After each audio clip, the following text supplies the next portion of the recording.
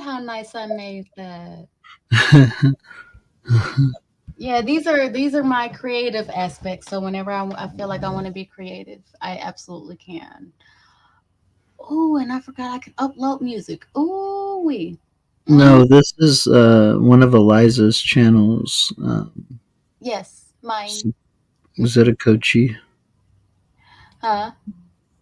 Oh, I was reading his name. I was letting him know because he said, "Is this another one of Shift's channels?" And I said, "No." No, it's Eliza's. Hi, or Mrs. Exiled. I should sit there and put that, as a nickname, Mrs. Exiled, so people know who I am. So I have this little card here. This is what it says. This is what my counselor gave me. It says, Hmm. "Forgive the past and let it go with great gratitude. It will allow us to embrace the present and the future with love, enthusiasm, and passion." It And does. I kept that in my wallet, but Speaking how of do you say it? Zap. speaking of Oh, cards, it's Ichi. interesting. I have Zetakochi. a I have a nice few deck of cards, but my deck of cards are a bit different. And for those that know me, know I'm not bringing out my tarot cards. I leave those. I have those up here on my desk. I But got the Priya deck. really, Yeah, I got cards when I was in prison. A deck of cards when I was in prison. It's the Priya cards. It tells you how to like contact somebody if you're being assaulted, and teaches you ways to not become a victim of assault. It's yes. pretty. Some of them are kind of actually comical. Well, they're comical to you, but you got to remember some of the people that are actually in prison are, I get it. they're wrongfully because things have been made to appear one way versus what it is. And so let's say hypothetically it's a man that honestly gets hit on by his wife. And everybody wants to sit there and sympathize for her because yay society, right? And so if he's in prison, while everybody else is looking at it like it's a bad thing, he's looking at it as in, thank God he gets to finally be away from this bitch. Whenever he gets out, she's the one that's kind of stuck there, being the one that, has to be there to pick him up and this and that. And this is assuming that we don't know what the support system outside of the wife looks like. So I think that's more so why this is there, because a lot of people will not ask. They'll just assume that, the guy is doing something wrong. And a lot of times it be some of these women out here, we're sitting here and talking about, being able to learn, being able to regulate your emotions. There's a whole lot of women that don't know how to regulate a motherfucking thing. They can be mad at me all they want to. Baby, look, they gonna have to sit there and bring a fuck with them for me to give. When I say that, but there's a whole lot of people that don't know how to regulate their shit. It's not just women; it's men as well, and vice versa. And, that's why they have those, because there are a lot of men that are in really domestically abusive situations, or they are in situations where the woman already knows this man is already paying the price for something, right? And she'll sit there and antagonize to sit there and try to get him to do it again, just so he'll be punished and she'll be looked at as the victim and she'll be able to benefit. So, I mean, that's why they got him.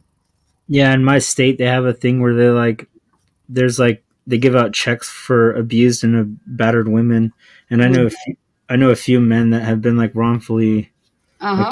accused just so they can get that check, which is pretty fucked up. And I mean, honestly, it's not just fucked up. That shit is fucking disgusting because, I mean, for real, for real, I have sons. I mean, I'm not even gonna hold you. I have sons, and they son got a crazy ass fucking mama. Don't get me wrong. I can be at peace all day long. I can be one with myself like a motherfucker. Trust me. But baby, you go after one of my kids. I can also choose to throw all that shit out the window, and you gonna get every bit of motherfucking smoke that you swear to God that you want, and I'll be more than happy to give it to you. I don't play about my babies. I don't play about my man either. So I mean, y'all try it if you want to. You going look? It is healthier for you to try to go to the lottery. Try to win that shit. That's safer. Okay. Don't try me. So um, but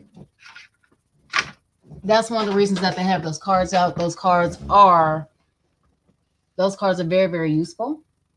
They're very healthy. Those cards don't fit everybody, and that's okay. But for those it does fit, and sometimes you just need one, that card can make a world of a difference. So that's why we have them. But as far as I actually used to have a deck of cards that actually were like inner healing cards that would actually ask you questions.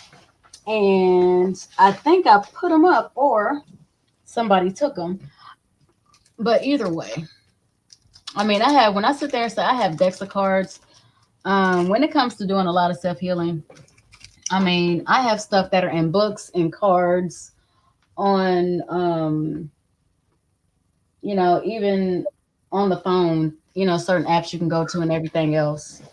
So, but that's just for me. I actually do enjoy doing the healing. And the funniest part is whenever you talk to people, they'll sit there and say, oh, well, you know what? That healing is done forever. Not really. All you have to do is do a little bit of it. It takes what's the word phrase I use? It takes a little bit of work because whenever you realize it's not work anymore, and whenever you actually start to enjoy the feeling of having a lot of weight no longer on your shoulders or that lighter feeling that you experienced earlier, you didn't know how to describe it, but you felt a little bit lighter. Mm-hmm. hmm Whenever you are able to sit there and take off a lot of that, you start to feel a lot different and you might not notice it, but shit literally changes as fast as you can sit there and feel that stuff lift off you. But no, we've always been conditioned to sit there and think it's going to be so hard and it's going to take so long. It really doesn't. If you want it, it's going to happen. If you don't want it, it's not going to. Well, I'm not even going to say it's not going to happen. If you don't want it, it's just going to happen, but just not in the way that you would assume it would happen. It will still happen. I mean, right now your biggest hang up is a lot of guilt. So just put that main thing that you feel guilty about, the big thing, put that to the side. I guarantee you there's a lot of little things that you feel guilty about that honestly are rubbish compared to that one, right? Yeah. I mean, we all remember the first time that we were on we went to the playground and we were on the swing and, Becky was on that damn swing and we're like, bitch, get off the swing because we want to play. But we couldn't say that B word because we would get in trouble. So we would sit there and ask them when they were getting off and they would have that little snarky comment. So then we would throw them off the swing. And by we, I'm 100% talking about me and I don't feel guilty for it. I said what I said. Hi, London. But yeah, little things like that. Matter of fact, go ahead and ask yourself right now. I think you already did, didn't you? What's that? Um, are you ready to? Are you ready release? Okay, are you ready to release guilt, not pertaining to your big thing? Okay, so not pertaining to your uncle. Or is there other guilt that you're ready to release? Hi, Ashley. Oh my god, I finally made it to the right one. Jesus. Yes. I Sorry. kept going to the one that ended and I couldn't get it right. Yeah. I'm sorry, honey. It's not your fault. I am challenged when it comes to this shit. It's okay. You just need a little practice. But Hammer or Hebrew, go ahead and ask yourself that real quick. Yeah, I mean, I already have, and I mean, I know there's more, but yeah, Mhm. and I'm working on that in my own ways, and it's working. So Right. But just don't forget that swipe, that literally can sit there and work with that. Now, I'm not going to sit here and act like it's a cure all for everything. It is not. Um, but it mainly works when you are already ready to release it. You just don't know how. right, That's that kind of to go ahead and kind of detach it off you, so to speak.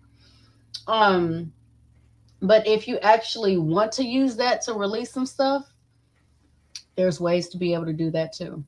Me, I have gotten to the point where, and I've used it for a while, and the main reason I use it is because I'm impatient. I'm impatient as fuck.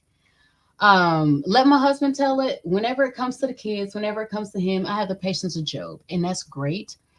But when it comes to something for me, Baby, look, I need my money and I need it now. Yeah. Okay? I'm not even gonna spend my shit. I just need my shit. You feel me? Uh, So whenever it's something that I truly want and I truly need, I'm very impatient. I'm willing to do the work for months on end, but if you give me an option to where I don't have to do it months on end, I can do it in a day, I can do it in a week, I can do it in 30 seconds. I'm going to choose those over the months on end. Now, I'm not saying that it's not as effective. It's just I'm going to sit there and choose the faster because I want to be able to live more of my life in a happy, being a happier version of me or a healthier version of me. Because that doesn't always mean happy. I'd rather spend more of my life being a healthier version of me than not. I don't know how many more days I have. I don't know if my time is up tomorrow. I don't know if it's going to be up in, whenever I'm 86. So, I mean, if I have the option, I'm going to what, pick you got two boys and one girl? me. Oh, no, honey. I have 8 children. Oh, I have, Jesus. I have 6 boys and 2 girls. Holy shit. That Okay. you birthed them all? I birthed 5 out of 8. The 3 came with exile. So I like those 3. Damn, You Sometimes. guys, Shannon.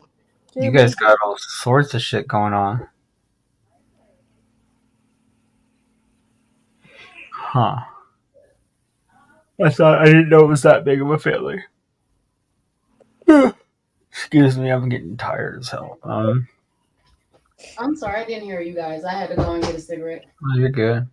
I said I didn't know it was that big of a family. You probably got all sorts of stuff going on. Oh, of course. Because if I didn't, well, I would be the same way I am now. Honestly, it really won't make a difference. Um, the best thing about having a large family is that the kids help raise the babies. So it's not as hectic as it was when everybody was in school. Everybody was trying to Yeah, get this. Everybody was trying to get that. So yeah, yeah. is it still a little hectic? Yes. What'd you get at the store? Yeah, Ashley. How long have you and that crazy man of yours been together? Oh my God, way too damn long. Luckily, he's still really hot, but I'll be right back. I'm gonna grab some water. okay. I'll be right back. Luckily, he's still really really hot. Um, but Hey, you're not so goddamn bad yourself there, honey. oh well, thank you much, darling, thank you I much. think, yeah, I think I said that before. I don't know where I was, but I'm like, oh my god. Have you guys ever seen Exile's wife? She's probably one of the most gorgeous women. Like, he has one of the most gorgeous wives I've ever seen on YouTube. Oh, thank you. No, the funniest part for me is whenever he actually goes into those sectors where, oh my God, I can't stand them black bitches and blah blah blah, and I just smile and I laugh, and then sometimes the camera pop on and they'll see me, they're like, Oops. wait, she looks like that? Yeah. Oh, wow. Well, I like that one. I don't like them other Oh ones. my god. As if the fuck. Oh, there's just nothing more ignorant. I mean, literally, if I would let if a blind person who has been blind and literally has never seen before in his entire, like, they don't know what color is, they don't know what shapes are, they literally don't know what things look like. And if you can fucking actually convince that person that this person over here, who, let's say, doesn't have a job, beats the shit out of this woman, has, like, is just a low life piece of shit, steals, robs, whatever. And then this other gentleman over here, he he's a good, good citizen, takes care of his family, he's respectful, you know, pretty much all around good guy, always pleasant. And if you can tell me why the one that is such a douchebag is actually better because he's apparently a fucking color. Like, if you can explain that to, if a blind man, like, you can explain that to a blind person, why like how that makes sense. this that the person actually over here is actually a better person. But hey, we got this thing where just because of this, he's actually he thinks he's better, or people think they're better, or he's better. Like, it makes absolutely, you can't make any sense of it. Absolutely no Well, sense no, of it. honestly, there's an answer. It's How? because the answer is honestly white supremacy, but not in the way you think. When I say white supremacy, I'm not talking about white people because unfortunately, you all are slaves of white supremacy too. They don't consider y'all white, even though a lot of times we go on a color palette or a melanin deficiency versus Yeah, somebody yeah. that Our has shades, all of our shades are right. different. Or yeah. Mm-hmm. What it is the system, and the system was specifically designed to keep certain men in power.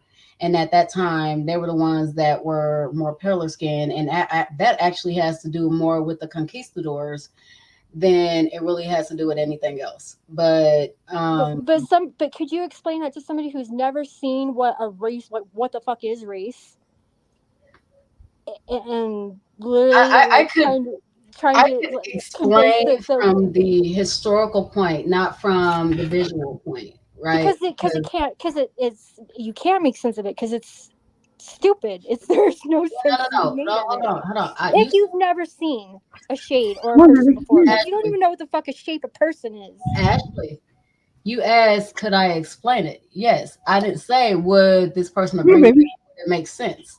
Because making sense is also very objective. What makes sense to True. me might not make sense to you, and vice versa, right? It definitely wouldn't make sense to a blind man, but even that shit doesn't make sense to me. So, I mean, it's not really a matter of making sense. I can explain it in the most scientific way of why the system has been created and the benefits, but that making sense, Yeah. baby. Look, that's It's like still sitting here never. and trying to say, you know what, the sky is purple, the grass is green, and then trying to break down what purple and green look like. Ah, my face. My ugly face. Boy, hush. Your face is Hold on. fine. Stop. Hold on. Don't you dare. I was trying to do something. There we go. All right, Ashley, you're the only one that hasn't shown their face yet. I did. I always do. She's like, my picture is my face. But initially, what I was saying is that, I can't make anything make sense. I can't even make happiness make sense to somebody who doesn't want to see it that way. Yeah. So, Yeah. I mean, making sense is very objective. True. It will always be objective.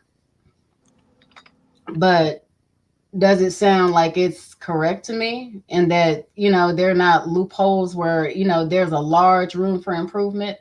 Absolutely. But you know what, somebody else might think, if it ain't broke, don't fix it. So I mean, usually I really don't care about what other people think whenever it pertains to me, but from a social construct, people tend to care what other people think. Oh, puppy. That is cute.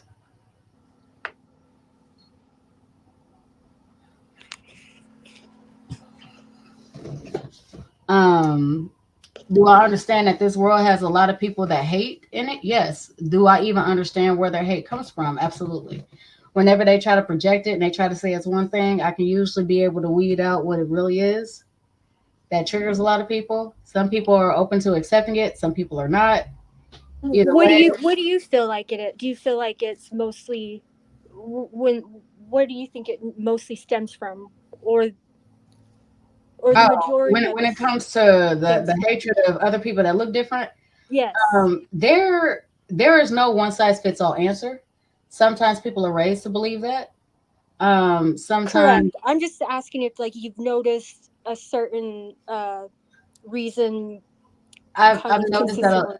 I've noticed that a lot of people have a lot of inner hate, and so whenever they're dealing with inner hate, it is easier to project onto somebody else and make them feel something than it is for people to actually look into themselves and have to deal with their own issues. That honestly, in a lot of cases, even what we were doing right now and today, that's hard and it's scary because some people just don't want to go that deep. I'll be And honest with you. My dad was raised that way, and his values were pushed, not pushed, but like were like shown to me and my brother. And my brother took on that same shit, but I didn't because I've been around everybody. And see, Right. that's what I was wondering. Like, is it a lot of the times it's like a learned behavior? Do you feel like? Some people adopt it, yes. Well, see, his Oh, dad died in the Korean War, so my grandma hated any kind and of Asian descent or like right.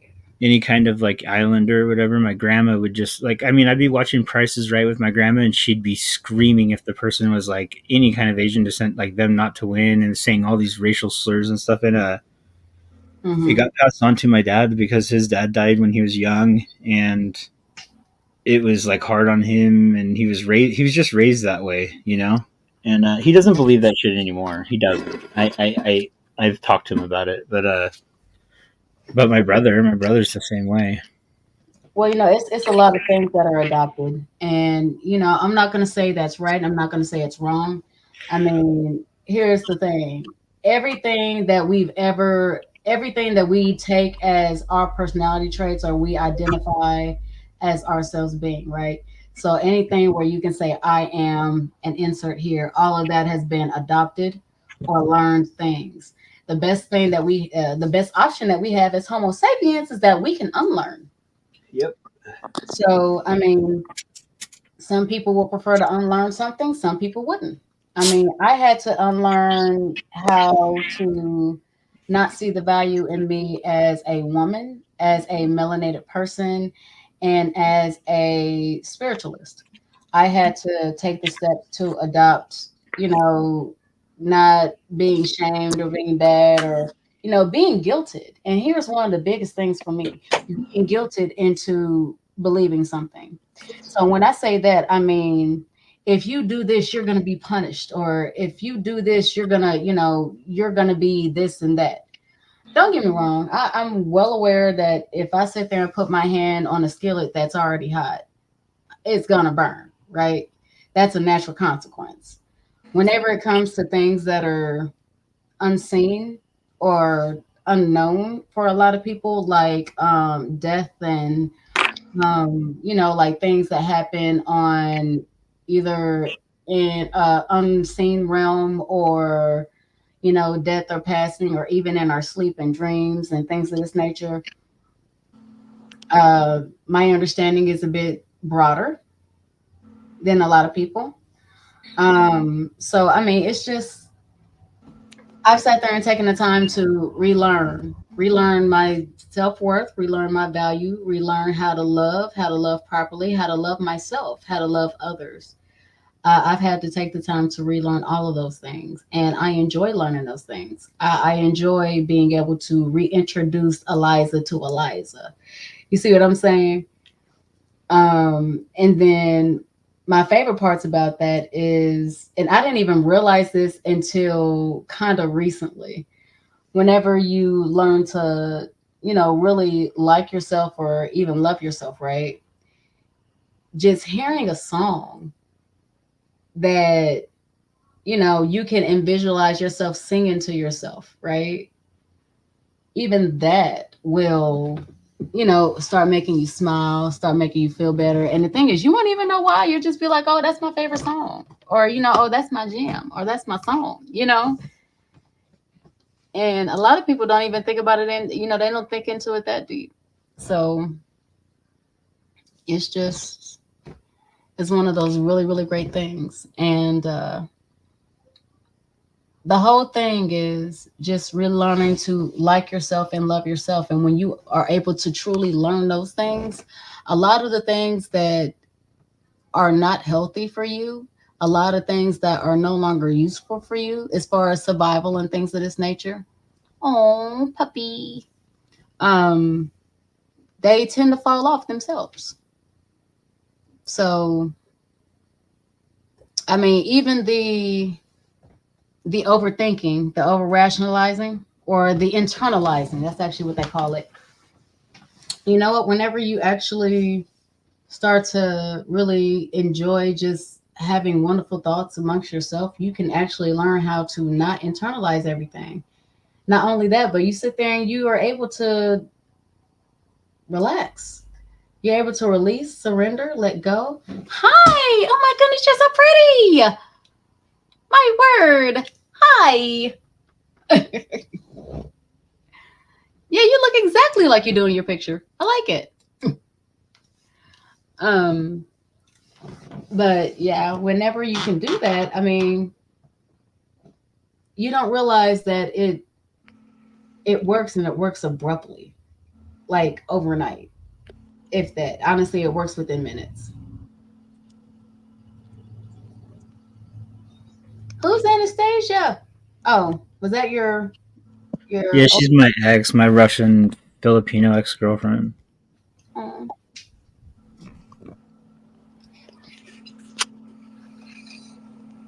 but I'm gonna say this. To Ashley, what I was saying earlier, I believe you were asking yourself, what is it that you would like to release from your heart that's you're already ready to release? And I said that I didn't know. Right. So give me a second. I'm gonna get something so I can be able to go ahead and give some ideas. Give me a second. Okay.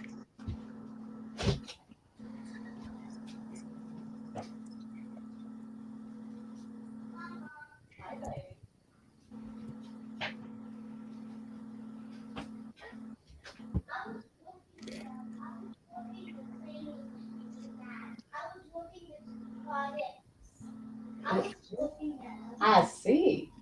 Good job. I'm proud of you. Yes. I love you.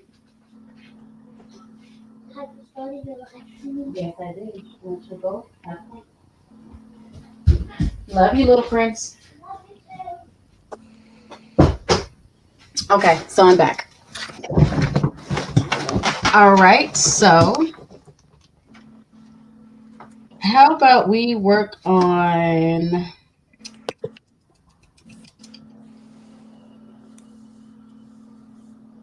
ooh, we're gonna do rejection first and then we're gonna do judgment. Is that okay? Whatever. Just help me All right. with my uh, overthinking brain.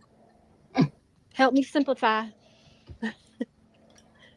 Oh, the way to help you with that is that okay, so how are you at meditating?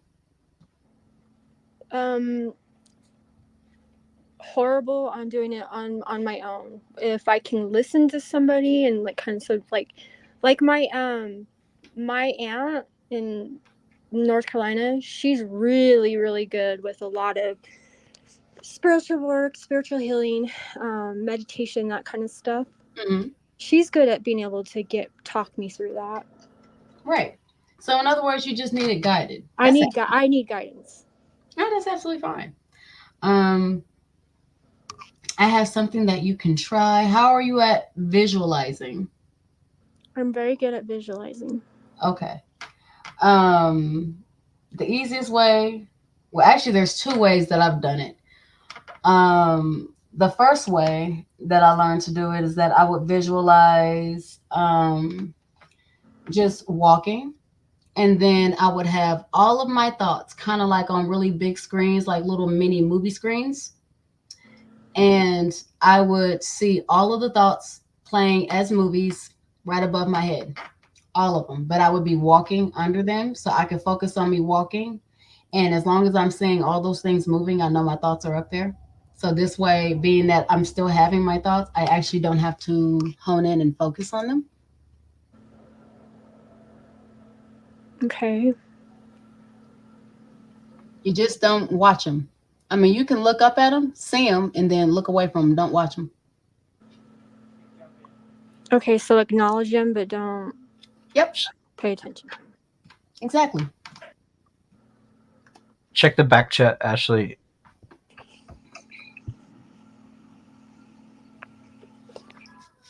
I know it's strange. We do have a lot of this. I completely agree. It's crazy. It's beautiful, actually. So like trying to visualize. Hmm. Okay, let me focus and not. I'm like making too much of it. Yeah. It's like, what am I thinking? Now I don't even know my thoughts. What are my thoughts? And now I forgot all my thoughts. That's because you're trying to focus on everything too much, and it's difficult, right? Okay, so it's okay to. Okay, so are you saying to normally do this like when there's something kind of like invading your thought, like constantly kind of intrusive, like your thought that you're just constantly kind of thinking about and worried about or whatever you want to call it? Hmm. You want to know something else that works as well? Hmm. You can just say, Ashley, we're going to leave that thought running. We're not going to focus on that right now. We're going to focus on this. Yeah. Yeah. Eliza, real quick. One of my counselors, drug counselors, taught me this, like, and it was really helped because I'm a visual learner. I have to like see See it? things. Uh-huh. Yeah, that's what I So said. Ashley, sometimes when I'm feeling a certain way, this is what she told me works for people like me. Is it's really cheesy, but think of like you're at a store and you're putting your groceries up on that belt, Yes. that goes, Those and are like thoughts. Yeah. and grab the feelings that you're feeling at that moment and why it is and all that stuff and put it on that belt and just watch it flow away. Watch it go, go, go, go. And like you putting your thoughts down, knowing what you're feeling in that moment and recognizing how you're feeling and what's going on, and you putting them in front of you will help you realize what's going on and it'll help like you calm down a little bit. That's what helps me with my anxiety sometimes is to think about like, well, what's going on? Like, why am I feeling this feeling? And like recognizing the feeling and then And why. writing it down too. Writing it down, Right. like you said. I'm gonna I'm try that. telling you, writing is the biggest one for me. Okay, so When I wait, was able to visualize that. I was able to do that, and there's a situation that popped up right away that I've mm-hmm, been focusing, and it's extreme anxiety, and mm-hmm. it is actually something that is critical and needs to get handled and addressed. Um, but how can I handle it and address it without catastrophizing? Like I'm it's there, but it kind of still it actually it the thought is there. I see it on the store, the belt, but I feel like it I can't just let it go and flow. I need to there needs to be action taken. Okay. So how Closure. do I do that? Okay, here, I got you. So you remember when we were doing the swiping thing? Mhm. You remember how to do that, right? Yes. I'm gonna tell you the words, okay? Okay. Don't question, don't over rationalize, just listen directly to my words. Got it. Okay. Ashley, Ashley. I release from my body I release from my body the need to control, the the need to the, control the things that are not mine to control. the things that are not mine to control.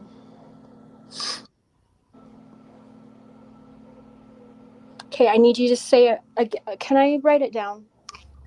Yeah, or I can just say it again. That's fine. Yeah, but I kind of want to be able to do this again, like Yeah, not a problem. and then I will flub up Yeah, the words. I'm sure of it. not a problem.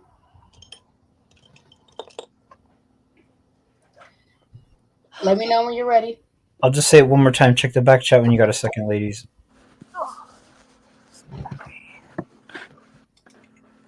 Ashley. Yes, Okay, absolutely. go on. Now go on. Okay.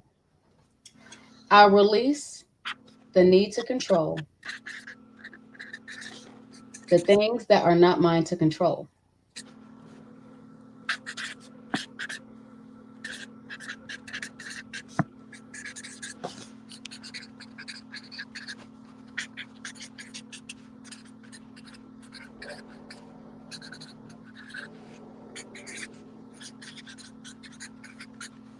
Okay. Do you want a way to shorten it? No, that's good actually. I'm okay with this. Okay. Something interesting. You can also do the same thing. I want you to write this down as well. Okay. I'm just going to give you the words because it's going to be the same action. Okay. But instead of releasing something, you're going to bring something in. Okay. Okay. Okay. I add to my, you can say I add to my body or I add to my heart. Either one.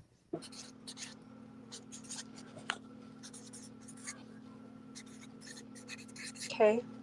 the ability Okay. to surrender. Well, that's good. Mhm. Okay. Yep, that's it.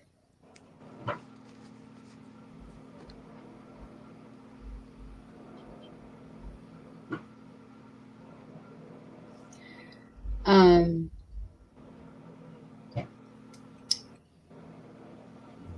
I'm trying not to bombard you guys with different ways of doing it. This will be the last one I give because I actually got like 15. This will be the last one I give because I'm not trying to overwhelm people, right? Another way to do it has nothing to do with the swiping. You literally can just say, Ashley, I give myself the emotion of surrender. You can just say that out loud.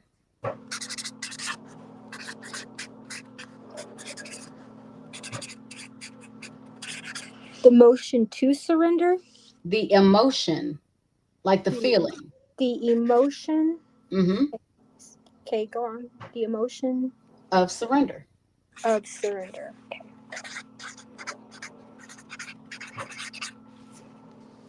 Yes, that is you telling, that is your conscious and your subconscious self telling your body what you want it to feel. The interesting thing is, it works every time. Try it out right now. Oh, I've been saying it. Do you feel different? I feel like I can breathe better. You feel like you can relax? Breathing is a release. I feel Hmm. a sense of calmness, I guess. Yeah, it's this is new to you, honey. It's called relaxation. Hmm. Yeah, I don't feel like my shoulders are all hunched up and like. Mhm. Yeah, I'm you feeling. have pretty much told your body you allow it to relax.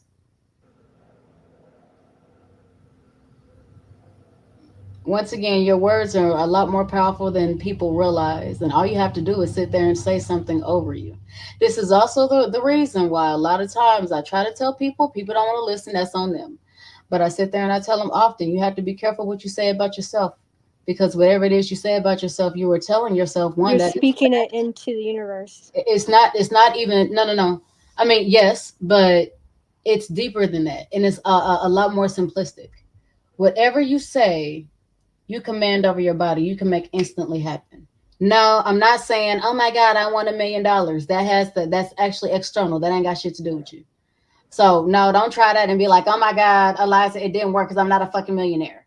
Well, bitch, I'm not either. I got Uh, it. I know the reality of it. but whenever it comes to emotions, any kind of emotion that you want, you can place over you just by saying it. Oh yes, definitely. You are. That's the problem though too, is that people act too much on emotions though too. Like how do I explain that? Well, no, you ain't got to explain it. I completely understand. A lot of people live in a world where they sit there and think that their brain is supposed to be dominant and their emotions are supposed to control what they do. So, oh my goodness, I have butterflies in my stomach. Let me go and hump on this guy's cock and let me go and fuck him real quick because, oh my goodness, it just came to me. No, that ain't how that works, boo. You're supposed to actually have control over your emotions. That means whenever you're feeling something, if it's something that you don't want to feel, you have two options. You can either stop it midstream and sit there and say, you know what, I want to feel something different. Or Exactly. you can take the time to sit there and say, okay, you know what, if this emotion is popping up, why is it popping up? Whenever you get the answer, because I think this is another problem, people are like, oh my goodness, you have to acknowledge it. Yes, but that's the first step. There is more afterwards. And people are like, oh no, I acknowledged it. I acknowledged that I want to sit there and chop this guy's head off because he pissed me off and he slept with my sister. I understand what I want to do and why. Yeah. But Don't you enact. also that's still your choice to feel that way too, I believe. Yes, I absolutely. believe like I don't like it when people blame their emotions on like, oh, Oh yes, that gets on my you nerves. made Oh, me feel this. No, you're well, choosing to hold on. feel that way. I had a chick sit there and tell me that I was on TikTok and I had a bitch, well, you made me feel this way. I said, baby, no, I didn't. I didn't make you feel shit. Exactly. said, You first choose of all, to baby, feel you that give way. me too much power, honey. If your power come with Mhm. all this negativity, baby, I don't want it. I didn't do Yes. shit.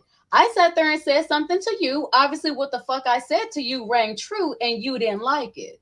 And because you didn't like it, you believe you can project. And once again, that's absolutely fine. But baby, you know, 93 minus 79.14. that's a really good question.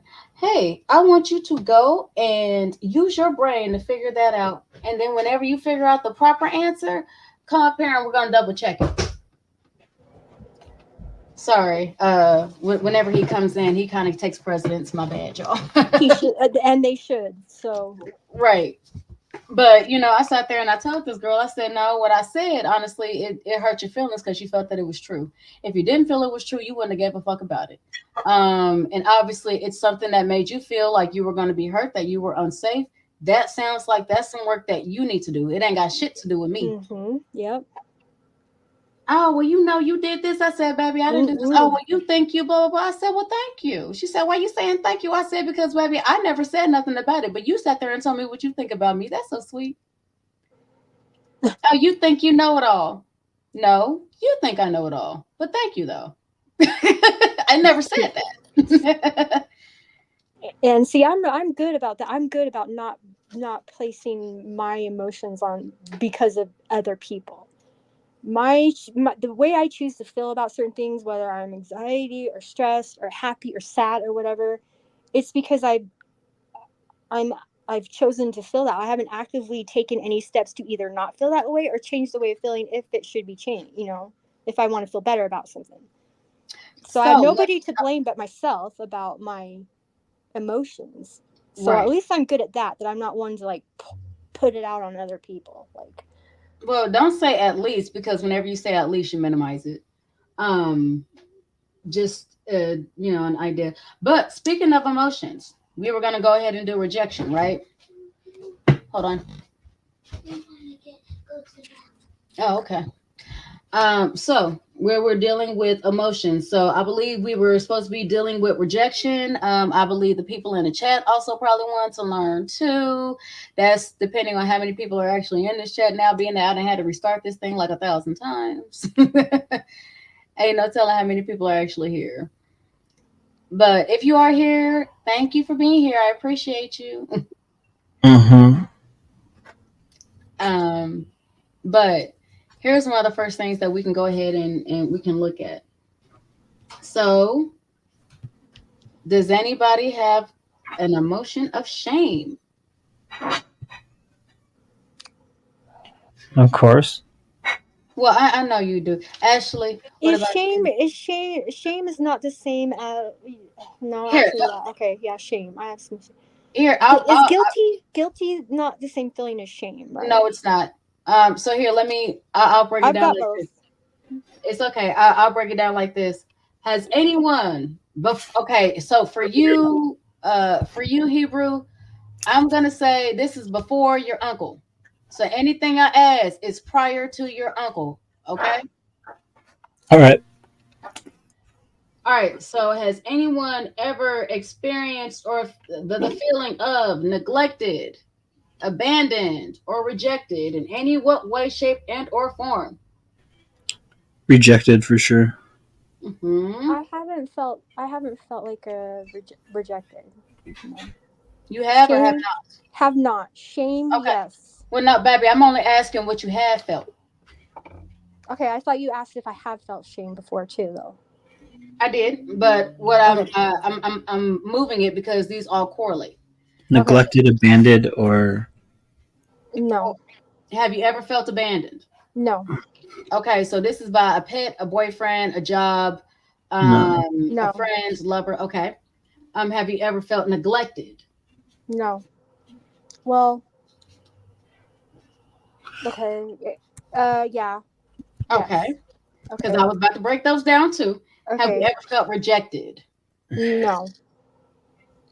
Okay, so have you guys ever felt in your heart?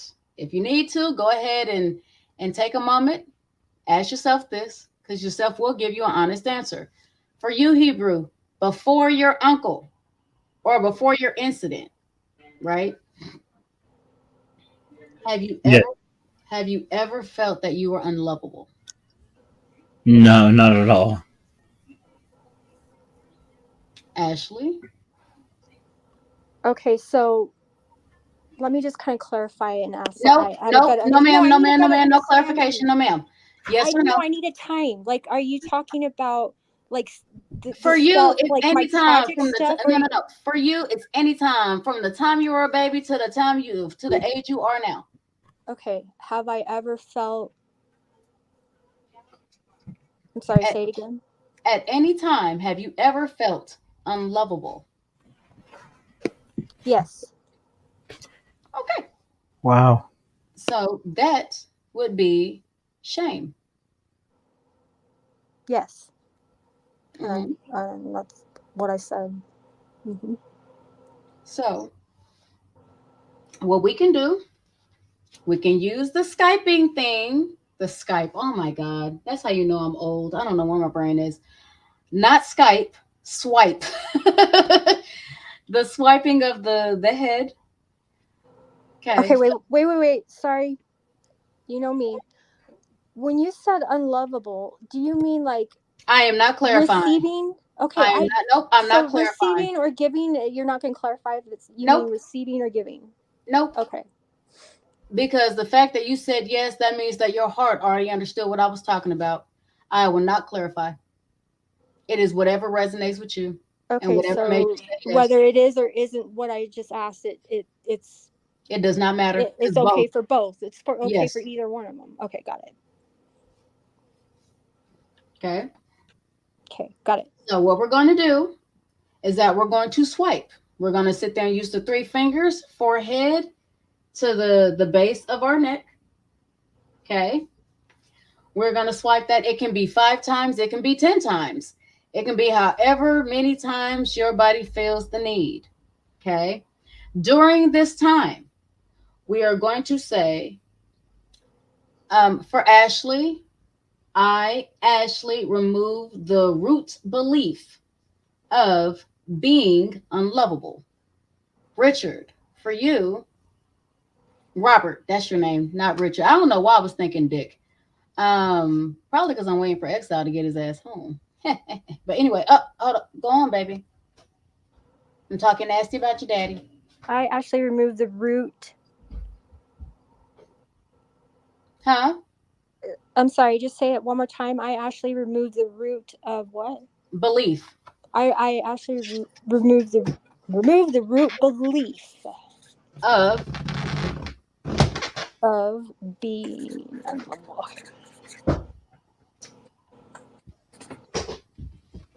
unlovable, not Yep, unloved, unlovable. Yeah, that's good. unlovable. Got it. Robert, the same for you. Yeah. I, Robert, remove the root belief of being unlovable. I don't know. Hold on just a second. Sorry, I'm talking with my mom.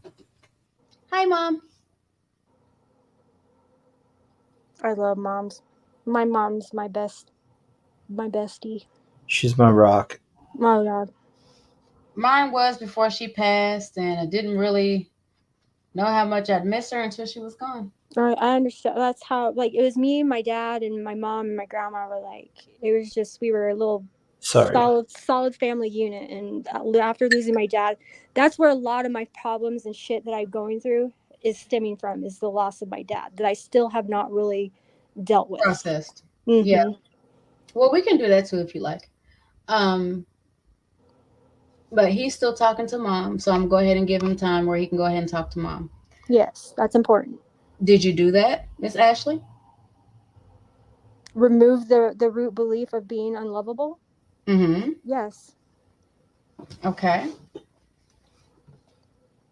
Now I want you to do it again. I just want you to say you remove, I, Ashley, remove from my heart the root belief of being unlovable.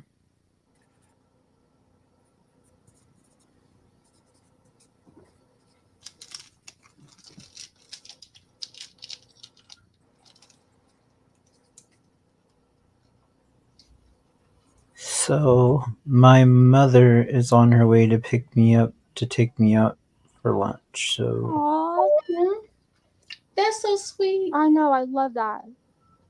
That's so awesome and important, and I'm glad you have that bond. yes, So dude. I want you to do that before she get there. Real quick, like I was gonna say, like I know I think I told you guys that we picked up and moved from where we lived our whole lives into somewhere where we don't know anybody, Mm-hmm. and so like my mom and my dad and my dog are what I got right now. I left my old life behind me. When I got out of prison, I left everything behind me.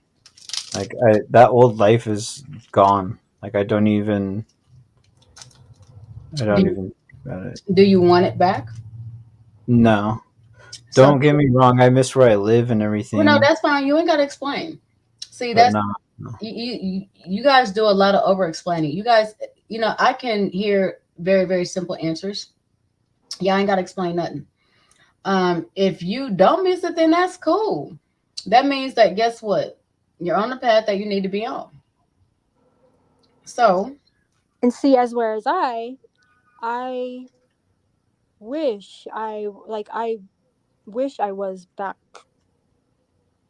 do where I you used really to wish be. you were back, or do you really want to either go be back in the same spot and have a new life, new friends, new this, new that? And the reason I ask that is because remember, the same people, a lot of times, whenever we're removed for something, we're removed for a reason, regardless of whether we know it at that time or not. It is a part of growth, it is a part of health. You don't want to be somewhere too long where you become stagnant because you're a little too comfortable. Does that make Well, Things. sense? yeah, I wouldn't want to be back in like my thinking and like the what my beliefs and that kind of shit. I Mhm. I I much I I like the ones I have now. Like I've learned so much because I've gone through some shit.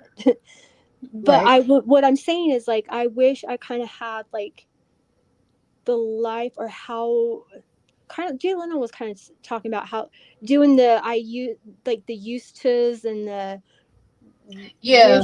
wishing you did it different. How would it be like thinking back in the day? Like I remember back in the day, I was so amazing at this. Like I feel like the there's a part of Ashley. me like that it was better. Ashley. Mm-hmm. Okay. He was talking about that you guys do that. And that's part of, believe it or not, you want to know where that actually comes from? It's actually a trauma response. Did you know that? Well, mostly everything's rooted from some kind of trauma. I feel Exactly. like So my thing is this, and this is part of what you're having issue with as well. Focus on what you're doing right here and right now. Like not yesterday, not what you're going to be doing tomorrow, not next week, not last year. Today, right now, at this moment, on this live, with these words that you're saying, put all your focus into that right now. The easiest way to break that down is yesterday has already happened. The past doesn't exist, right? Yesterday, that's already happened, right? And tomorrow, well, no, sorry, the past exists, but you're not going back, you're going forward. And then there's no point over stressing over a future that may or may not be. It's not here yet. So right now is literally just in the world of wonder. If you and sit there, is it if okay to say that in me by doing that by changing my thinking like that that does not mean that just because I'm in the moment now does not mean I'm being stagnant about correct, moving forward. correct.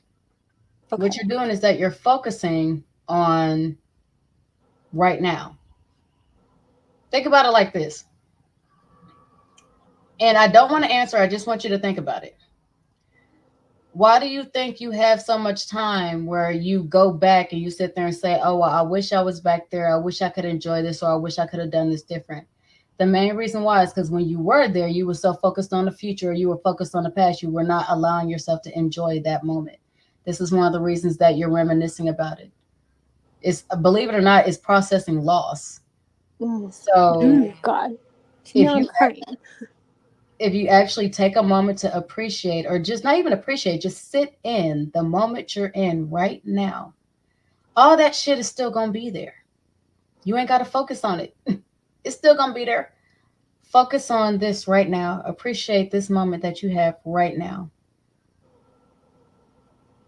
Does that make sense? Hmm. So being that Robert, did you do yours?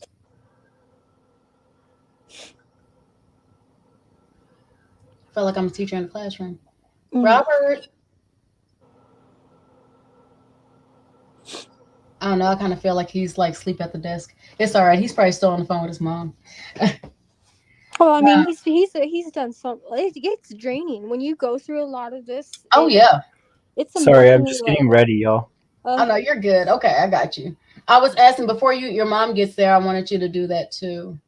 I got you. I heard you. I'm listening. I'm just like grabbing my stuff and getting ready. Okay. Um, I yeah. put something in the chat earlier. It's like when you live in the past, you live in something. When you live in the future, you live in anxiety. When you live in the present, or when you live in the present, you live like comfortably, or something. I forget what it was. Oh, It's that's something. good. Okay, when you I have live to in the, find it. what was Hang the on. Let me past? find it. Yeah. Let me find it because it sounds dumb the way I said it because I don't remember. Well, no, honestly, it makes sense. When you live in the past, you're living in loss. When you're living in the future, you're living in anxiety because you can't control it. That makes so much sense too. When you live in the present, you're actually living in appreciation and you're living in gratitude. Trying to find it. Oh, hang on. But the next thing that we can go ahead and release, doing our swiping. It's okay, Robert, honey. You ain't got to find it. Oh, you're good. I want you to go ahead and finish getting dressed or getting ready. But the next thing we're gonna let go of is shame. We're gonna release shame. You're gonna sit there and do the swipe thing. You're gonna sit there and say it once. You're gonna release it from your body. The second time, you're gonna release it from your heart. If you need some time after that, let me know. Okay, just word it for me, please. Okay. I, Ashley, Hmm. release from my body the trapped emotion of shame.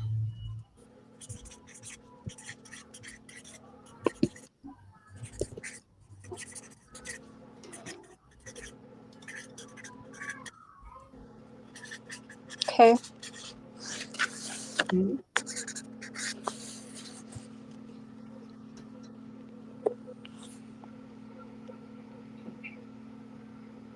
Oh, there you go. Yep, that's perfect. Okay. I release from my body the trapped emotion of shame.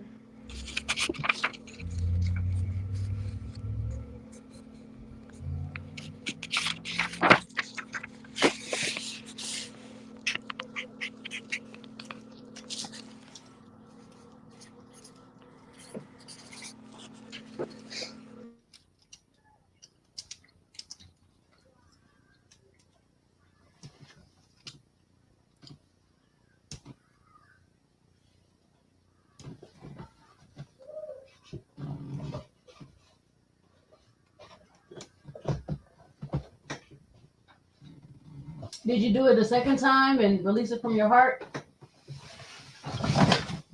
Not the heart. I need you to. I actually release from my heart the trapped emotion of shame. Is that what Yep. I'm saying? Okay. Yep.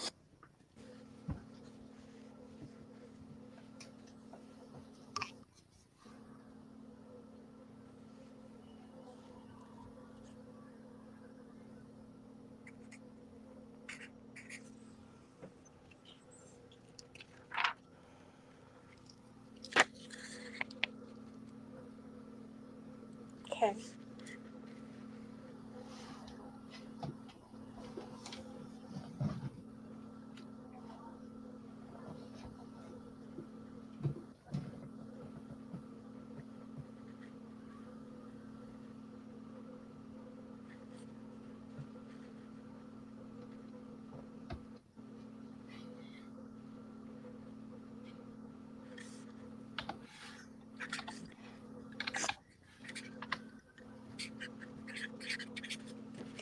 Okay. Let me know when you've done it, honey. I did it.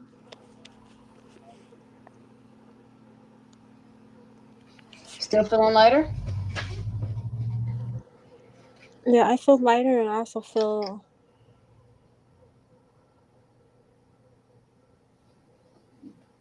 emotional or not emotional. Mm-hmm. Okay, what is my emotion? um, Okay. Yes, you're going to be a little bit emotional because you just unearthed and you released some things that you've been holding down for a long time. I guess like I just yeah. So, this is what I need you to do with that. I need you to allow yourself to let it just experience it. The only way you can get through it is having to go through it. And believe it or not, if you allow yourself to go through it, it's not going to take longer than 5 minutes, if that.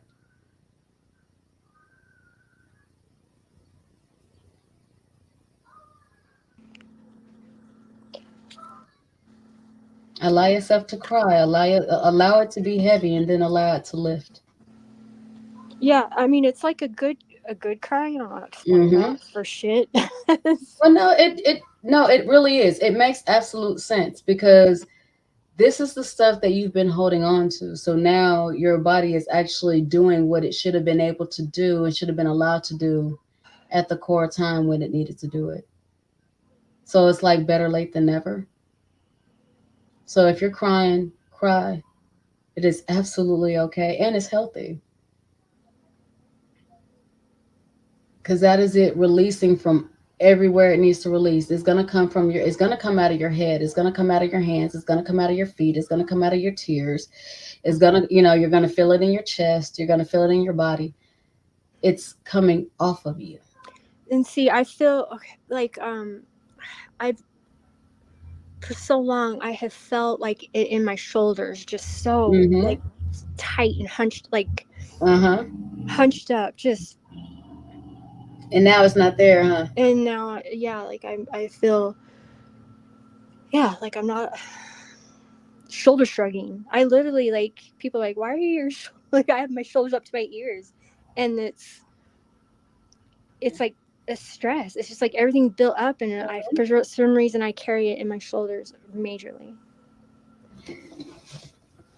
So, Ashley, I'm going to ask you a specific question. I want you to ask yourself, do not write it down, just ask it authentically straight out, okay? Okay.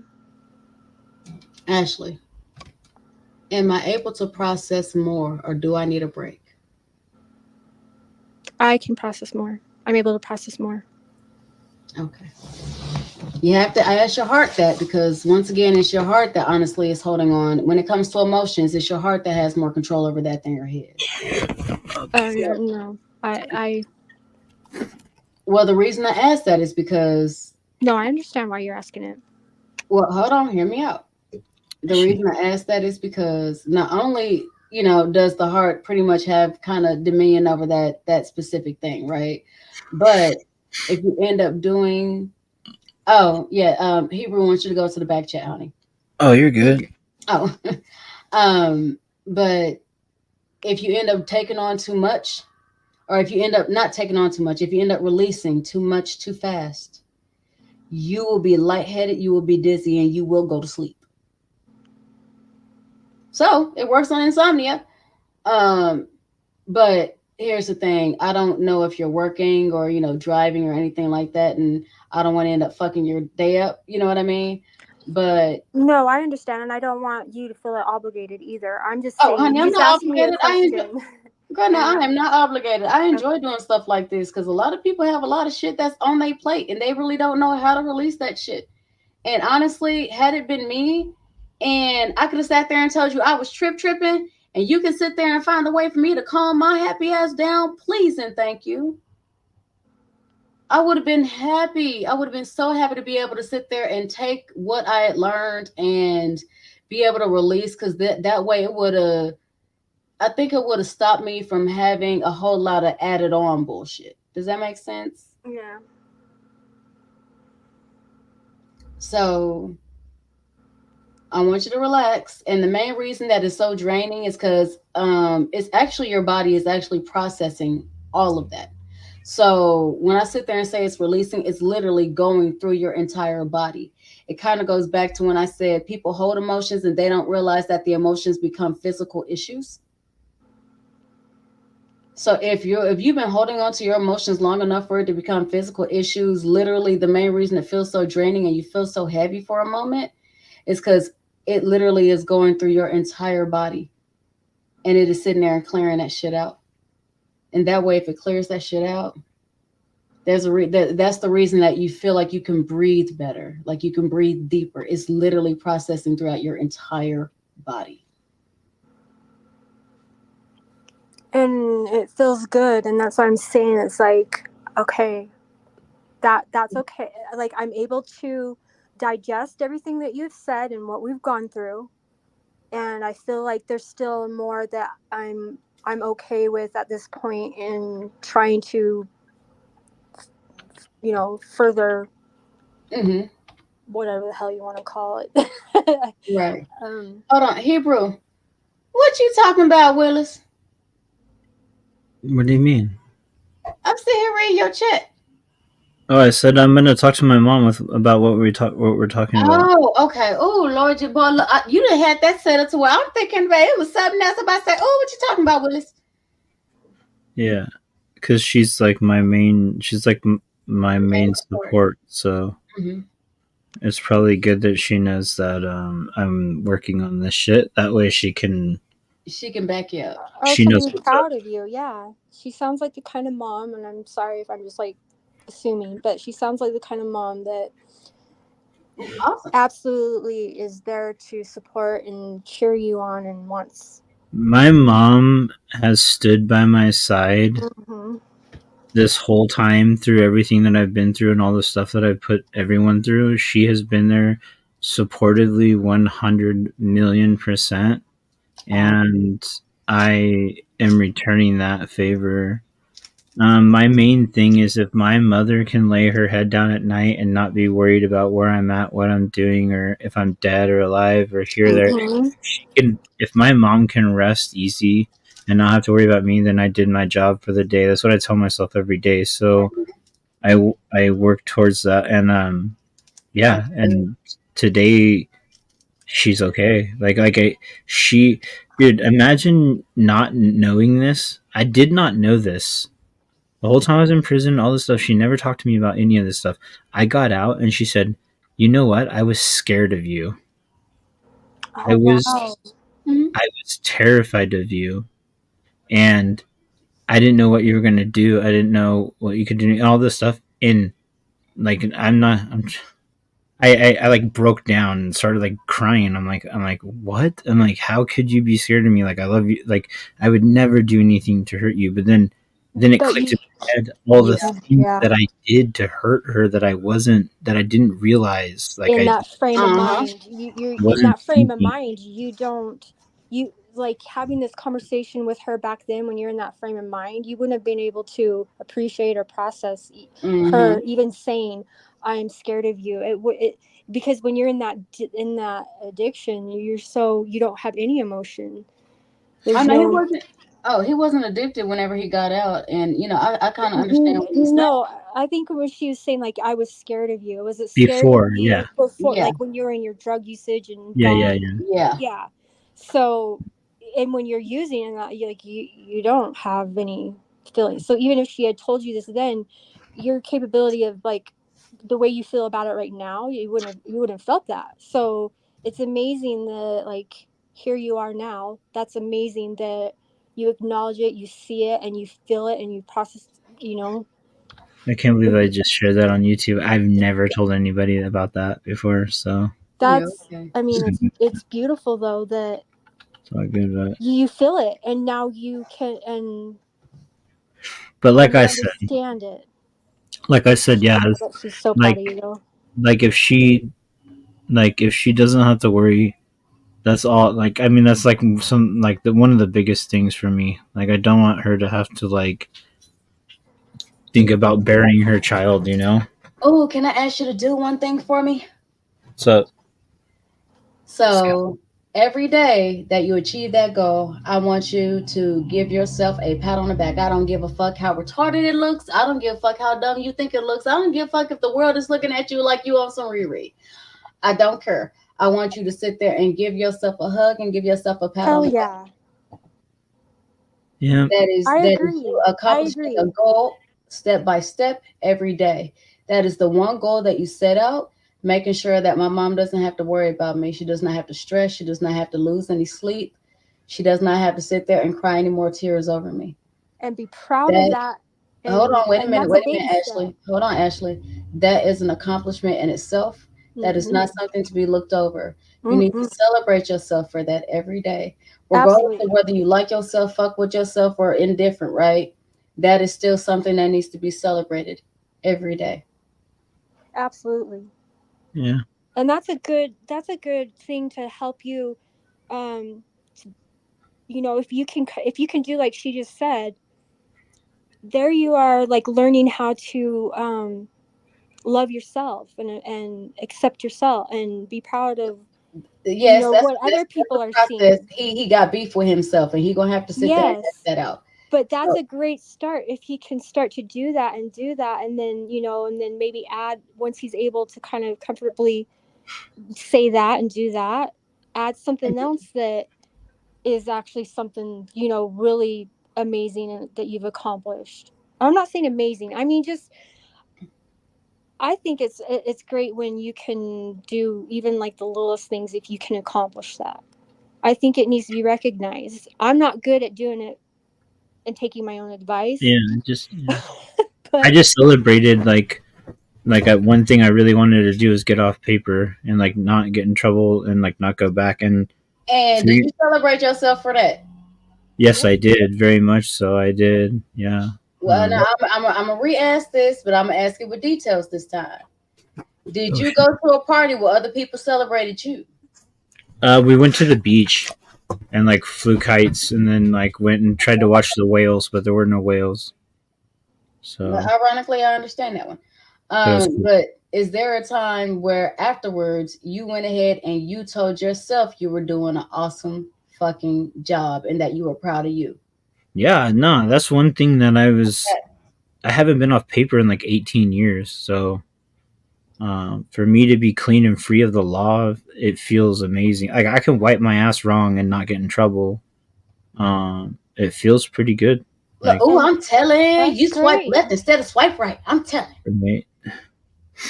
I'm But Good telling. for that you. was one goal that I had, and then like Mhm. yeah, and like don't get like I have goals set up and No, no, stuff. no. We're not I'm getting it not saying wrong. that. Honey, don't start to doubt and don't start to overthink. That's not what we're Okay. doing. What we're doing is we want to make sure that you celebrate Robert, Yourself. okay? Yes. Because just like you said, it's a goal you had. That means it's a goal that little Robert had. And so the fact that it was accomplished, it don't matter whether y'all beefing or not. That's gonna make both of y'all feel good. If it makes him feel good, it's gonna make you feel good. So whenever you do things to make little Robert feel good, it's gonna make you feel good, And it's right? going to make your mama feel good too and help Well, you with yeah, yeah. whatever goals. Hold on, Ashley. Hold on, Ashley. We're not talking about mama right now. Hold on, give me a second. So one of the things that we need to work on is figuring out little ways to make little Robert feel good. Once again, we're not asking for the big thing. We're not asking for forgiveness. We're not asking for acceptability and all this other stuff. That's something that we can work up to. Once again, it's a relationship, right? And right now, you all are just now being introduced. You can't just be like, oh, you know what, me and Eliza, we just met today, but I'm about to ask that bitch for $500. Because the first thing I'm gonna say is, my nigga, I don't know you. Like, keep it a whole Right. being, right? We cool. We ain't that cool. I don't know you, right? So it's a relationship. And the thing is that you have to establish a relationship with you. Yes, it's amazing of all the other people that are exterior outside of you that are also going to be in awe. That Hmm. is beautiful. But Right. But you're the the important main one. thing It is, starts with you. yes. And we need to go ahead and celebrate little Robert. We need to go ahead and boost him up too, because guess You what? It can't ain't say just little you doing Robert. these I am things. It's him automatically too. I'm thinking of Both his of dad. y'all right now. You might not feel like both of y'all is the cat's meow, but right now y'all the shit, and so y'all need to be like, even if it's just for that one thing, bro, you the shit. You know what I mean? Like, just be really, really comfortable with celebrating him whenever you're doing amazing things. Can I just That's say though, I'm impressed with that your ability to be able to be proud of yourself for something. When you say that, like I can't think of anything that I've outright. There's nothing I can think of right off the bat in my head that I'm like, oh, I'm proud. Like I did this and I feel great. I accomplished this. Like I can't think of it like something like that. And I Yeah, need to work on that. And I mean, so the it's a fact big that you were deal. able to do that, I think that's really cool that you were able to acknowledge and feel that and pat yourself on the back. That's cool. I wish Appreciate I could do that or have um done that. but Ashley, to you, the main reason that well, let me ask this, because I'm not gonna sit there and tell you, even though I got a funny feeling I'm correct. Um, so whenever you set a goal, do you already have goals that are still in work that you, or do you have goals that you completed? Do you whenever you're dealing with goals, are they one at a time, or do you have like 1,000 goals and whichever one gets done first gets done first, and then it leads to the second? Completely all over. I Yeah, that's why it's hard for you to be able to recognize whenever you've actually completed a goal actually and then be able completed to something. appreciate yourself for it. But even though I'm not saying like, okay, something as simple as I'm going to fucking change the sheets on my bed, something like that. Yeah, I turned it on now. It's turning. Something small, like even being able to just be like, oh wow, I did that. I'm proud of Did you myself. brush your teeth Acknowledge this that. morning? I mean, well, okay, I'm not at that extreme, but like, Wait, did you brush your teeth this morning? yes, Did of you celebrate course. yourself for it? Covers over that. No, that's what I'm saying. I don't do that. Even if I So, set little small things like that and I accomplish it, I have the problem of being like, hell yeah, and feel good about it, Security and lady and be able to. able to. off the trailer, and she's like, "Oh, Um, so good." hold on, Robert. Go ahead and mute up for me, hon. Stood in front of it, and it was hot. The air that was coming out of the wall. Know what she So was. my question is, why don't you just start doing it now? It's all right.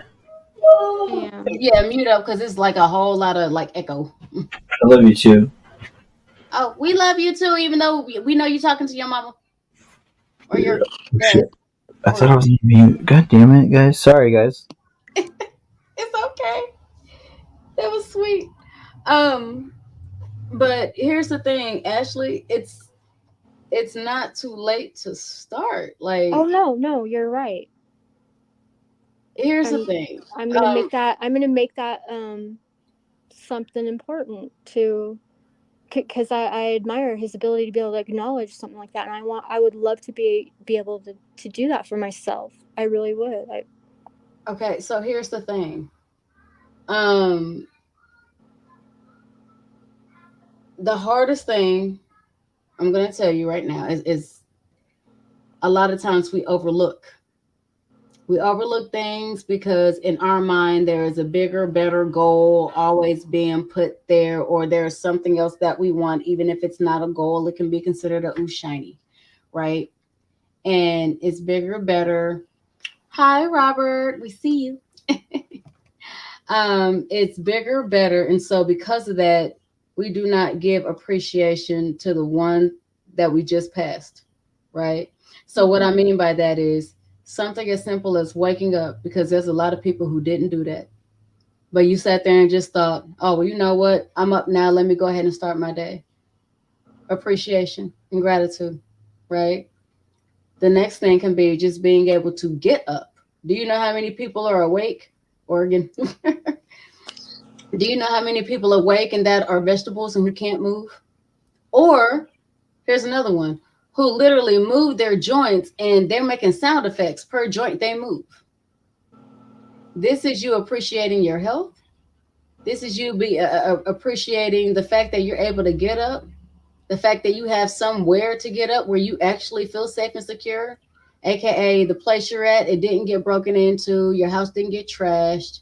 You know what I mean? Like, we've gotten so accustomed to having things a certain way that we tend to forget to appreciate them. So let's take a moment to appreciate them.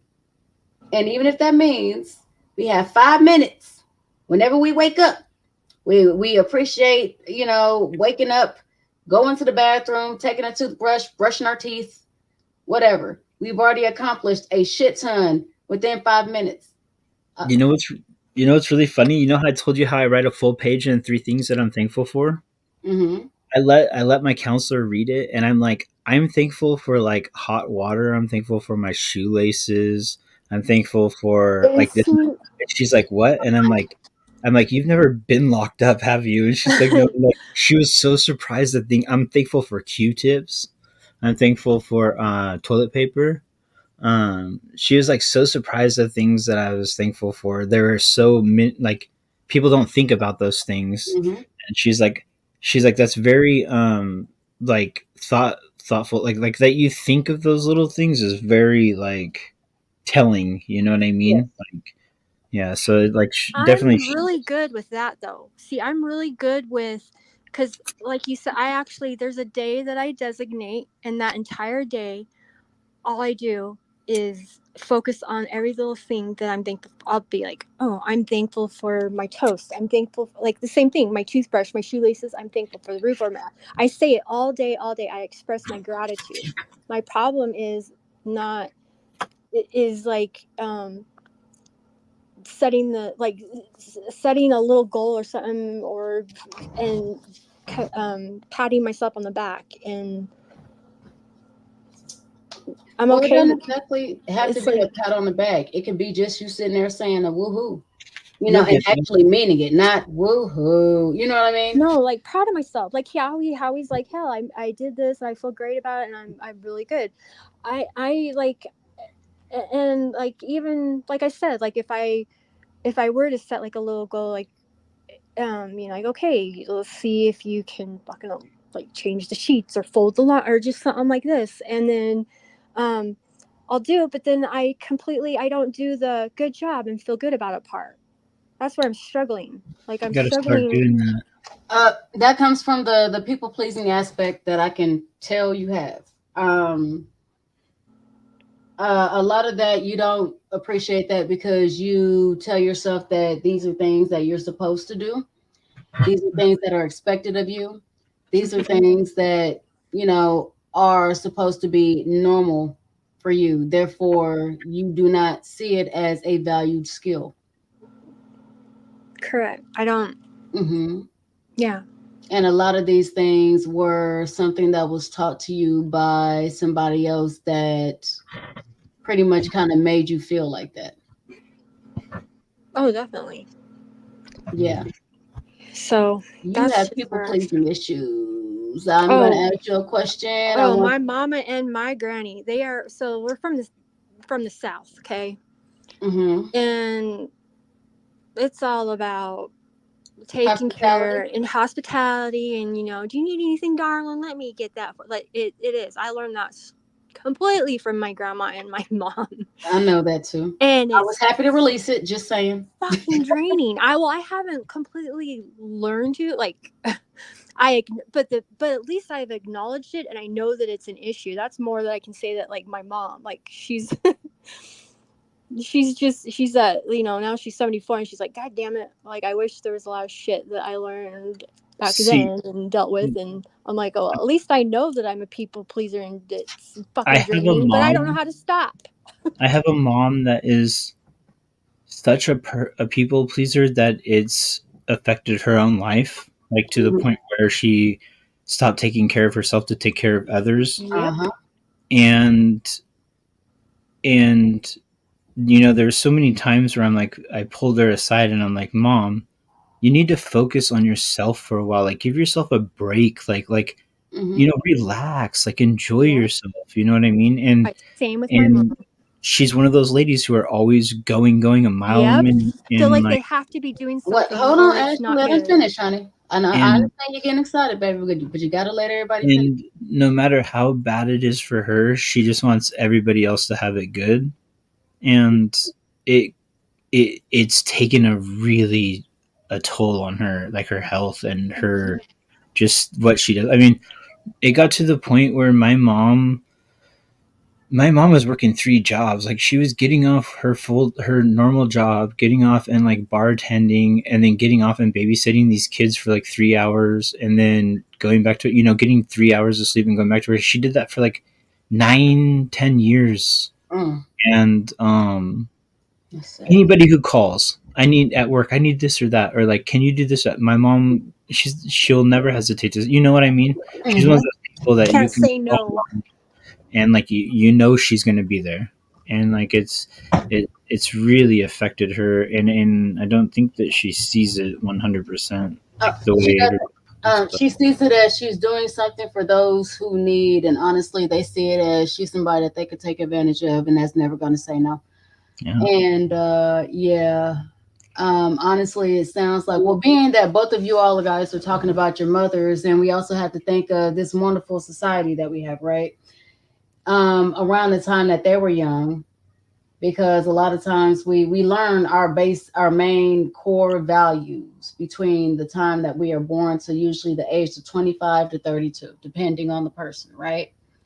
So with that being said, they were also raised in a society where you didn't have value unless you had a man, and your main job was to please somebody else. It was to do for somebody else. It was to service somebody else. It was to serve somebody else. You were supposed to find pleasure in being able to be of service to somebody else. And that was supposed to be your entire identity. And so that's why we have a lot of women who are borderline killing themselves to still try to do things for others, and who also have a major issue with saying no. She's And uh-huh. my mom. She's like, "Are you ready? What are you doing?" And I'm like, "Oh, just talking about you on the internet." And she's like, "What?" Does Like your the mom, way the way she said Chameleon, it's so funny. What?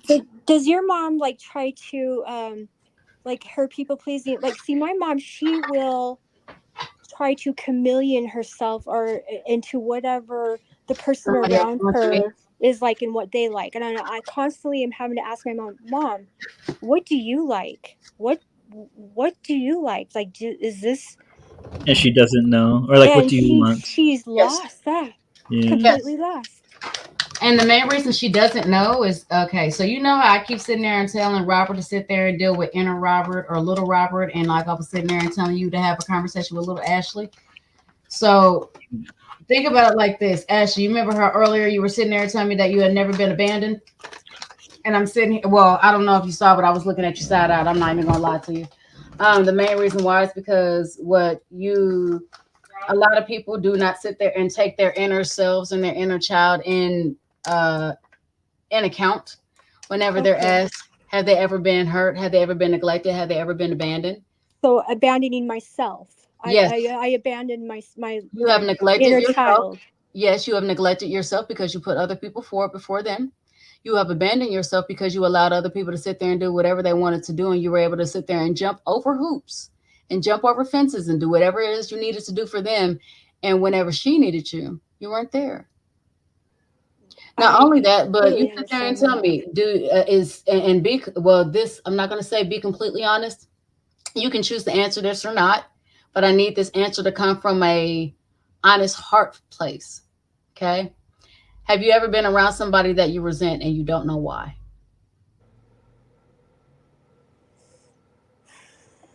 Resent.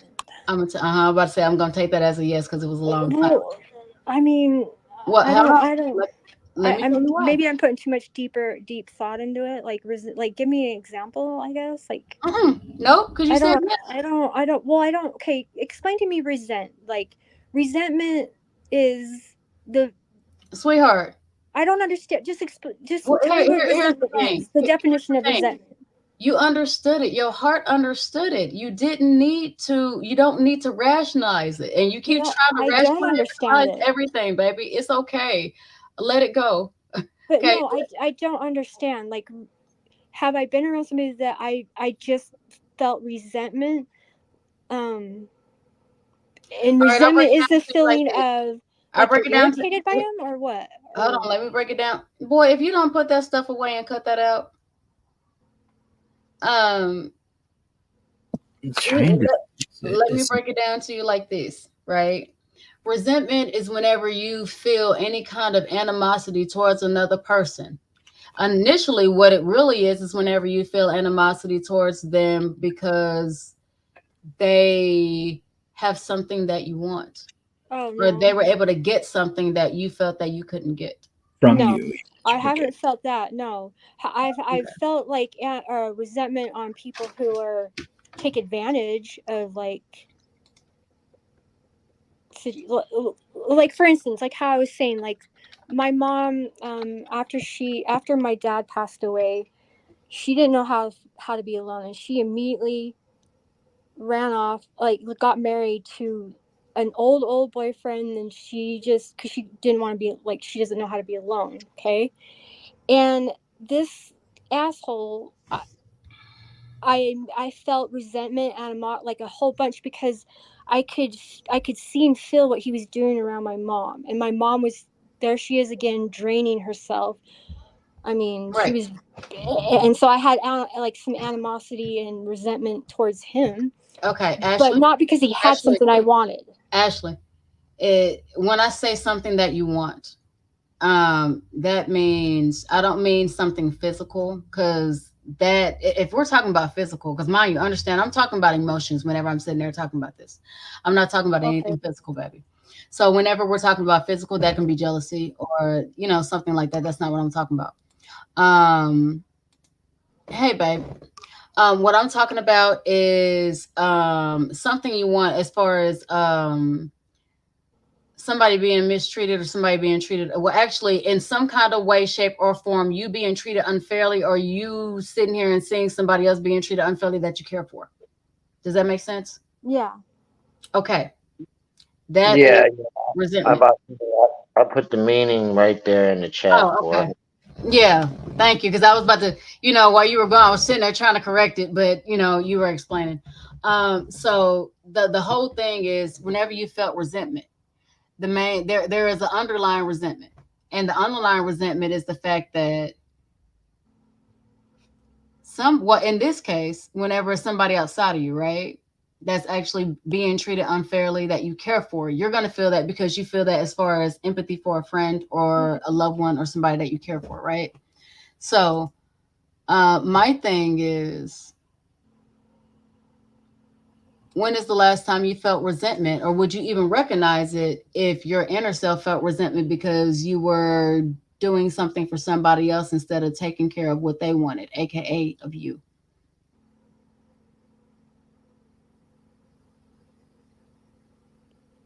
Okay.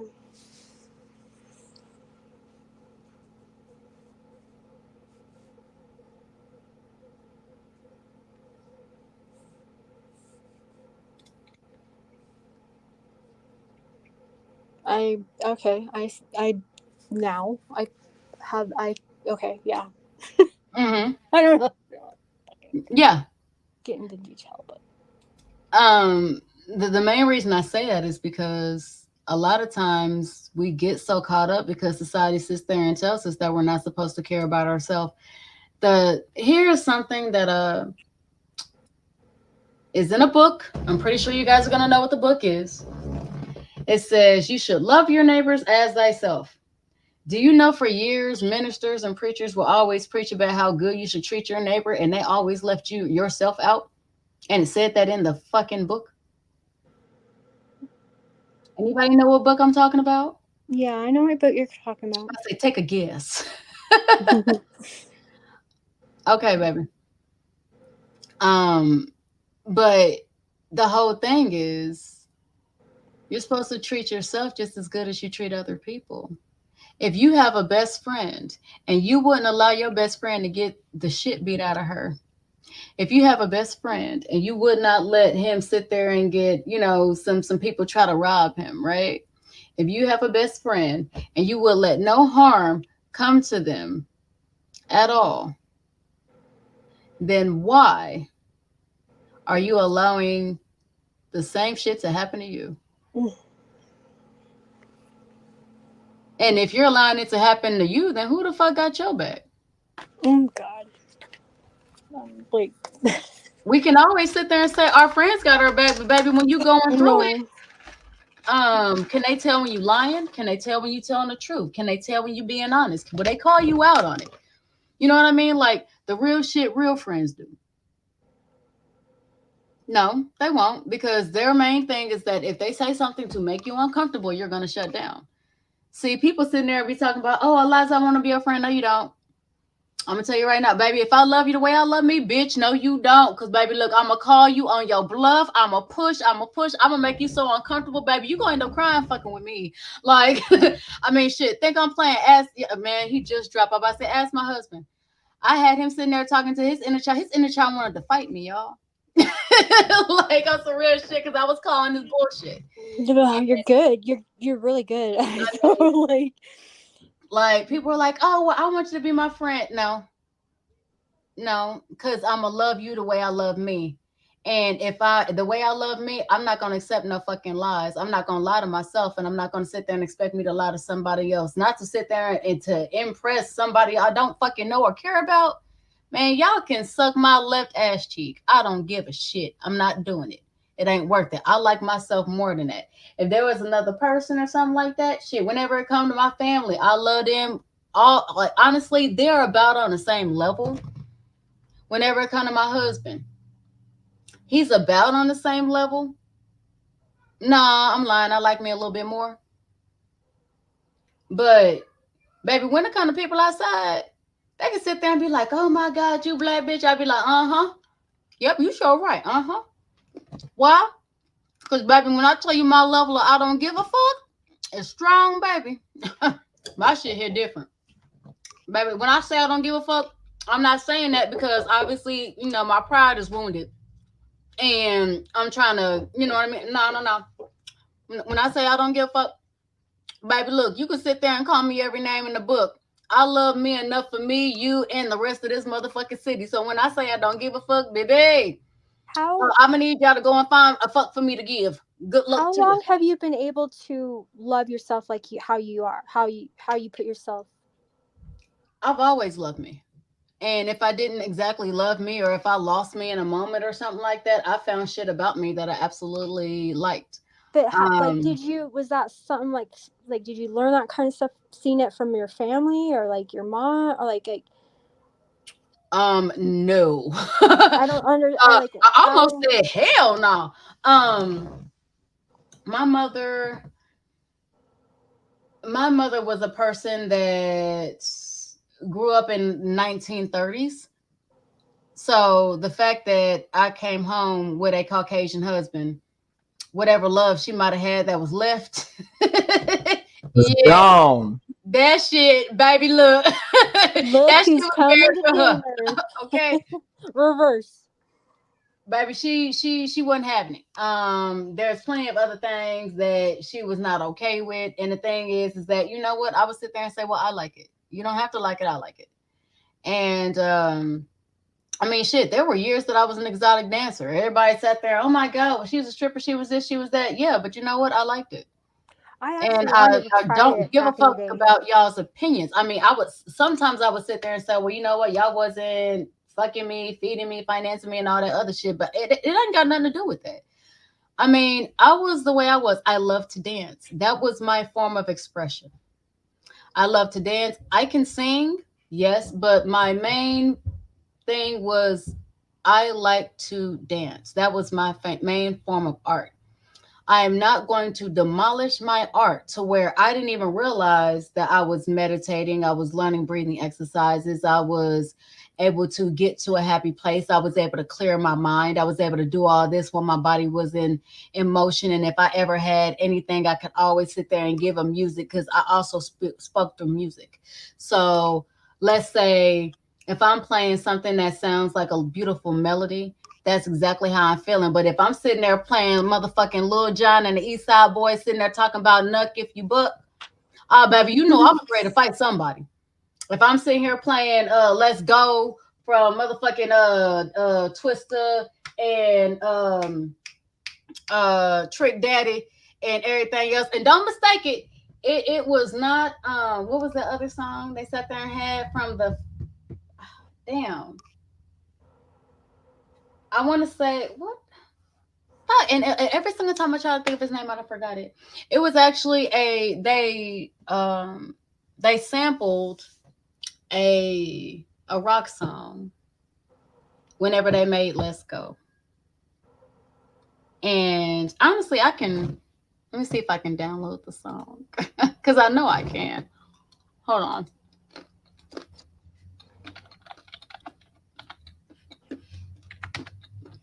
I don't care if my shit gets flagged. I'm probably gonna have this private anyway in a while. And I'm sure everybody's like probably sick of it and it's all that everybody talks about, but I cannot not dance when I hear Kendrick. Right. The Not Like Us. I mean, I'm gonna try to see if you guys can hear it, okay?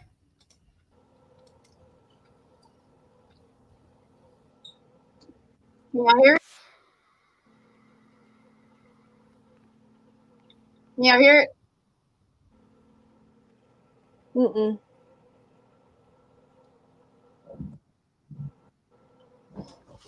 Damn. Okay. Well, if you heard the song, you heard the song because y'all said y'all can't. Well, you know what? Hold up. I might be able to. Let me go ahead and try to put it in here though. Oh fuck! I can sit there and share my screen. What am I doing?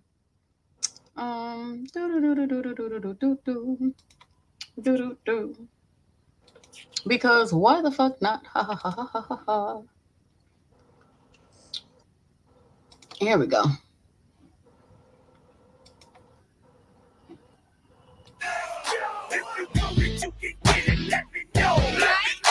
Oh yeah.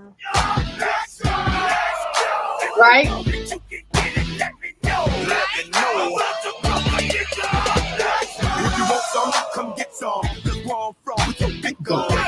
Okay, so Oh yeah. now you understand. Like, I speak through music. So if I'm playing that, oh yeah, I'm about to fight somebody. Period. Have you seen that one, but with Travis Barker in it too? Yes, I've also seen the original. Mind you, I like all kind of music, and that's another way of being able to express myself is through different art, different stories, and things of this nature. Well, since I got my first car, I've always had subs in my car, and Lil Jon and the East Side Boys, Yes. the CD, it would pound the heart. I mean, I must have had that CD on repeat for months and months and months. Get on my level. That was my shit for the longest time, bitch. I used to think I was so neat with the bass in my car. It pounds, man. I used to think I was so neat. My shit was fucking rattling. My She says plate. I know, right? Neat. But my whole thing is, I would sit there and I would talk through my music. So that was the way I would express. And so, mind you, everybody, oh my God, well, she was doing this and she was doing that, blah, blah, blah, blah. Bro, once I was off the stage, I didn't even talk to people. Like, the only way I would sit there and give a dance if somebody actually sat there and came and bothered me. And there was one time I actually got drunk, and it was hilarious because I'm very poised, right? Including whenever I'm at work. I'm a lot more poised than I am right here because I'm very, very relaxed. This is my channel, so I'm very comfortable, right? But when I sit there and I tell you I'm at work, baby, look, I'm extremely poised, extremely controlled, extremely moderate, even as a dancer. I was the dancer that literally would keep all my fucking clothes on, or I would get down to a tank top and some shorts. I mean, what I'm not going to do is get completely naked the fuck. So, and my dancing was my art. So if you weren't paying for my dancing, then shit, you weren't going to get shit else, but probably, probably get in a fight with me. Like, and, I remember there was one time I had just went. This is the very first time I'd ever been drunk, and I think I was like, what, 22, and I went back to the club and I sat down in the club, and this man's gonna sit there and say, "Oh my goodness, Eliza, I've been waiting for you the entire day. I would like a dance." I said, "My nigga." That's how you. I don't know how I did get fired. My first thing out my mouth was, "My nigga." You got stampeding bitches around you nonstop. You really think I'm gonna get the fuck up and sit there and try to get some other clothes on and sit there and rub my ass on you? I said, "Do I look like I'm getting the fuck up right now?" He was like, "Oh my goodness. Oh, maybe, I'm so sorry if I said something that was, insulting." Like, when I sit there and tell y'all I was so poised that he was completely taken aback by this entire interaction after I actually was drunk. And literally, I didn't want to be bothered. I didn't want to talk to nobody. I didn't want to see nobody. They were like, "Oh my goodness, Eliza, how are you feeling? You need some water?" I was like, "Dude, if y'all don't leave me the fuck alone, I'm about to fuck this whole club up." They were like, "Oh my God, Eliza, you never speak this way. What is going on? Oh my word. Like, is she possessed?" "Yeah, right now." Like, just leave me be, right? To me, it was hilarious because this was also who I am, but I'm usually a lot more controlled. And so it's the part of me where I didn't realize that I was actually doing a lot of my what people consider healing work and being at that club. And the fact that I was so comfortable in being at that club that I didn't give a fuck about anybody else's opinions. I didn't give a shit about what they had to say, good or bad. I still don't give a fuck about what people have to say. People always have a lot to say. That shit does not bother me. It's not gonna touch me at all. Y'all can say But whatever the fuck y'all want to say. That's even cool. as a child, were you like this though? Even as a child, like, were you? As a child, I was very free Did you? spirited. Okay. And I'm not gonna lie, I was partially free spirited because I had these hands. And I used them often. But I went through a shit ton of trauma. Very early on. I Mm-hmm. mean, So, okay, well, we'll talk to you later, Robert. Um, Technically, I died when I was 4. I was resuscitated. I was in a foster home, and even in the foster home, I was treated poorly. They tried to starve us. They, in some cases, honestly tried to kill us. I'm not going to go into details about that. But when I sit there and say I went through a shit ton of trauma, some of the trauma that I went through would honestly have broken a grown person. And I went through a lot of that before the age of 6. I died at 4. Like, I actually saw shit on the other side and came back. Um, and then growing up in school, being made fun of, being teased, which I think is honestly a rite of passage for every kid, if I'm gonna be 100% honest. Um, Dealing with racism, dealing with, having a thing for people who didn't look like me. Very first boy I thought was cute looked a lot like my husband. It wasn't my husband, but they looked very similar. And, the interaction with his family, a whole lot of different shit. So it's just like, I was really a free spirited child because even throughout all this shit, I always kept my imagination. At least this is what they told me. Now I know it was something else. But at the time, what they told me was it was my imagination. And I was always like that. And I was always comfortable to be like that.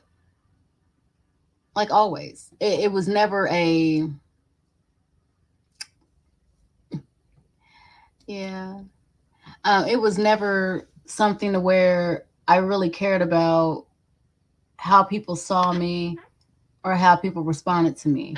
Now, the thing is, when I really started to love me, because I liked me at that time, but when you like somebody, sometimes it's kind of like, not my circus, not my monkeys. Does that make sense? yeah. And so I had to get out of that mindset of not my circus, not my monkeys, and really start to say, you know what, Eliza, we've been liking each other for a minute, right? We gonna have to bump it up a notch because bitch, you the shit. And you know what? Hey, I'm gonna kick it with you, and I'm gonna start showing you how much I truly value you. And there was one time where I decided to go ahead and do a love exercise, and I had to say I love you to myself. They sat there and told me to say it 10 times. I decided to go ahead and make it 25 because I mean, shit, I like a challenge, right? I'm gonna turn it up a notch, Yep. and I had to do it without crying. I'm like, oh, without crying, shit, that's gonna be simple. Yeah, no. I failed. I lost. Now, where are you? What are you talking about? Where did you learn this, or who was telling you to do this, or teaching you this? I really don't know where I learned it. It was just Well, when they say, like, "Hey, tell yourself you love yourself like X amount of times," is that something like you read? that Yeah. was done. That was, I want to say, 5, 6 years ago. No, 7 years ago, exactly. And the thing is, I thought I'd already loved myself before. I didn't realize I just liked myself, right? That means that I was still willing to let people treat me like shit. But some people I would walk away from. Sometimes I would sit there and say no, set my standards, set my line in the sand. But other people, baby, look, they was ice skating over my ass. And it was 7 years ago where somebody sat there and just, told me to try it. I was like, all right, you know what? Shit, I like me. So shit, this should be a breeze.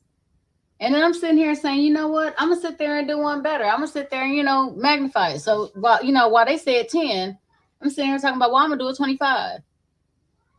And by the time I reached that 25, I was in tears. There was just tears all down my face. And I'm not talking about 1 or 2 tears that you can wipe away. I mean, like, I didn't realize that I had even stopped in the middle of saying it. And subconsciously, I just started hugging myself and just kind of rocking myself. And I didn't realize it until I was completely done and I was still in the same stance. And that's when I realized if I'm crying when I say I love you, that means that there was a part of me that did not ever believe that or expect to hear those words being aimed directly at me from me. Because it's different when you talk to yourself versus what somebody else says to you. So I decided, you know what? That's the time. And honestly, it was just it wasn't really anything that was taught. It was just something that I heard, I think, like on social media, and I wanted to try it out. You picked it up and yeah. And so then I started thinking, looking up ways to be able to love me. And one of the things is I went through music. There is a song that I absolutely love. And the main reason I love it is because when you hear... Can I use this one piece of bread for a peanut butter sandwich? One piece. Yes. Here. I'll go grab the knife. No, you're not going to grab the knife. Child.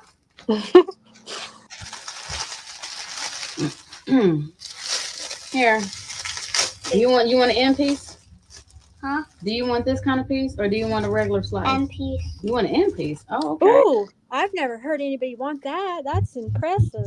All right. And this is with raisins, right? Yes. Yeah. Did you say yuck? It says delicious cinnamon. Yeah, I think that is right. Yep, raisins, cinnamon raisins. Ugh. Ew, boy, go, don't be talking about my bread like that. Go on, child. Oh my word! Close my door. Look. Well, do you want one, Grace? Yeah. Good. Here, go on. Close my door. No, Nanook, I'm not giving you one. Even the dog that came up here to get my slice of bread. Here. Bye.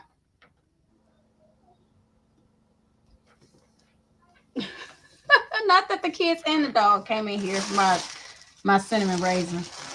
Sorry. Oh, I love cinnamon raisin, but I'm impressed he wants the end piece. I've Oh never yeah, heard he likes kids the end do that. whenever he's making his sandwiches. That's awesome. Mm-hmm. him right there, he's my little golden child. Well, not golden child like that. A better way to describe him and his sister would be those are my indigo children. Mm. So we all waiting to go home because honey, this rock is for the birds. But but it started off like that. Then I realized, you know what? Okay, I'm gonna go ahead and start being able to talk to myself via music. There's one song by India Irie. I love this song. It is called Simple. And every single time I hear the song, I envision I am talking to myself, regardless of whether I'm a kid, an adult, that really doesn't matter. And I sing the song to her, and I can even watch her sing the song back to me. And I know that everything that she is saying is going into her soul. So it's beautiful. And literally, that is a song about loving yourself. It never says he, it never says she. Whenever you hear it, it goes into detail of how one would love you, how one would respond if they never heard it. And India Irie. yes, Do you know the song name? What's the song? Simple. Simple.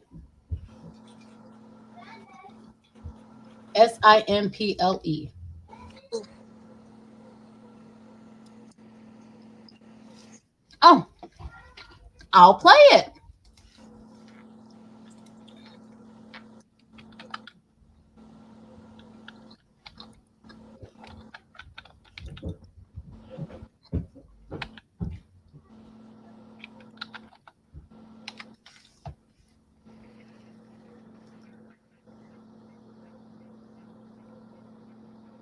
All right, I'll share my screen.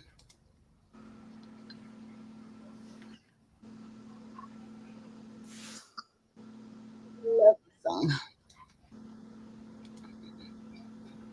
No, Nanook, I'm not giving you another slice.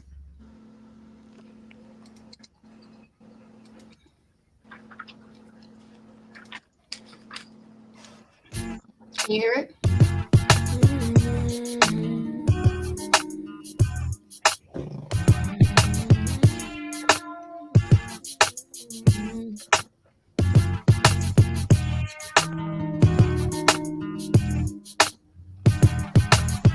Now that you're right here, let me whisper in your ear.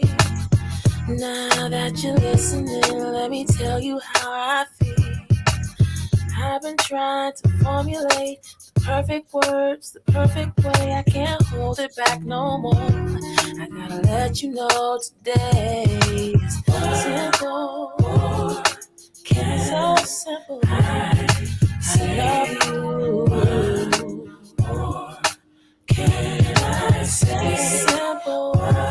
So simple.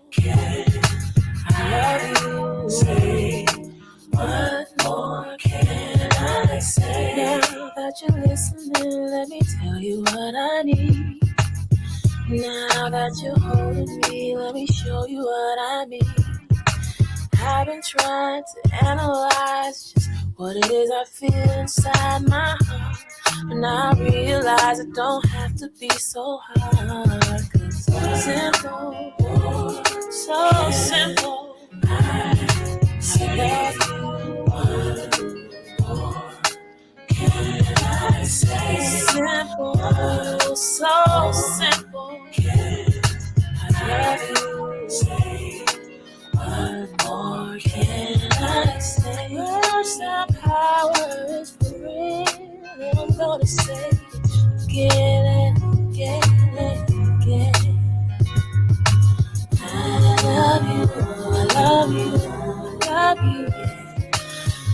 I love you, I love you, I love you. Now you know how I feel. Tell me, what are you gonna do? Now that I've said the words, tell me, what do you have to lose? I know that you feel it too. I can see it when I look into your eyes.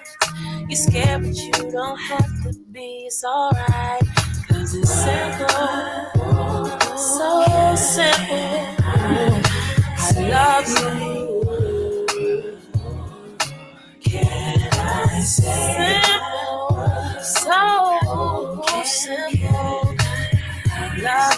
say? What more can I say? Perfect. Yes. Simple. And Simple. I See? need simple. I need it. Like I honestly, I always say that to myself, like, keep it simple, stupid, because you know me, I do everything the that's hard way. The kiss method. No, Nanook. No. The kiss method, yes. I'm well aware. But you also got to remember, whenever you sit there and tell that to yourself, you're being antagonizing. If you don't like being antagonized, she doesn't either. Move, boy. No. I know you want some. No. No. No. Sorry. I'm fighting with my dog. But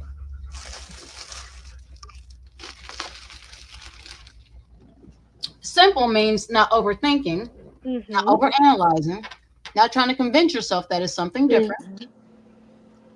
It's accepting it for what it is. Not only just simple that way, but I'm talking like, I'll do any like don't say anything. Don't say that. I do everything. No, I really, my immediate, if you, okay, say that I need to build this dresser, right? And I will do everything completely like the hard way. I'll make it over, like I will over, I don't know. I don't know how to automatically think less or simple. Like it just always becomes something. Fear. I just make things harder than they need to be with tasks. Yes, it comes out of fear. Figure out what exactly you're afraid of. Release the fear. Let me guess, you're afraid of getting something wrong, right? On certain things, yeah, but like as for like a dresser, no. If I fuck it up, I'm gonna like laugh at myself because and then I'll take, but. Yes, you're absolutely right. But think about it like this: if you're sitting here giving yourself if you're putting yourself under so much pressure to be right all the time, once again, people pleasing, because that's part of it. That's part of the aspect of it. If you are putting yourself under so much pressure, don't you think it's going to bleed over into something else? Yeah. Even something simple? Yeah. And then if you're at something simple, you're overanalyzing because this is what you do as a routine for you to supposedly get to a ready point whenever it's something that's a big deal. So you're going to end up doing the same thing whenever it's a little deal. I say it's not hard to figure out. Yeah, it's just I want to be able to hopefully get to the point where just little things get easier for me. Hold on. I'll be holding a hammer and 20 nails. No. He's gone. And you said that you were open to doing some more dog. I love you to death. I really do. But if you sit there and try to touch my bread, I'm going to have to tell your daddy you got to get another dog. I don't play over my food now. Okay. So, okay. So, the next thing that we can deal with, wait. We had just dealt with rejection. Oh my goodness. And I guess I can sit there and come back to the other part later. Yes, and I learned that I have actually been rejecting myself. So that was. There's one. No, it's not that one, is it? This is, I'm missing one. Hold on. Thank you. I knew I was missing it. Give me a second. There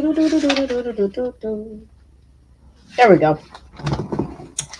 So you say you're ready to release some more stuff, right? Yep. Okay. So I don't think anybody's even in here anymore. Honestly, I don't think anybody's looking or watching. Um, excuse me. The next thing that we can go ahead and release is judgments. Your core belief or your root belief in that. Well, let me ask you this. 'Cause I'm not going to tell you it's your core belief, right? Have you ever believed that I am wrong? Yes, you Have, do. You said it up here. have I ever believed that I am wrong? Yep. Yes. Mm-hmm. Have you ever believed that others are wrong? Yes. Mm-hmm. So the primary emotion of judgments of yourself and others is guilt.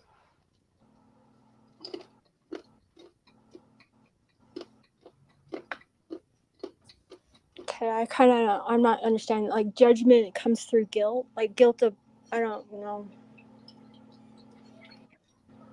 Guilt of, well, let me ask you this. Whenever you were little and growing up, how were you treated if you made a mistake? Like it'll be okay. It's not the end of the world, and figure it out. It was okay. No, how were you treated? I was treated fine. Like there wasn't any yelling or scorn. You know what I mean? Like there wasn't Mm-hmm. any like yelling or being scorned or anything like that, or feeling scared. You know what I mean? Like I didn't. Yeah, you do realize I didn't ask any of that. I said, how were you treated, not how were you not? Okay, wait. Sorry. How was I treated when I made a mistake?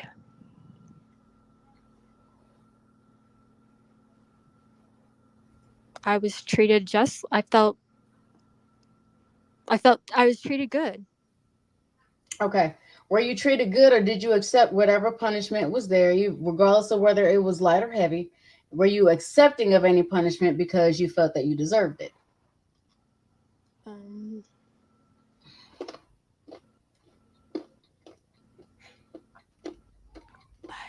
I'm trying to think of instances because, like, I was a good girl. I think I only got spanked once.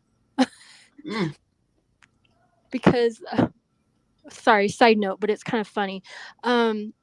So my mom and dad, my biological dad, they divorced when I was 2 years old. Mm-hmm. And so I wasn't really around him much. My stepdad, he's my dad. He raised me. He's my dad. But when he came into the picture, I was a very, like little kids are, like, who the fuck is this person, that kind of thing. And my mom had dropped me off at the daycare, and he came to pick me up, and I told the ladies, I don't know that man. And they called the cops. Like, it was a huge ordeal. And he's like, like, why? How you don't lie? Why are you? This is who I am, and I just was like, nope, I don't know that man. Like, I was just a little shit, and I did that at 2 years old. Like, nope. And that was the first time I was ever spanked, and the only time, actually. And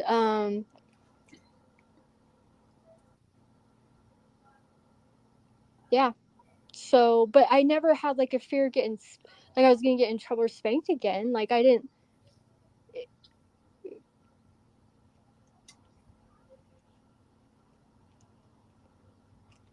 Yeah. So I felt safe. The other feeling you asked me is, did I feel like it was warranted? Did you ask me that or no? No. I asked you, whenever you made a mistake, how did you feel as far as how you were treated? Here's the thing.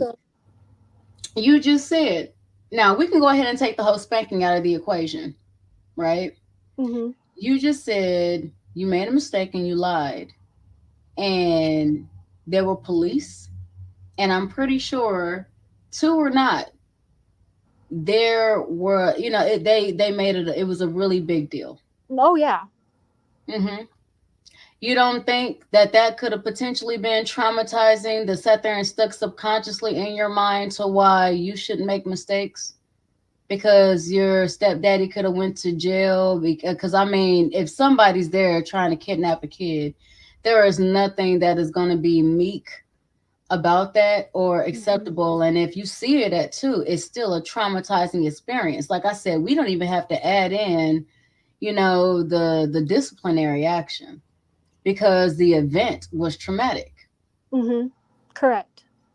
So you don't think that could have been something that might have sat there and told you that you needed to be a perfect little girl because you couldn't have room for mistakes, because the last time you had a room for mistake, somebody could have went to jail? I never thought of that. No, I never thought of. Yeah, I never really thought of it, but it, like I said, it's so imprinted and ingrained. Have you ever apologized for that? No. You don't think that can be why you still feel guilty? Well, it's definitely among many reasons. It could definitely. But see, here's the thing: when I said core, that usually means like the first major the thing. first thing. Yep, and that was, like I said, 2 or 3 years old. Yeah.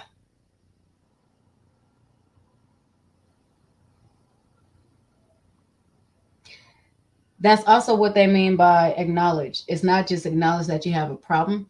It's that you have to process where it comes from, where it stemmed from, why do you have it? Like what happened, what is it that happened that gave you this issue? I've never been asked how I've never been asked that question before. So I've never thought of it, but been able to think about it, or where a lot of that could root from, is because I've never been asked how did you feel when you made a mistake. I've never. Give me a second. I'm about to go get some water. Woo! I've been sitting there eating these damn pistachios. They got sour after a while. Mm-hmm. Hey, where's my cup? Yeah, can you go give me some water? My regular cup of my coffee. So, please, can you get out my booty? You know how I get doorman white. Go give me some water and I'll help you with your thing. No, I didn't know it was my thing when I need your water because I'm trying to compete with other people. I'm being a doorman? Yes. Okay. Oh, try to be other. I guess I gotta be a doorman too right now. I have no clue what that means. I have been tasked with skip this. What the fuck? I don't. Okay, skip person. I don't know what's going on. By characters, I don't even know where these characters are supposed to be. Oh, okay. Oh, it disconnected. Do I need to reconnect? What? It disconnected. I didn't even push nothing. It disconnected. Yeah, I'll help you be a doorman, but that is the weirdest question I think you've ever asked me. Go on. Huh? I disconnected. Look, she had me playing one of them little games because, of course, whenever mom's actually giving somebody else attention, we have to do everything to get it.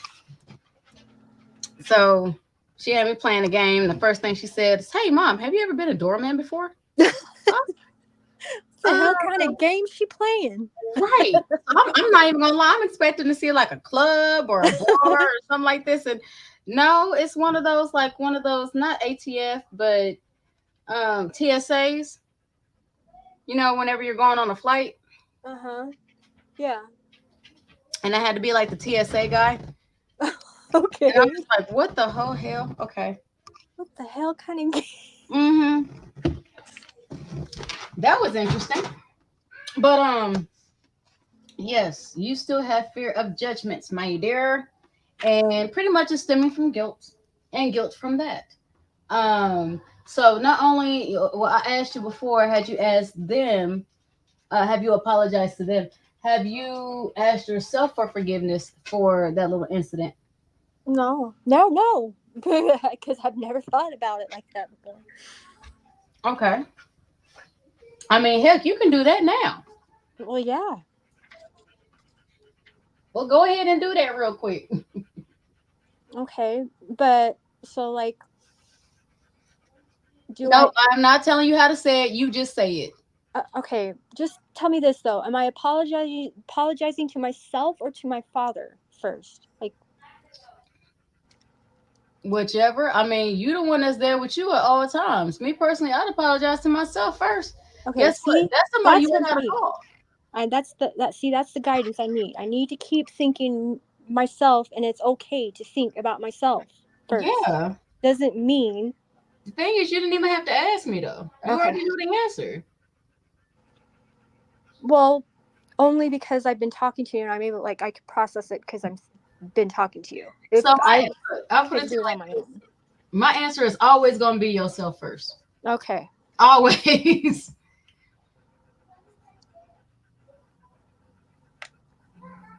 Ashley.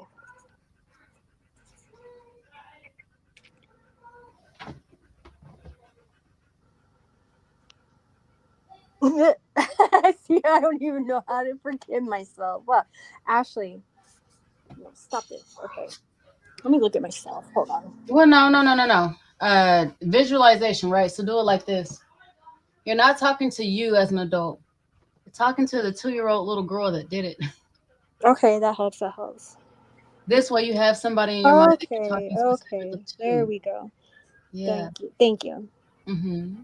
Ashley. Don't be stern. Have compassion and love. It's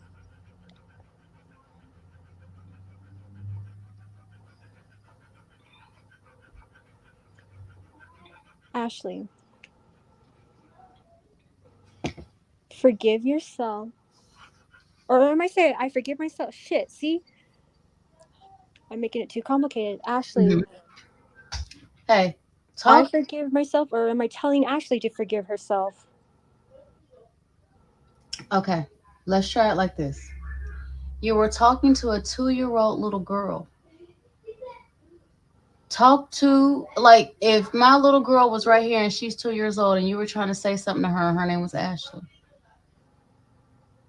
Talk to your 2-year-old Ashley the same way you would talk to my daughter if she were 2. She's Ashley. 2. She don't understand everything that you've learned. She's 2. Ashley. Yeah.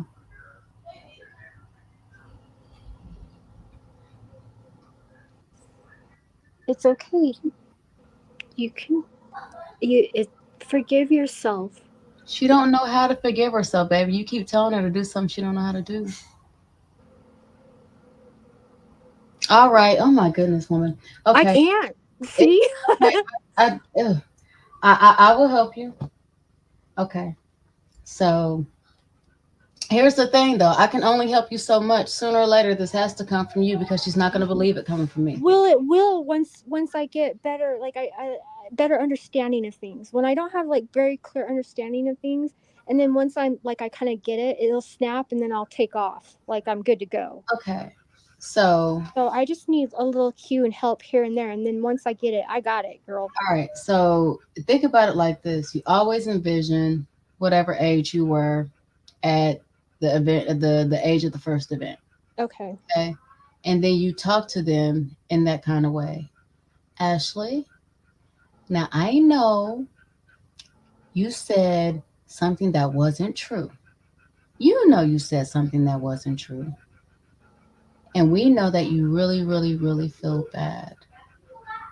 Well, you know what? I'm here to let you know it's okay. And if you need big hugs, I'm here for your big hugs. So we'll take time, give you big hugs.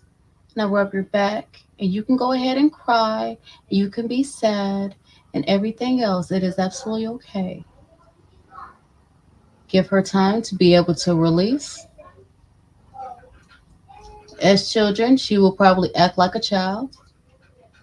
She may sit there and want time to go ahead and cry on your shoulder. You do her like like you would do your kid if you had Oh, one. I got the tears going. Yep. Okay, so after that, sit there and let her know that you love her. It And was it's okay, okay. It's okay. and that you forgive her.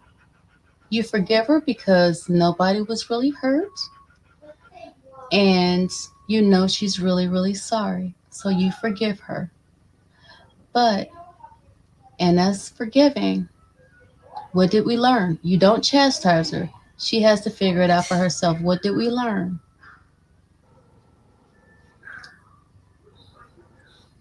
Now, more. She gave you an answer of what she learned. You don't have to share it. Okay. That's for you. Mhm. So this is where now you pour love into her. So here's what else we can do. Now, first of all, just understand that I am here whenever you need me. All you have to do is think about me, and I will magically appear, just like magic.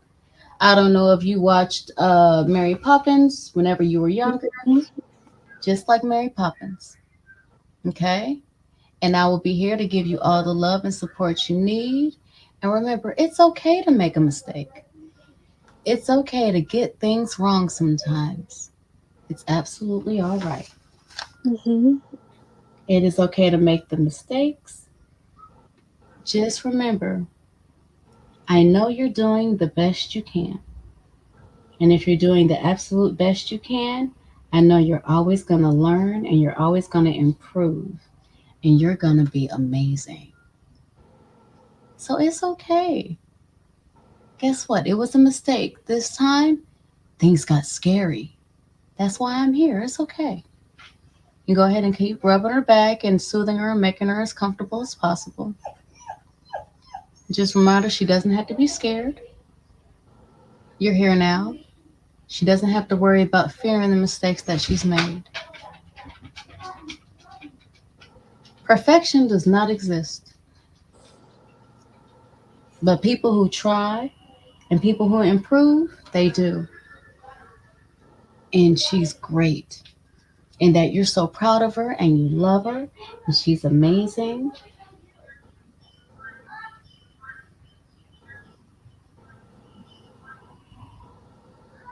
And remember, now here's something you can teach her for the future.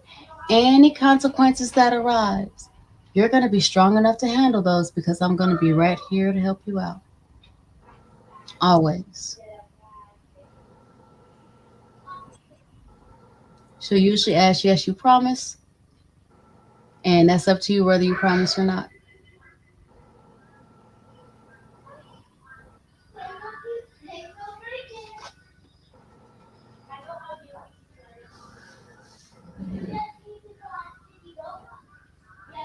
Let me know when you're ready.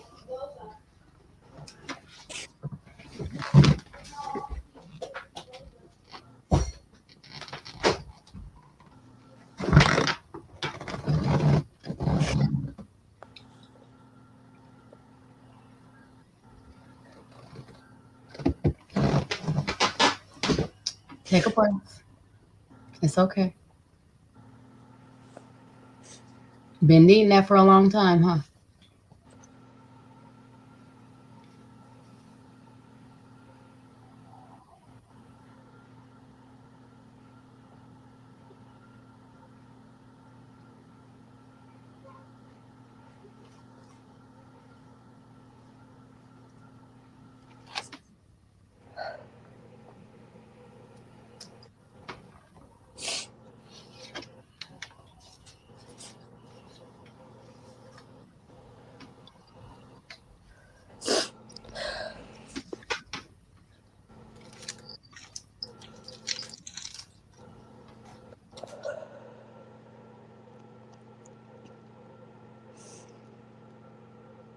I can't believe how hard it Mm-hmm. is to talk to that little girl when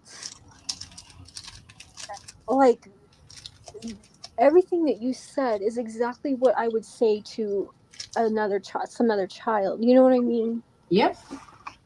But saying it to myself. I can't believe I could. Like, I couldn't find the words. But if it was somebody other than me, I could easily.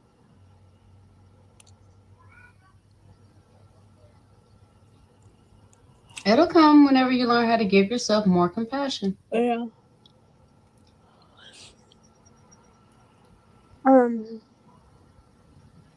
But addressing like the little girl Mm-hmm. in me, I don't know if you saw, it was really awful, but there was one thing that I did actually take away from I don't know if you saw it, J-Lo's little J-Lo did Oh, I heard it.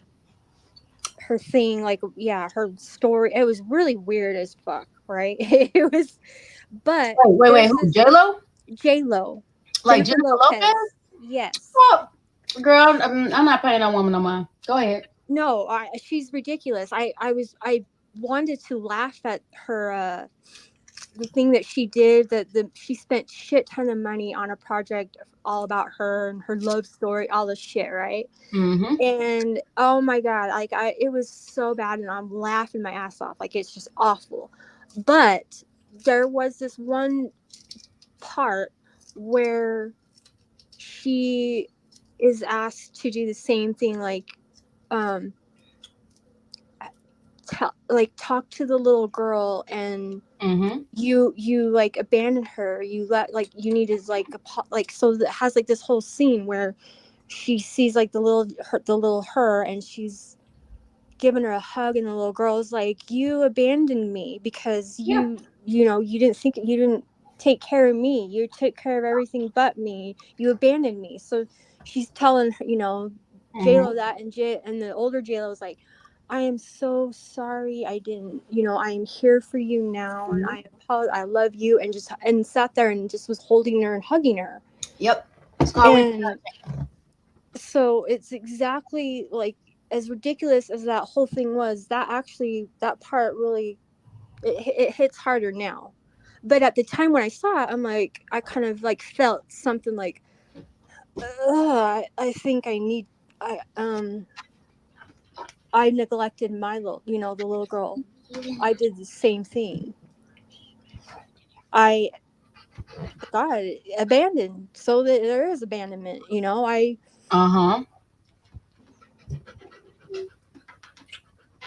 love you, little prince. Go on, stop being nosy. Okay. Go on. Go on, look.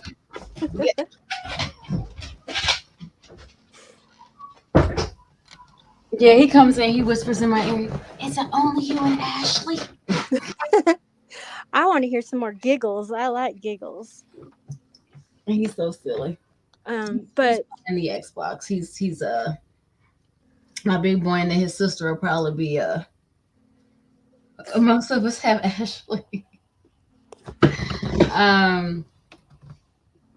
His big sister, she's my art person, so he's gonna be able to express himself in art later. But I keep hearing that dang on noise. Oh, excuse me. You're welcome. One of the things that I noticed with, you know, honestly, I have not seen Jennifer Lopez's thing. And I'm not gonna lie, it's because I really didn't care to. Honestly, after actually seeing her actual life, baby, look, I could literally play a game called Watch the Trauma. You see what I'm saying? Like, oh yeah, well, yeah. I've never been a fan of hers. It's just I noticed people just laughing their asses off on YouTube talking about it, this whole project of hers or whatever. So I wanted to see what, you know, what is this big thing that she did. Right. And oh Lord, it was a doozy. It was like, oh my God, damn, she really, really thought this was. It was centered around her. That's what. Oh God, yes, yes.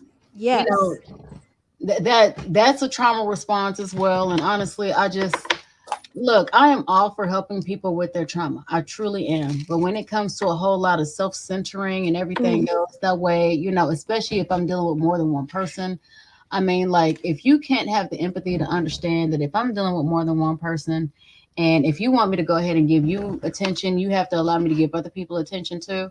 I feel like, come on now, I do not need to sit there and try to take it back to elementary school with, can we be quiet so the rest of the class can hear? You know what I mean? Like Mm-hmm. that's something that would irritate me. But for me, my issue with J-Lo, I used to like her whenever she played Selena. Oh, that was great. Yeah, she was great in Selena. Whenever she played Selena.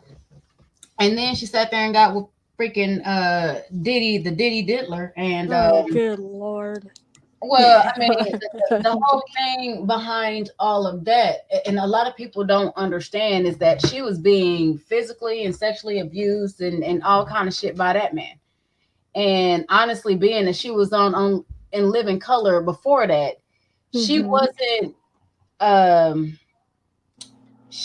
what's the word I want to say? She wasn't like innocent to the type of lifestyle that brought, right? So she wasn't really innocent to, people being abusive, people being, trying to use sex, trying to weaponize sex and things of this nature. I mean, shit, she was background dancer for freaking Janet Jackson. This woman, I mean, we're not even gonna sit there and talk about the level of trauma she has to where damn near every fucking album is about sex. Now, don't get me wrong, I don't want her to stop because look, I love me some I love me some Janet, Miss Jackson, if you're nasty, okay? I love me some Janet, but I mean, even with that, and that's the way love goes. She was a backup dancer in Living Color. She was a backup dancer, so I mean, you started showcasing a voice that honestly really wasn't yours, but I mean, still no shade, right? Whenever you did Selena. And so, hey, bro. So whenever it got to the point where you're now, now you're rocking with, Sean Combs and this, that, and the third, and a lot of things that he does, without reason, and he does outside of the public eye. It's a lot. So I already know that, baby, look, whatever abuse she had, it got magnified times 1,000 with that. And then I don't know if anybody else noticed, but every relationship she had after she got away from that man, all that shit failed. Her and Ben Affleck, her and Mark Anthony, her and Aaron. I don't know why the fuck I call that man's name is Aaron. I need to stop. Aaron. Right, I'm like Aaron. Aaron. Yeah. Right. But even with the ball player and there was another one afterwards. It's just like her backup dancer, her 9-month relationship. And see, not that it's like I think just because of you and your ability to kind of see like like kind of where people's traumas are, or like just by what they're talking about, I think it'd be something you maybe it would be interesting to watch, because it's even more telling, like because she goes through each relationship. I mean, it's fucking ridiculous and cheesy as hell. But well, no, I mean, I already understand that. I don't even have to watch it. The main reason she goes to those relationships is that she's burning through them. And the thing is that she doesn't know how to sit there and unload her trauma. She doesn't, once again, it's the whole get over it. But, she's from Brooklyn. You didn't get over that shit. You just sat there and swallowed that shit and sat there and tried to pretend like that shit wasn't there. And you sat there and tried to bulldozer your way through it. And, once again, fear responds because she's Puerto Rican. Even though everybody thought that she was Mexican American, that girl was Puerto Rico. Okay. And, they didn't really have areas where the things you learned were healthy.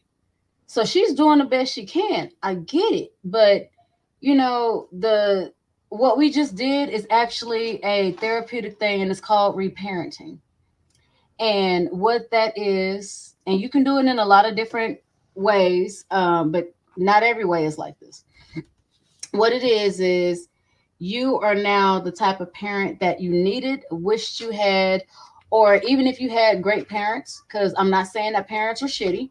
Most are, but not really by our fault because we don't have a fucking pamphlet. And as far as parenting, all we know is that shit we busting up, we fuck around and find out. And but you know, whenever it comes to that, now you get to be the type of parent that you needed at that exact moment. Correct. Yeah. And at that exact moment, you get to cater to whatever it is that needed catering to. Now, once again, like I said, it doesn't mean that all parents were shitty, but as parents, we do have other responsibilities, right? We can't just sit there and focus on what Princess wants all the time because we have to pay bills, we have to take care of this, we have to make sure, you know, Mm-hmm. everything actually still continues to float the way it's supposed to float. But unfortunately, children internalize that as mommy and daddy don't love them, they don't have time for them, they don't have energy for them. That's one of the reasons that when my kids come in here, I will sit there and stop what I'm doing to sit there and cater to whatever it is that they need at that moment. Because I can be on lives forever. I like to talk a lot. I also like to listen, but I'm a talker. That means that could you imagine if every single time my kid was here and I sat there and told them to go away? And I did not interact with them at all, and I'm on the live for fucking 8 hours. Mm-mm. No, like no. Right. Now imagine how my kids would feel. But and yeah, They would end up neglected, abandoned, Mhm, like yeah, mhm. and they may not be able to express that, and so that's when Right. yeah, and so yeah, a lot of things may like something that seemed really traumatizing to me as a little girl, like something like really big and really affected me. mm, um at the time, like my parent, like my mom or dad, like didn't see that, or they didn't feel the same, Right. and I didn't know how to express it to them or feel Right. it, so it never got the attention it needed, or the healing, or so yeah, I can understand not always, even though they were great parents, there's some things that just slip up, like how were they to Yeah, know that I was really affected by something that didn't seem so big, but to me it was a big deal. exactly. So I mean And I that's can address those now, and uh-huh. You can address every single one. yeah, it's a lot of work. It is, but here's the best thing about it. Remember when you told little Ashley that you were going to be there anytime she called? Mm-hmm. Anytime you sit there and think that you want to go back, believe it or not, that's when she called. Yep. Even her sitting there even you having that thought in your head. Mm-hmm. So I And she's mean, ready to come and talk. uh-huh. Yeah.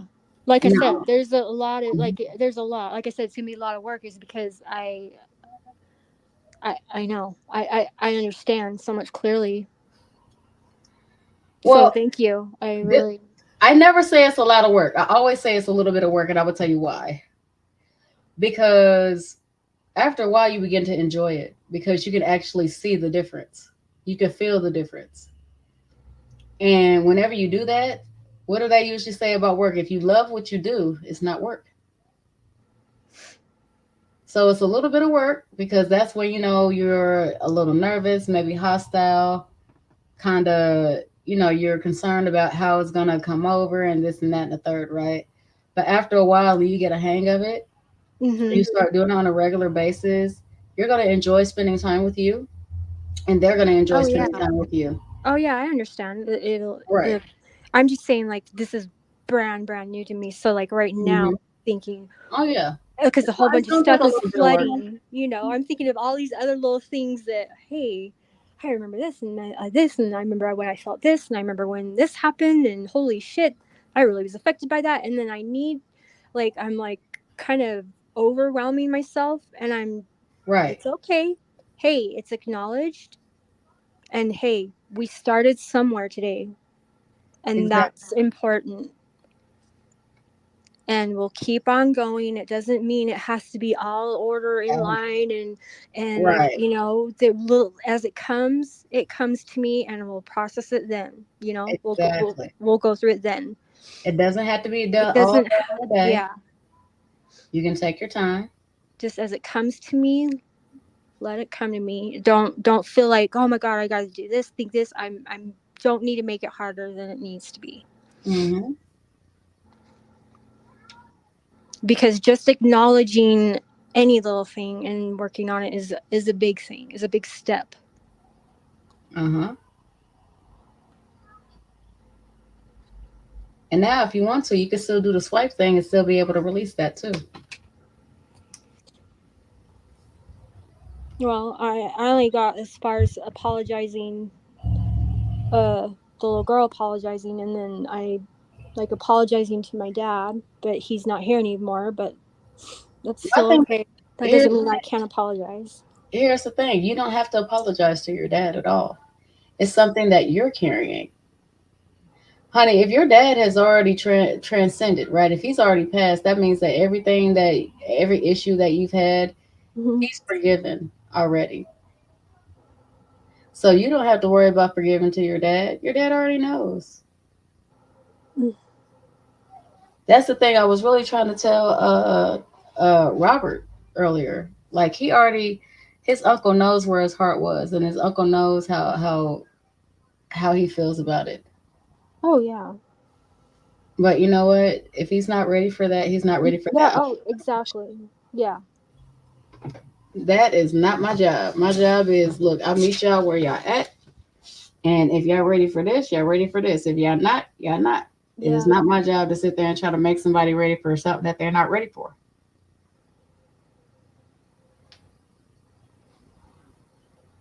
Now, Yeah.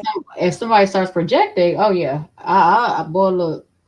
One of the things I say is that don't come at me with lies, because I come at you with truth. My I truth. love that. Is that not the best fucking line? Oh my god. I love that fucking line. Now you're gonna get me up there dancing and bebopping. I almost threw my goddamn knee out. I was watching the Kendrick pop up. Uh-huh. Oh my god. Like, yeah. It was so awesome. You could just feel like how cool it was, just have, you know, everybody coming together and getting on stage, and oh my god. So yeah, I thought I could still That shit was fucking hilarious. They all did that against Drake. Oh my god. Oh god, I thought I still like had some moves in me, and I almost fucking dislocated my knee. It was a thing, but Yeah, please don't. but hell, I couldn't help it. It was so great. I loved it. That was a great concert. And Kendrick, man, look. Oh, This he's dude next sat there and level. said Kendrick was overrated. No, he ain't Oh overrated. hell no, he's not. He's not overrated. It's just right now what he's talking about is facts. That's why I wanted to, he's still very much in, he's in the game. But I mean, there was a dude, he was sitting there and talking about, he was going in on some other rappers, and I'm sitting here thinking, my dude, you ain't even got your name out there. I mean, I understand how, he want to go in, and that's cool. I get that. But baby, look, I'm gonna say this. I don't think you should be going in on people who have at least giving up the ass to sit there and try to get where they are until you're ready to sit there and bend over and spread them cheeks. If you ain't ready for that shit, and you ain't willing to go through what the fuck they went through to sit there and get that record label for you to sit there and talk shit about them, regardless of whether you like their life or not, respectfully, I'm gonna need you to shut the entire fuck up. Either that or go ahead and get your lube ready. Shit, buy a dildo, start practicing. Because I mean, that's the whole thing with Diddy. And the thing is that people just think it was with Diddy. No, it was not. It was with all the entire industry. And I'm not talking about just the black aspect. It was the entire industry. Oh yeah. This is the movie industry. This was the kids movie scene. This was the adult scene. This this was everybody. Everybody was sitting there and trying to poke something that literally did not need poking. And yeah, the power that they fucking yeah. Oh god. But you know, like I said, this little rapper, little white dude, he was, you know, his little rhymes was dope. I'm not even gonna hold you. You know, his little rhymes were dope. And I'm sitting here like my boy, I'm gonna need you to be quiet and before somebody try to sign you. Because if they try to sign you, maybe that's gonna fuck your whole world up. Hold on, and you're Caucasian. Oh yeah, you gonna become chicken, the new white meat. You better calm that down. Because you see what they did to Justin Bieber, they turned him out and made him Oh my the industry God. prostitute. Oh my God. I know. That poor man. Oh, Honestly, my heart do kind of go out to him a little bit. it does. Like I didn't used to like. I never was a Bieber, whatever the fuck it is, Right. Biebs or whatever the fuck you call it.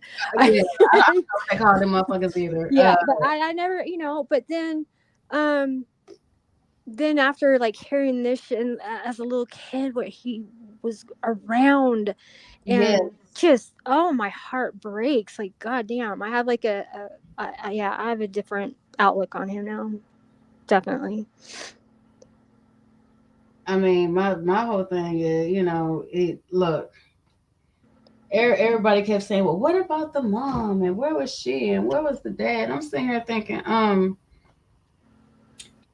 mean, y'all really don't understand how that industry works. If somebody is sitting there and telling you that your son could be able to go ahead and make it, not only in America, but in other countries, and for me to take them there, that, you're going to have to sit there and sign over partial parental rights Custody. Yep. Or for partial. them to be able to go over into these countries via this plane or this boat or whatever. The first thing as a parent that you're thinking about is, okay, well, you know what? This is going to be an amazing experience for my kid that they're always going to have. And I don't want to fuck that up at all. All these people, well, you know what? Where were the parents? Well, damn, you sitting here acting like they knew that this boy was sitting there getting poked. Yeah, they no mother like that in their right mind. If that's the like, oh my God, you're gonna that make me here.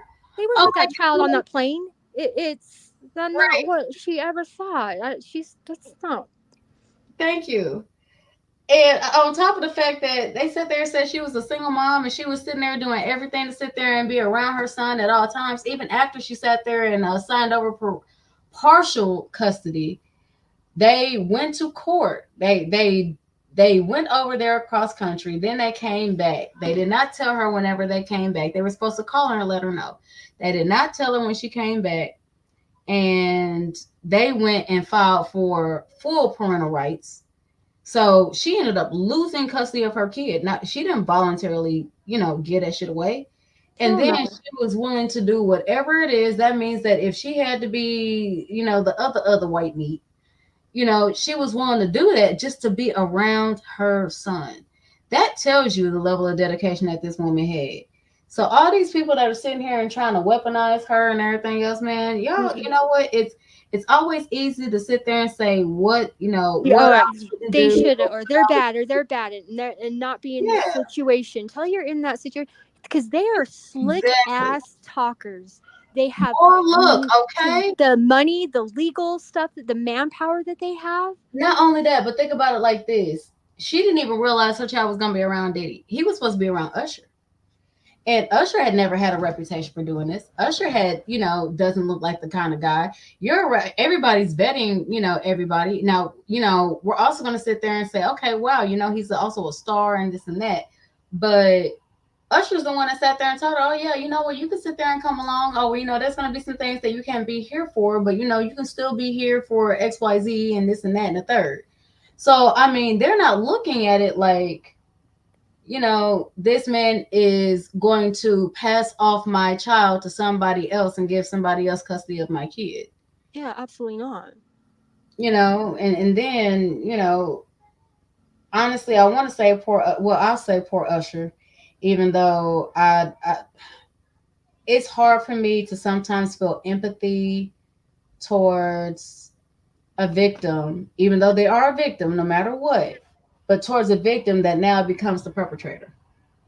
It's harder because even though you're a victim, I feel like, bro, all the time, the space, the money, and everything else like this. Like, don't get me wrong. I understand that you have dance practice, you got this, got that. You got to sit there and have singing practice. You got to go to the studio. I understand all of this, right? But So I didn't know about Usher though. So he's oh, honey, he's hurt people too. What has he done? Like I haven't heard the shit on. he's the one that sat there and passed off Justin Bieber to P. Diddy. Usher was his mother sat there and signed her rights over to Puff To P Diddy, right? whenever well, you know what they say 12, but then Diddy sitting there talking about what he said, I swear to God, was code word. He was sitting there saying that, me and this boy was sitting here wrestling and fighting under the covers over the covers, yeah. Which sounds dumb as fuck to me, because I'm sorry, but if this boy is 10 years old and you're a grown man, 20s, why the fuck are you even undercover? I'm not even gonna sit there and talk about what the fuck y'all was doing. Let's go ahead and not address why are you in the bed together under covers? Why are you in your underwear? He even said that, like, we're in our underwear like why are you even in the same space where this boy is supposed to feel safe, and you trying to impose yourself over there on him? If you so rich, you gonna sit there and tell me you ain't got another bedroom for this little dude? Hold on. And then y'all want to sit there and say fighting over cereal. My God. Frosted Flakes is $3.69. Okay? $3.69. Not $369. $3.69. You making all this motherfucking money. You can't afford a fucking $3.69 motherfucking box of fucking Frosted Flakes? That's how I know the shit was cold word. You gonna sit there and tell me you can't afford motherfucking cereal, my God? But you supposed to be so rich and so this and so that?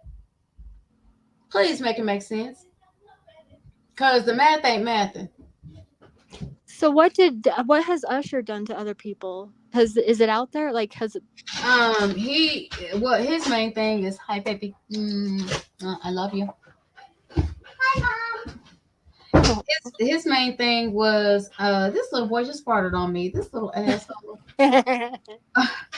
But his thing was, he sat there and literally he passed on Justin Bieber. Like, he passed his rights over.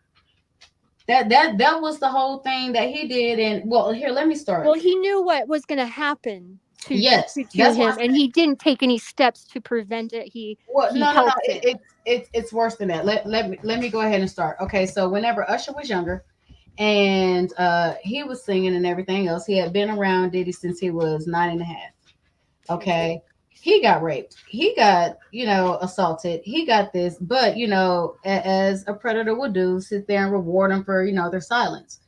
Yeah. They're like, oh, well, we were just hanging out and then we went to parties where there were a bitch. My God, what are you going to sit there and do with bitches at 10 years old? Oh, God. Like, so not only were you assaulted by a man, now you're assaulted by women and everything else. And now they're sitting there trying to normalize it. You're thinking this is part of industry XYZ, right? So as he gets older, mind you, he's been trying to distance himself from this man. P. Diddy even went out, and matter of fact, since this is my life, I know. I'll sit there and I will share my fucking screen. Give me just a moment. Do. Okay. Hold on.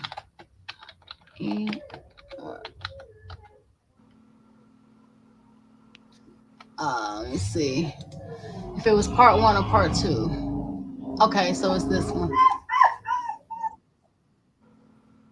Hold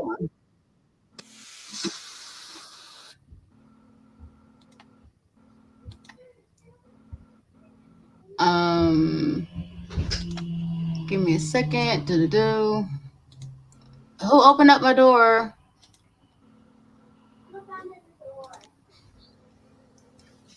Close it, princess. Or actually, let the dog out. Chris, letting the nook out. Outside. No, just out of my room. Or no, here, just leave the door open. I'll close it. Okay. Can y'all see my screen? Yes. Okay. Matter of fact, no, I need the lyrics. Hold on. I gotta go back. I gotta get the lyrics. Because I'm not trying to have my shit banned by this pervert. Hell no. So give me a second.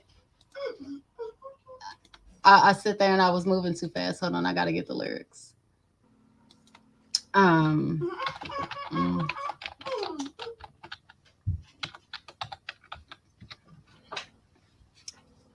Okay. Hold on, I gotta make sure this is the right one.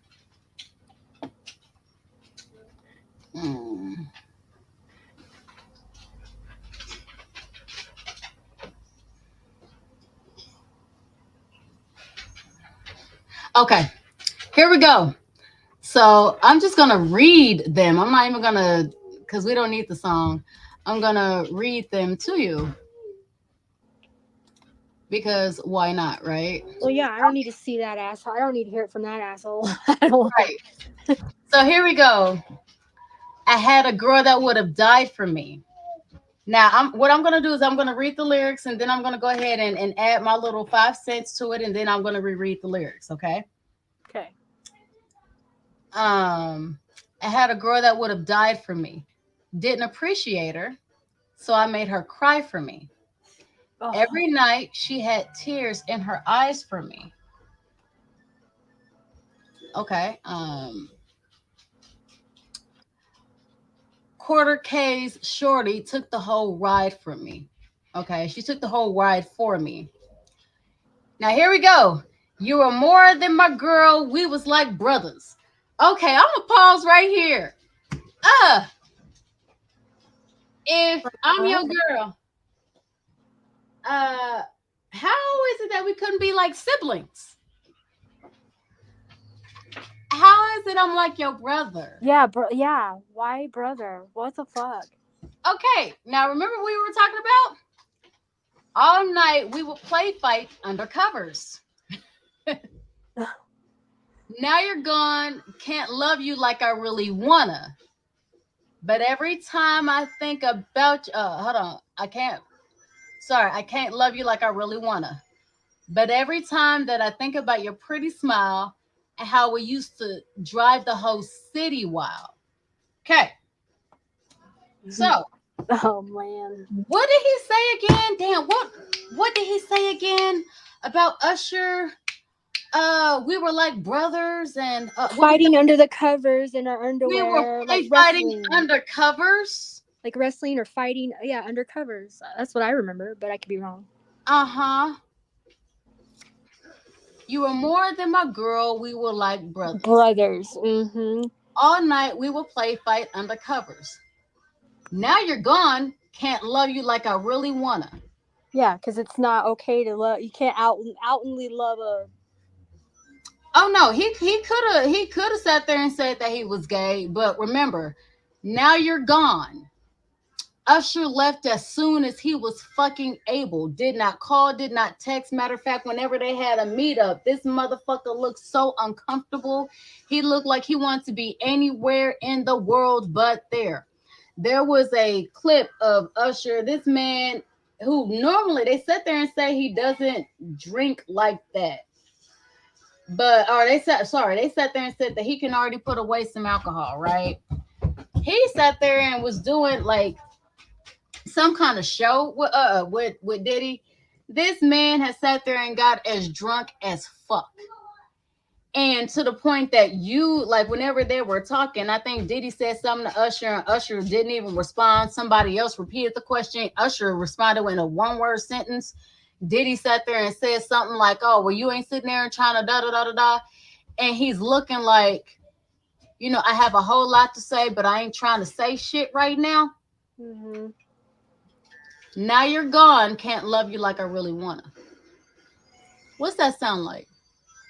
Now let's just think from the point of view of it's a man that left. Now you're gone. I can't love you like I really wanna. I'm gonna get to the rest of it in a second, but I'm gonna pause it there. Bub, can you turn that down so we can hear it? Yeah, I need you to turn it down for me a little bit more. Perfect. So Usher left when he was an adult. right? As soon as he was of legal maturity, this motherfucker dipped out. He disappeared like a fucking fart in the wind. Okay, because like I was like I for a minute was wondering like I can't love you like I want to, like I can't love the young boy, like, you know, but No. He was in love with Usher all the way up to adulthood. Now here's the most disturbing part, and honestly, because I heard the song and I watched the video.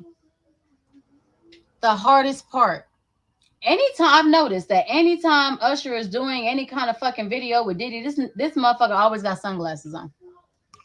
Always. You think I'm lying? Look it up. Oh, yeah. Anytime he's doing any song or anything like that with Diddy, he always has sunglasses on. Now,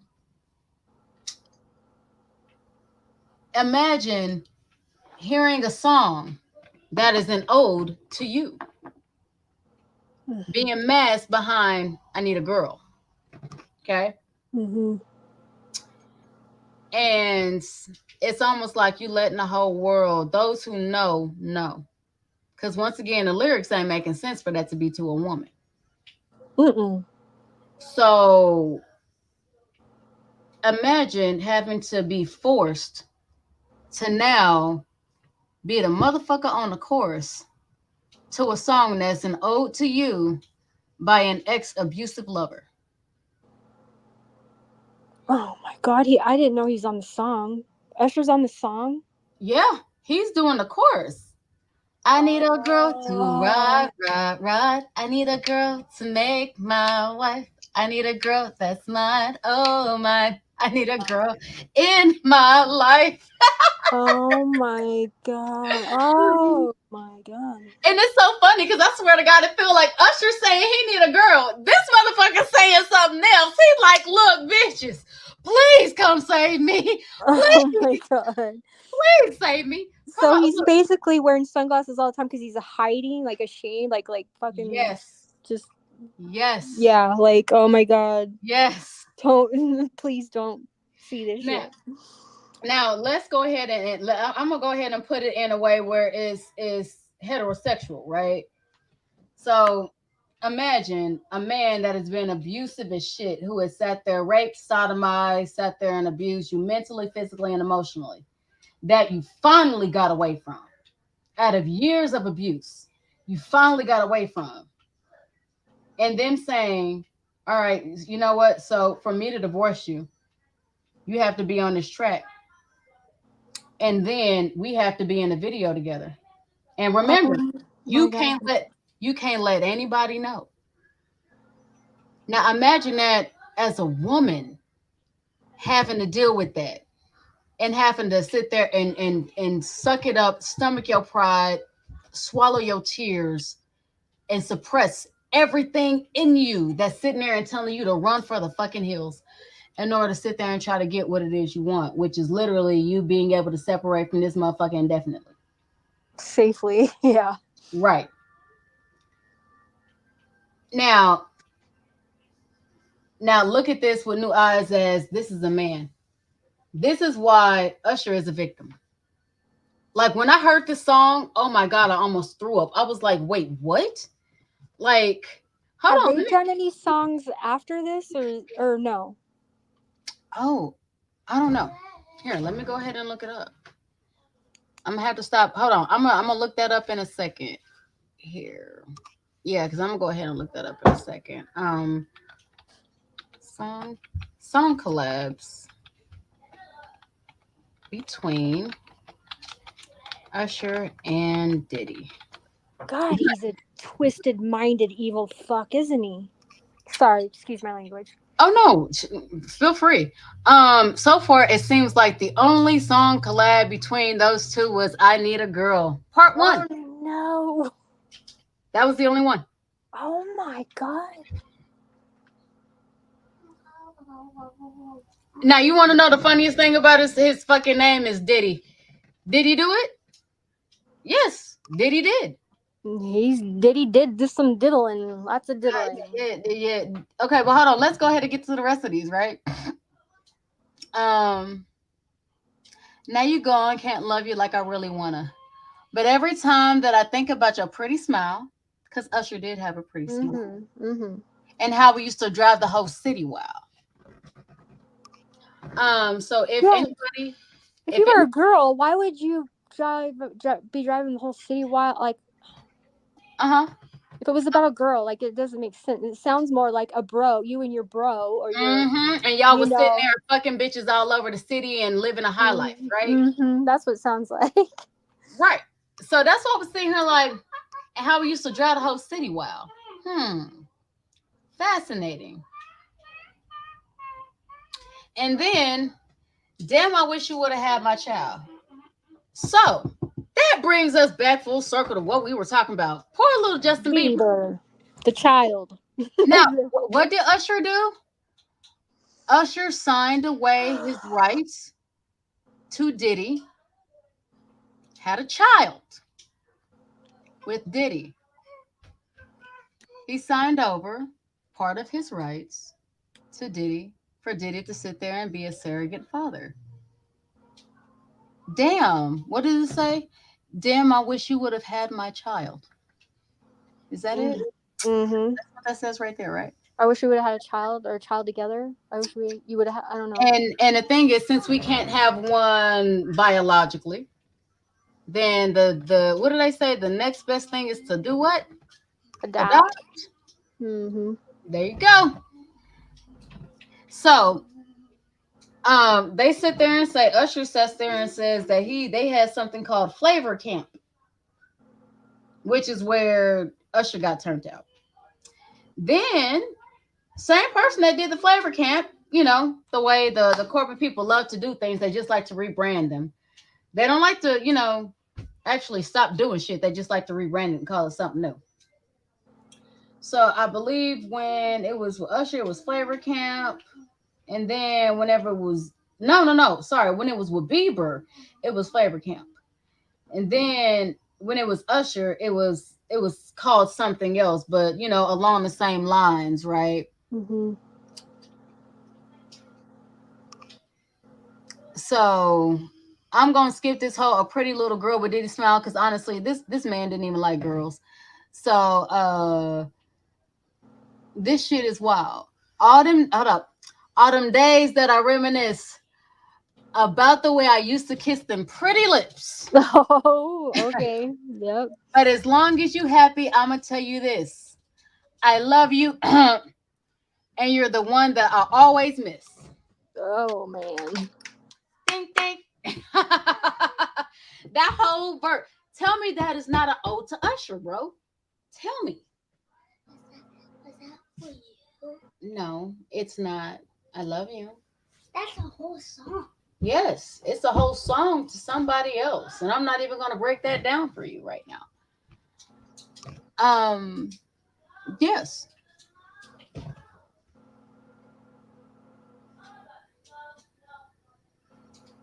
Yeah, it's very interesting, isn't it? Wow. Yep. I just figured, you know, it was a little fascinating here and there, you know. Oh my God. Wow. Yep, absolutely, baby. God, he's so twisted, though. No. Even hubby said it. He said they had a child together. Justin Bieber's mom signed his rights over to Usher, and Usher gave his rights to P. Diddy. They had a kid. Yeah. He met all like the obligations and shit too to be able to get the hell, like, get away. Like to satisfy him. And then here's the craziest part. So when even after Diddy got Bieber, even Diddy and Sean sat there and said, you know, Usher never returned. He never came back. He didn't. It was only before that where he sat there and had other kids meeting up. I think there was another kid that was a singer at the time that was around the same age as Justin. And, you know, they had them do collabs and stuff like this. And I believe it was, okay, they had baby. And I believe that Ludacris was on there. Look, I ain't even dug into Ludacris, but Ludacris is looking kind of sus too. And the thing is, oh, he was a pretty man. Oh, so my thing is, baby, I could ain't no telling what the hell was going on with Luda. I mean, shit, I remember he was with Trina. And there was a time where he pissed Trina off. And baby, look, she started blabbing, telling all of it on the mountain, sitting there talking about how, you know, his manhood, how he like putting it in other things and not where he was supposed to put it. And woo, woo, woo, woo, woo. Now, mind you, she was also a woman of the industry. So she already knew that there were certain things that she couldn't just outright say. Yeah. But she can hint towards that shit all the fuck she wanted. And What happened? yeah, I mean, I'm stopping. Babe, you know what? You ain't shit.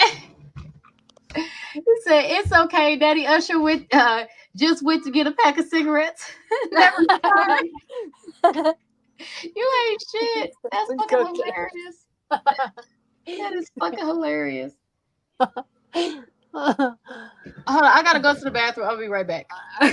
That's funny shit. Oh my god. I didn't know Ludacris though. He was. I heard it actually. Where I don't know if it was like Joe Budden's podcast. I don't know if you listened to him, but the Joe Budden podcast. I don't know if it was on his or something, but somebody did kind of say something about Luda somewhere, and I remember I'm like, huh. I kind of was like, Ludacris?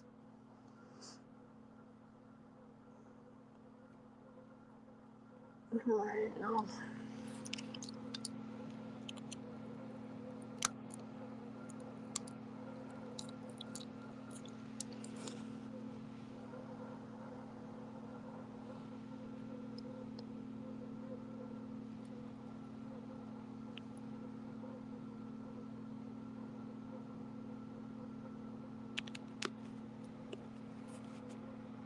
I wonder too how much of the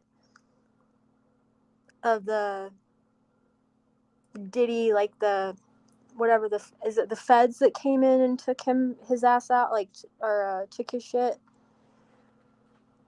like how much of that the shit that they discovered, I want to know like how long that's gonna come, like all the shit that'll come out on that, if we'll get to hear any of it.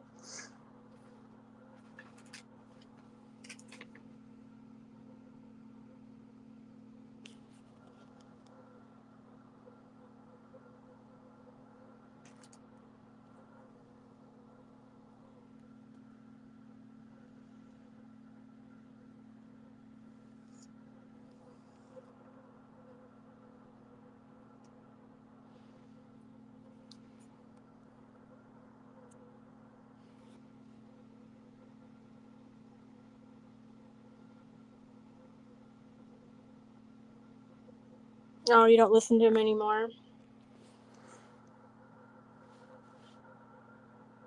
I like Joe Budden. He is definitely an arrogant bastard, but he does have like a lot of really good conversations and shit. So. Wait, okay, I'm back now. Oh, Joe Budden? Oh my god. I'm sorry, look, I lost respect for Joe Budden after he sat there and got his ass whooped by multiple people. On top of the fact that, my dude, how are you gonna sit there and talk shit about any other man? Yeah, your girl Taraji that was fucking with him heavy almost married this man, baby. Look, she was shouting all kind of shit up from the fucking rooftops about that man. Oh, he's definitely an arrogant asshole, but he does have a lot of good conversations between him and like the other people that he talk. Like I started watching back when it was like Rory and Mal that used to be with him, and now they have their own show, their own podcast. Yeah. But when he fucked them over, you know, I lost some respect there. Exactly. But and so I wasn't really watching that much because I thought, oh, you know, it's gonna be bad. But actually, the people he has on now, he has on Melissa, what's her name? Ford. She's beautiful. But she used to be one of the a major dancer or backup dancer or whatever. I don't know what you call it. Is it Melissa Ford? No. Oh, Yeah. I can't remember her name. She's beautiful, but she stopped being a lot of videos, rap videos. Mhm. But he has her on there, so it's nice to finally like hear a woman's side, like perspective on some things. And then like the other guys he has on, like they're all like different in their own like opinions and thoughts, and you know, there's like a unique. They each have their own kind of like thing. So I like listening to them mostly because, I mean, Joe, he's an arrogant asshole, but My thing is he's arrogant as shit, but you know, when you that arrogant, I mean, my thing is this: if you're gonna be arrogant, you at least need to know how to fight too. You know what I mean? Like, because my thing is, of course, your mouth gonna get you in situations to where your hands gonna have to say. And this dude, look, I can't. He was getting beat up by his girl. And I don't mean that as in, you know what, I'm trying to like downplay men who are in abusive relationships or none of that. Because he was also putting hands on her. But which girl? Like which? Taraji. Oh, to Taraji. Or no, Tahiri. Tahiri, yeah, but she's been known to put hands on lots of men. Yeah. But... Oh yeah, baby, look, hold up. That girl's dad is a Puerto Rican mob boss. Oh damn, I didn't know that. Oh yes. He run Puerto Rico, baby. He run Cuba. No, sorry, he don't run Puerto Rico. He run Cuba. That bitch is Cuban. He run all of Cuba. Damn. Look, all I'm gonna say is this: the list of bitches I'm not getting into it with. There's not a lot of women on that list. She's one. I ain't gonna lie, cause she got a fat ass. I'm just trying to look. I just want to look one time to see if it tastes as good as it look. Okay, that's just me. She's she's definitely. Oh, beautiful. She's fucking gorgeous. But beautiful. You know, was his last baby mama. Oh no. His last baby mama got with him because she was trying to piss off her ex-girlfriend, which was Erica Mena. Oh my god, yeah, Erica Mena is she's a mess. Oh, she a Scorpio. That's all I'm gonna say. Like, no shade to Scorpios. All I'm saying is, you know what? Look, if you are a day one Scorpio, for a Scorpio, if you are a day one friend, that means that you have been friends since you were in kindergarten, and you have never done anything to piss them off. They will become some of the most loyal motherfuckers in the world, probably in this galaxy. Do not get me wrong. But if there has ever been a time that you have ever pissed this motherfucking Scorpio off, if there has ever been a time, regardless of whether they check you about it or not, okay? If there has ever been a time that you sit there and meet the Scorpio after a certain age, okay? Baby, look, them creatures are dangerous. There's a reason they motherfucking scorpions, okay? I've been friends with my specific Scorpio friend. I've been friends with my Scorpio way back before she even knew that she could use that motherfucking tail to hurt anybody, okay? Before she even realized it was a stinker, okay? So I ain't never got stung, but I also don't go out of my way to fuck with other Scorpios. I don't. I have Scorpios, they be like, oh my God, girl, you know, you're this, I'm a Scorpio. I be like, uh-huh. And they be like, oh, follow me, bitch. I will not be following you back. You dangerous. You are hazardous to my motherfucking health, bitch. No. Oh yeah, he got beat up by the Migos. Did he? I mean, I saw like their little bullshit, like the interview where he walks off like a little bitch. But did he actually get? Yeah. Later on, did he get checked by them? Oh, baby, he probably got jumped. Fuck check. They checked this motherfucker on his live. The fact that this motherfucker felt like he had to sit there and come out. Here's the thing: if you wasn't bothered, you would not be bothered. Does that make sense? Yeah. But obviously you was bothered, so you was bothered. You was bothered, so obviously now you feeling like you got to try to come out, sit there and try to save face on some shit. And then you got chin checked? Boy, if you don't sit your ass down somewhere, please and thank you. Boy, look, no respect, none. And I didn't even like all the Migos. There was only one I thought,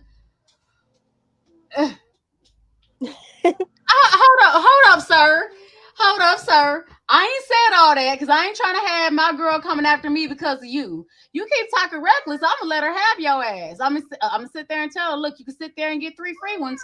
After that, don't do no more. She gonna look at me and be like, probably give you 1 because she my friend. But don't sit there and be trying to get me fucked up by Scorpios, motherfucker. Don't do that. But I mean, Scorpios ain't shit. Well, no. I ain't gonna say that ain't shit. I just say that, you know what? The only Scorpios I fuck with in my life are the ones I've known since we were very, very young. I mean, but I'm kind of like that with almost anybody. If, you know, the way you know I really, really, really rock with you is that if I still associate with you and we still friends and we've been friends forever. I got 3 friends that are like that. 3. And that's it. And honestly, whenever they die, that's kind of gonna be it for me. Like, I don't even know if I have a whole lot of people that I know from grade school. I don't fuck with, I don't talk to. If I ever feel like I need to say something or talk to somebody, you are not the number that I would think about calling. You are not the face that I would think about hitting up. You know, they're more like the person that if I need a realtor, or if I need to ask a question about this, or if I need to ask a question about that, and you know, I know you're a plumber or an electrician or something like that. Okay, cool. I will probably hit you up. But you know, as far as that's all business, right? It's about clientele and it's about networking. But whenever it comes to Eliza having a problem, baby, look, there's one Scorpio I'm gonna sit there and be like, bitch. She be like, huh? I sit there and tell my little issue. She be like, I don't know. You know what? I might know something that can help you. I might know something that can help you. I might not. And then she always knows something. Something to help. Like, what month are Scorpios? What month range is that? Well, she's an October Scorpio, so it goes from October to November, I do believe. And that's only because October is also Libra. October is Libra Scorpio month. Okay, yeah, I was gonna say it's gotta be later October. Mm-hmm. Yeah. Because her birthday is on fucking Halloween. Yeah. Okay. No, I'm lying. Her birthday is on the 25th. I always mix that up. Her birthday is on the 25th and Halloween is on the 31st. Yeah, I don't have any Scorpio like. And the success that they were all having. Absolutely. On top of the fact that Tahiri was sitting here and talking about she was about to smash one of the Migos. He was probably going back to Joe. Hey, quiet, please. Joe was probably mad because let's be honest, his manhood couldn't sit there and make it through all that ass. And somebody from the Migos was sitting there going in there, lickety split. I mean, that's what I heard. Oh yeah, jealousy. He's king of always being jealous and hate. Like, he's definitely a hater. Well, yes, that's what happens when you big as shit and you got a little penis. I mean, it's little dick envy, baby. That's what happens. And but my thing is, I saw his shit, and it ain't that. Like, it's not. It's nothing neat to. That's what I'm saying. Like, he's not really working with nothing. He's sitting here getting all these women that have, some of these fake bodies. I mean, Tahiri, I don't think she had one because I think she was naturally like that. Yeah, when he first was with her, yeah, she was pretty. She was au natural. She was thicker than a snicker. She was au natural. Yeah, she was good goddamn thick. Okay. I don't know about now. I don't know like. How no, now she's. Well, no, I'm not gonna say she's 100% natural now, but I know it's not her ass that she sat there and got augmented. So I know that she got some surgery on her face and stuff like that because he sat there and broke her jaw, broke her nose, stuff like that. But I don't think she's got any body work, but I'm not really sure. As far as I want to call her Sierra, but it's not Senna. Yeah, Senna. Baby, Senna was a lesbian when she came on the scene. Yeah, because she was with, like you said, Erica Mena. Yeah, she was with Erica Mena. She came from nowhere. I mean, shit, honestly, she was cute until she started talking. Her voice was annoying as fuck. So, I mean, And then she gonna of all the people, she sat there and fucked that dude. But then again, I really can't even say nothing because that's almost like, poor Faith Evans. Girl, look, this woman was getting done in dirty by her family, or not. Well, honestly, I would probably say her family because she was already of the low self-esteem, low self-value, low self-worth. Even though she could sing her ass off, she already sat there and felt this way about herself. Whenever she got with Biggie, Biggie was beating the shit out of her. Okay, and mind you, this was he was a rapper, but let's keep it a whole beat. This man was not attractive. He was the era, or he was a rapper in the era of light skin is in. So already on a societal level, this man was not attractive. Hey, sir, I'm gonna need you to chill with that truck. Oh, okay, you beat it. Good job. High five. Come here. High five. Hello, Ashley. Hello, sweetheart. Are you playing with the truck, or is that your? No, he's playing on the video game. Oh, video game. Okay. Mm-hmm. Being a doorman, or what was it? No, that's a his different sister. one. No, that's his sister. She was doing something else on her tablet. He was doing the. Well, what video game is he playing? He's playing Sonic the Hedgehog. Sonic Generations. Sonic Generation. Sonic. Ooh, I love Sonic. Me too. But still, I'm old school. I Mario's. know when it came out, 1991. Look at you. Yes. That's so smart to be able to remember that stuff, know that stuff. Oh yeah, he has a memory for numbers like none other. But when she was with Faith Evans was already sitting here and allowing herself to sit there and get beat up by Biggie. Hold on. And yo dude, you already know your dude is sitting there cheating on you with a dark-skinned girl that honestly is at that time, she was considered, the Jezebel. I'm being very courteous. Yeah. She was considered being the Jezebel of the street at that time, right? But her level of loyalty, that she had with him, it was different, right? So my whole thing is, girl, your husband done died. You done been, I'm not even going to sit there and say she done been alone, because once again, she just ain't been in the limelight, right? And then of all the motherfuckers, literally, in the world, you could have been with, you literally sitting here fighting over Stevie J, who literally had an ex-chick that looked like a whole dude on a mannequin. Like, bro, really? Like, he had Jocelyn. Jocelyn looked like a whole mannequin. She looked like a man. Like, honestly, before yeah, I really was suspect about that. Right. I'm like, bro, before that sex tape, I promise, everybody swore this thing had a penis. Before she sat there and had that damn, not a sex tape, but she had like a little, like a soft porn video or something like that. And before that, to where she's sitting here showing the kitty, right? And don't get me wrong. Did? Yeah. Oh. And how was it? How did it look? Like, it was pretty. It was prettier than her face. But see right there. Do you think it's a made one? Like a like, no, like, she really is a woman. She's 100% a woman. Okay. Yes. I mean, shit, just recently she sat there and had that little girl with Stevie. So she's one of Stevie's baby. Oh, shit. Yeah, my dumbass. I forgot. Yeah. No, it's okay, because I forgot about it too for a minute. But when I sit there and tell you, look, that motherfucker was so pretty, I'm literally like, how the fuck? I said, that's the reason that motherfucker's so pretty. Ain't nobody fucking with her because they think that she a fucking man. So this way, this motherfucker ain't really getting pounded in appropriately. So you know what? That motherfucker was pretty. Stay pretty. I mean, everything on it was pretty. Because she did strap-ons. She fucked him. Right. And she liked it, and she like still like that's her thing. Like, I think she really wants a dick. Honestly, I would not be surprised. What's up, Robert? Sorry, the conversation. What's up? You're good. Y'all do your thing. So sorry, this conversation went completely. Yeah, it did it did a complete 365. Like, We're talking about Jocelyn's but JJ. Oh my god. no, her thing was pretty as shit. Like, she had, I'm not gonna hold I you. want to see it.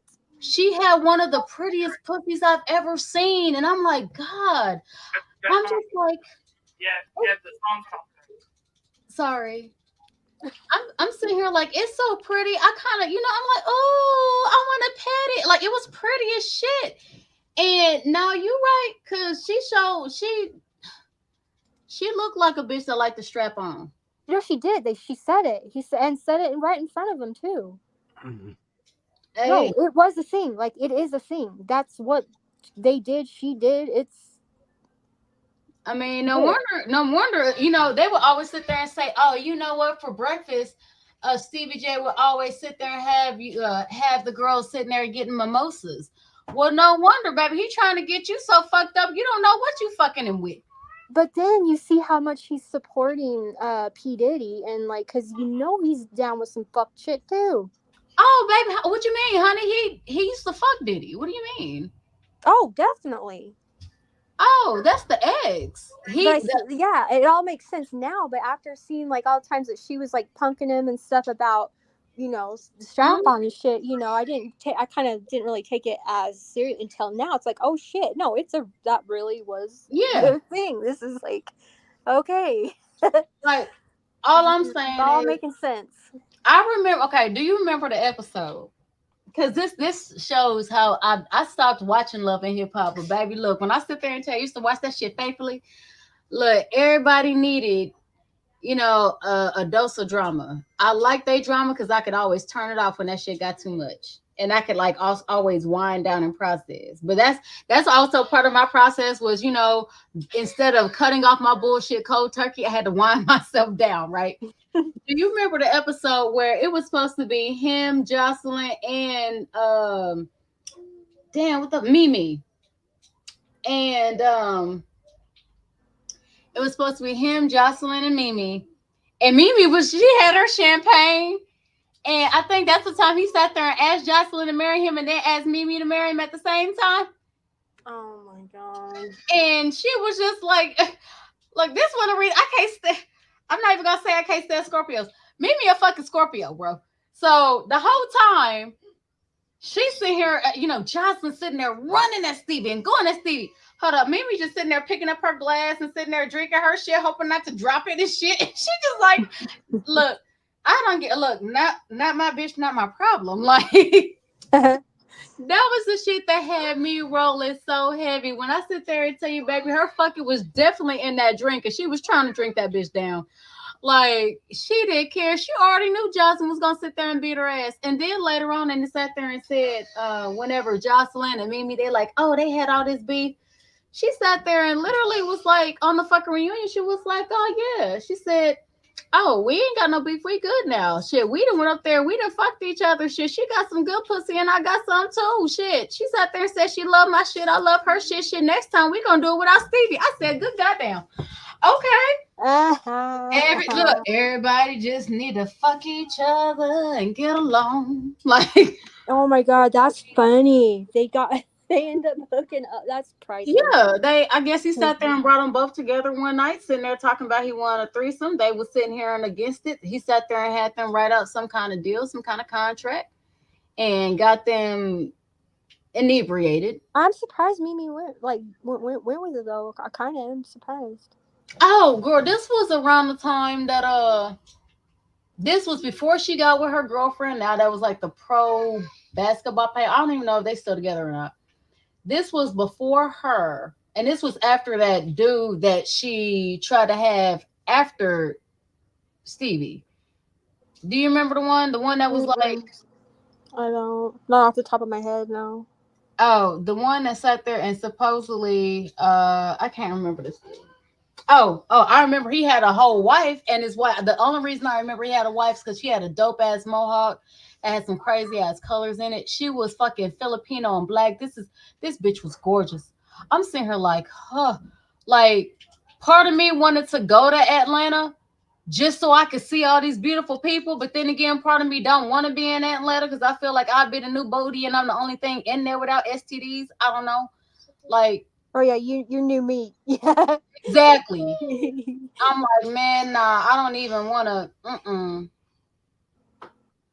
But when I sit there and tell you this shit was crazy, like she was gorgeous, and I think she was a writer and something else, so she would sit there and write songs and everything else. And the whole thing is that Mimi was sitting there sleeping with her husband. She didn't know this man was married. So, she's sitting here pretty much saying, well, you know what, my apologies. And she was like, well, dude, I don't care. As long as if you're going to sit there and do it, you got to put in financially. Other than that, I don't give a yeah. Nico, thank you, baby. Yeah, she was with Nico. That was that fool's name. He literally looked like, oh, you gonna have to look him up. He looked like a knockoff fucking Stevie J. Oh god, and he's hideous. I'm sorry, Stevie J is just. Ugh. Look, Stevie J looked like a big ass fucking rat to me. Yeah, he's goofy. Look, he's just. And then when he tried to do that, like this motherfucker looked like he's turning into a rat. Like he reminds me of the rat off of The Witches. Like when they got the head witch and they sat there and gave her that potion and she sat there and turned into a rat while everybody else was in the house. Yeah. That's what the fuck he looked like to me. Every single time he does that fucking shit, he ugly as shit. And it just, I could not understand how in the hell is he like getting all these damn women? Like, because he's not smooth. I think he's a joke. I think he's a clown. Like what? It had to be like. Girl, he can't be a clown, honey. A clown got big feet. He can't be a clown. Or it's because of his connections and shit, right? Is that why he ended up getting like lots of the women, like a lot of the. In all honesty, I think the reason it's not that he gets lots of women. He gets a specific type of woman. He gets one that has low self-esteem. He gets a woman that has low self-value, low self-worth, and that is willing to allow him to do whatever the fuck he wants to do. Remember, that's the motherfucker that now is married to Faith Evans. Wait, he's now married to her? Yes. Wait a second. Stevie is now married to Faith. Yes. What the hell is she thinking? What do you mean, honey? She sat there and was married to one abusive, narcissist piece of shit. You don't think she's gonna be attracted to another abusive, narcissistic piece of shit? Well, I always hope. I always hope not. I always hope that. I mean, she went from dark skin, heavyset to, medium chocolate rat face. Oh man. She would have been better going off of Ghostface. Oh, that's disappointing. Well, I mean, like I said, it's not so much that, Bubba, thank you. It's not so much that they're getting all these women. It's just that my question is, why is it that Atlanta has so many women that literally see no value in themselves to allow somebody, I'm not even going to say a man because women are just as bad at it too, but to allow anybody else to sit there and treat you as less than what the fuck you are actually worth? What the fuck is it about Atlanta that literally is putting on blinders to these women to where they can't see the value in themselves? Because I'm sorry, maybe this is an issue of mine. Maybe it might be willing for me. I might be willing to work on it. Maybe not, to be 100% honest with you. My thing is, any man that like to get poked in the ass and you're a dick. So you mean to tell me you like dick and you're dick? You're a prick that like dick? Oh no, bro. Look, the level of shit talking I would do. Oh, Eliza, what that mouth do? Nigga talk shit. Well, see, that's what's her face did. She would talk her shit to him. What's her name? The one that has the pretty kitty. Jocelyn. Jocelyn would fucking talk her shit to him and call him out. Here's the thing. She would talk her shit and she would call him out, but she was still smashing too. There was episodes where she's all giddy. And remember, he sat there and got her from, just like Eve. Okay. Just like Eve. Everybody remember Eve, the rapper. Yep. Right? He went to the same strip club because he sat there and went to the strip club, sat there and got Eve, sat there and was sitting there whining and dining her. You know what I mean? Turned her out, abused her for years and everything else. And then, she actually made it big and people really liked her shit. And so she was able to escape that way. Yeah. Because he slept with every single one of his damn artists that he could. Like, there were so many. Yes. That's one of the reasons that the women would flip out whenever he would have a new artist, especially if I'm supposed to be your artist, you're supposed to be giving me 100% attention, baby. That's not really how that goes. If you want 100% attention, that's because you want 100% dick. Whenever you're sitting here and doing art, you're supposed to separate business from pleasure. So at the end of the day, baby, you was just sitting here and giving out free pussy. And I mean, my thing is this: my mama taught me, back up, because I don't want you hitting that again. Thank you. My mother taught me early on, you don't give up no pussy for no empty promises. And if it's a promise that hasn't been met, guess what? That motherfucker's empty. Because once you sit there and give up your part of the contract, that means that they can hop out null and void. Yeah. You never give up no pussy for no empty promise. The fuck? And so to me, because I was taught that by my mama, the shit that they're doing looks crazy to me. Oh yeah. But yeah, he was with Jocelyn, sat there and knocked her up, sat there and did all this, then sat there and tried to say she was cheating whenever she was so indoctrinated by the type of lifestyle that this man was given. Ain't no way in hell she would have ever cheated on this man. That's one of the reasons she was so upset whenever he sat there and embarrassed her. She wasn't cheating. She would never step out. Whenever she was forced to, she sat there and got somebody else. She was on another show.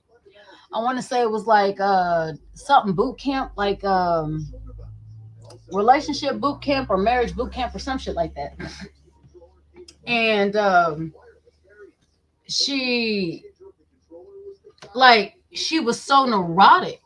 At least that's how the other partner sat there and saw her. Like, she's up, she's down, she's in, she's out, she's this, she's that. She's so fucking neurotic that, he didn't even want to deal with her, because one day she'll sit there and be, like, she'll offer to rub his head, suck his dick, suck his toes, this, that, and the third. Yeah, she was a handful, is a handful still. Right. And, I mean, my thing is, my heart kind of goes out to her, because you can tell she has dealt with a lot of shit. A lot of people have taken advantage of her. Sex has been one of the main ways that has gotten her from point A to point B. So now she feels like she has to exploit that. Even before she had her daughter, she sat there and said that she didn't want to have a baby. She was scared, this and that. And then it got to a point where she wanted her daughter. After she had her daughter, she was afraid to even sit there and try to have shared custody, like all kind of stuff. Can you turn that down, little Prince?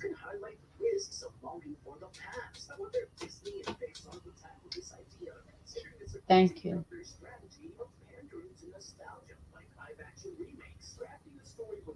But I mean, it was just, her story is sad. This man that moved on to Faith Evans, who already has her money, who already has some of the royalties that, well, let me not say that, because honestly, I think the Diddler is getting most of those royalties from Biggie, because he sat there and was smart enough to sit there and try to buy all his shit before he died. I mean, he's still making money off of Biggie 25 years later, and I think he died when he was like 24. Or no, it might have been longer than that. He might have died at 25. I think he was younger than 25, though. But still making money off of this man after he's been dead and gone. I don't even know how much of the royalties actually went to the family. This man had a daughter, I think. I believe he had a daughter. Biggie? Yeah. I don't remember. I swear he had kids. I thought he had more than one. I could be wrong too. I don't know. Right. I mean, I thought he had a daughter. I could be wrong. That could be a fucking Mandela effect for all I know. Yeah. There should have been royalties at least going to the mom and everything else, and baby, there was nothing there. So, I mean, like, no wonder she done sat there and got with fucking what's his face. She's sitting there and trying to get as close as she can to them fucking royalties.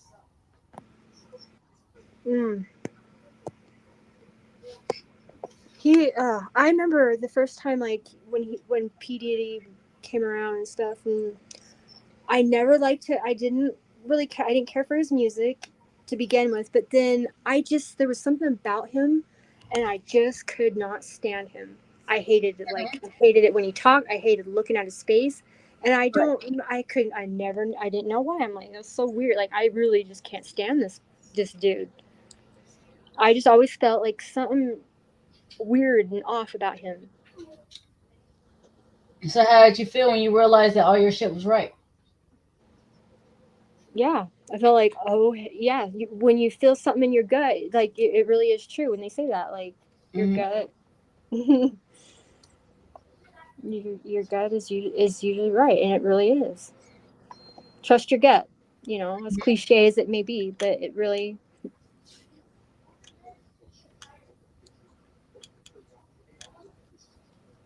I mean, I will always sit there and trust my intuition first and foremost. I don't care who likes it or not. I will sit there and leave anybody in the dust if it comes to, trusting myself or trusting somebody else. Baby, look, I will bet on me every time.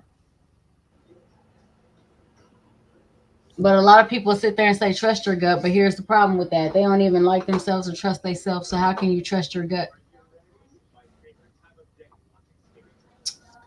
You wonder who think of you. What are you talking about, Hammer?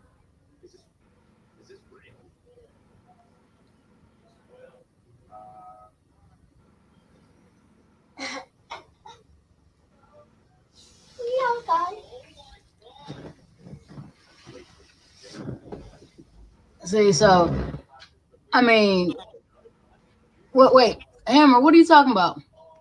What you mean nothing? Never mind.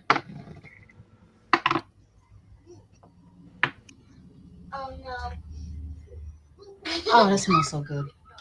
I'm sorry, I just got done smelling Scentsy. Smells delicious. You were just playing about what? Oh, you better not be thinking like putting yourself down, or because we're talking about these sick ass piece of shit men, and I'm hoping that he's not like, I wonder what they think about me, like. Put it like this. Oh no. We weren't talking shit about men. We were sitting there talking about shit about specific gay men. We were talking shit about P. Diddy, aka Puff Daddy, aka Sean Puffy Combs, aka Sean Diddy Combs, aka the booty bandit, the new booty bandit of the prison system. And I'm only calling him a booty bandit because he likes to rape other men. He doesn't even have the wherewithal to actually fuck a pussy that is actually thrown at him. He would rather sit there and rape other men and then make them sign a contract so they can't sit there and talk about it. So now they have to sit there and they feel like they have to carry that trauma forever. I feel some type of way about that. They were talking about Stevie J. This man is a rat. I mean, literally, he looks like a rat. And he also likes to fuck Puff Daddy, a.k.a. P. Diddy, a.k.a. Sean Combs, a.k.a. Sean Diddy Combs, a.k.a. Sean Puffy Combs. AKA the little boy wonder. And I mean, like, please watch your kids. We don't need no little boys wandering in that motherfucker's direction. Kind of little boy wonder. So no, we really won't. A sweetheart, if you like dick, then, well, no, we couldn't be talking about you. You know why? Because even if you like dick, you know what you're not doing? You're not raping other men to sit there and get your rocks off. So no, we're not talking about you, sir.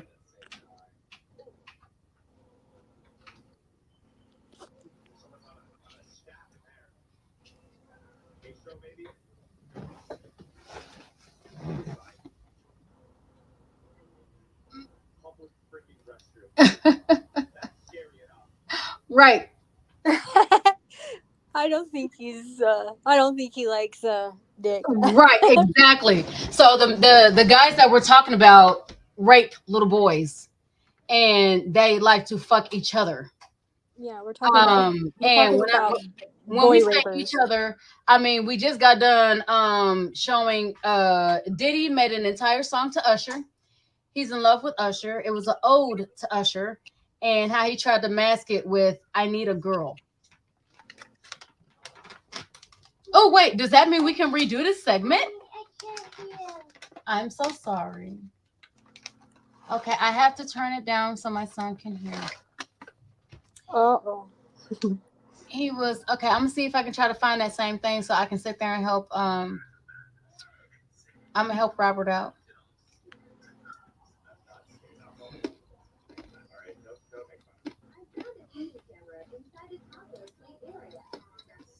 I have no clue. Hold on.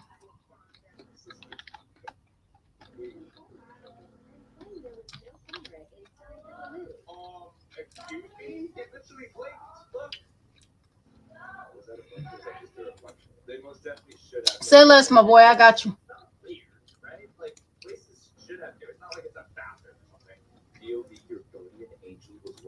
Okay. What do you say? What did he say? Oh my God. That's funny. Sorry. Okay, so I have to get closer to the mic. That's hilarious because I'm not trying to get in trouble by my son. Oh, don't you mess up that video game. I know. Can y'all see that?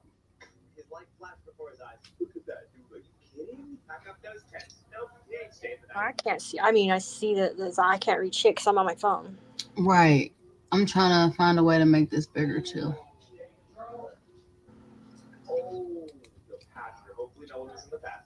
It's better when you read it anyways. Right. I'm sitting here and trying to find a way to make this shit bigger. Okay. So I'm trying to get to the right spot.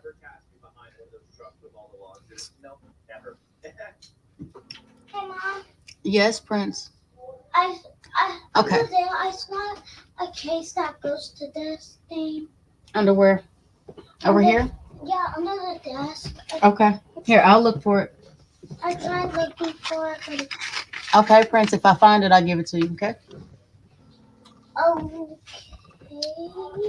Thank you. Okay.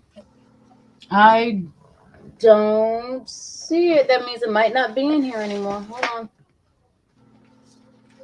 Being that you guys are always I think it got slipped. right there. Do you see it? Do you see it? T-Bird, did you have a good lunch with your mom? I need to check there. Of course I did. Oh, and I'm so happy that you did. I figured that you did if you had came back on here. And did you tell her all the cool stuff you learned and are doing and? No, I just brought it to her attention, like what I'm gonna be working on and what I gotta do, and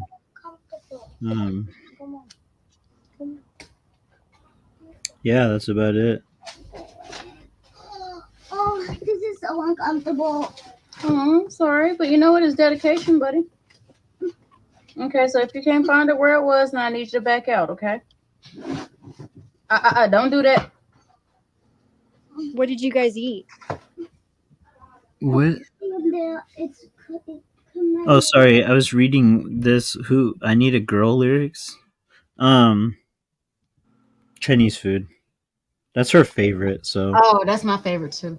Okay, so I'm gonna go ahead and get to reading these lyrics real quick. Can I go ahead and read these lyrics, little prince? not so loud. Oh, okay. I'll read it quietly. So, okay. I had a girl that would have died for me. Didn't appreciate her, so I made her cry for me. At the time, he was kind of talking about J-Lo. Every night she had tears in her eyes for me. Quarter K, shorty took her whole ride for me. She took the whole ride for me. Can you explain that? Do you I don't? What do you think he's talking about there though? Quarter K. Yeah.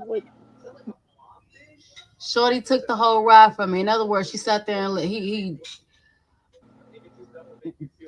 homies run a train on her. He asked for it. She gave it up. She sat there and did what he asked. He passed her on to all the homies.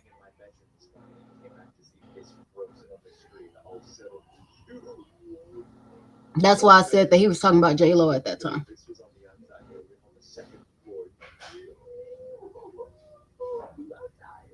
Remember when I was sitting there and telling you J Lo has been through a lot because she was with Diddy, and a lot of people don't even realize how bad that shit got. Yeah, but I was wondering like if it meant like took the whole right, like the gun, like No, that whole incident. no.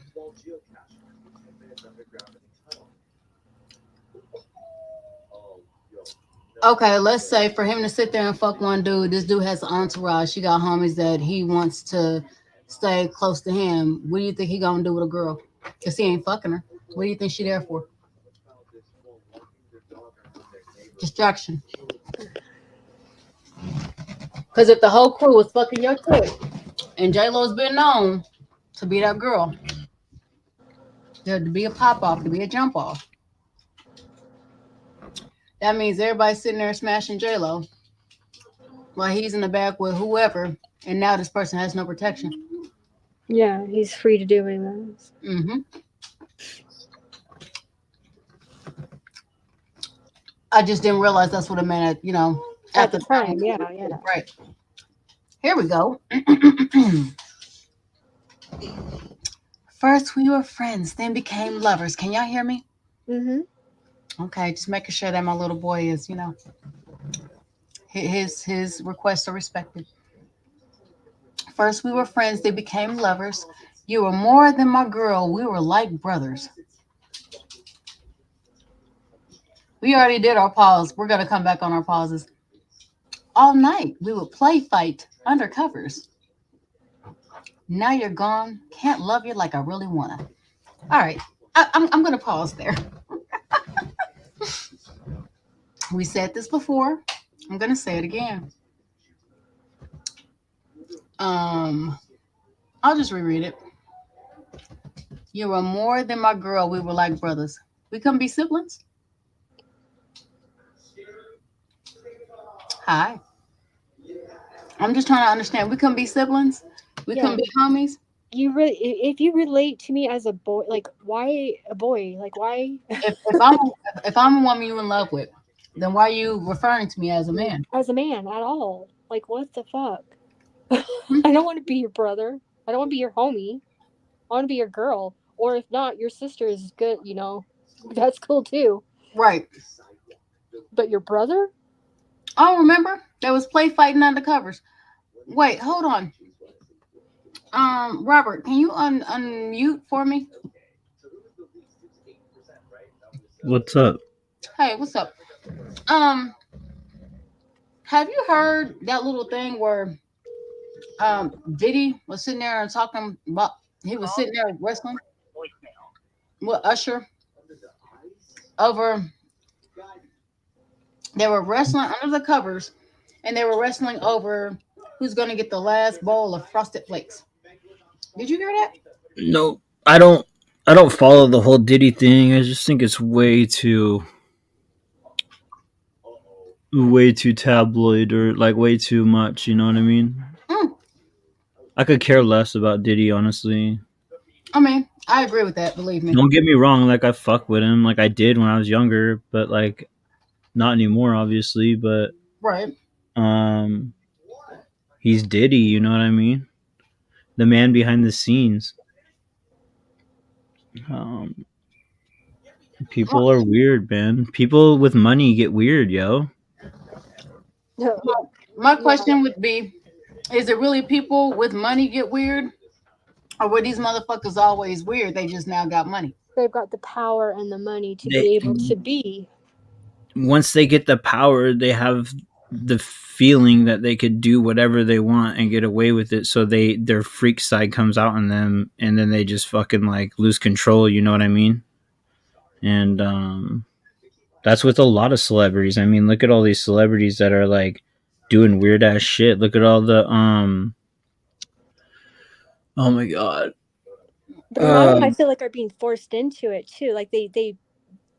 I want to hear his perspective, because I mean, me and you are on the same page. Go ahead. Oh, I thought he was done. Sorry. I mean, look at all the politicians that are into some weird ass shit, dude. Like, look at Pizzagate and like Bohemian Grove and like them fucking harvesting that blood, dude, from kids, you know, the fear and shit, and like, and them eating that shit and ordering that shit, and like the fucking emails from fucking Hillary Clinton. Have you read the emails from Hillary Clinton? Actually, yes, I have.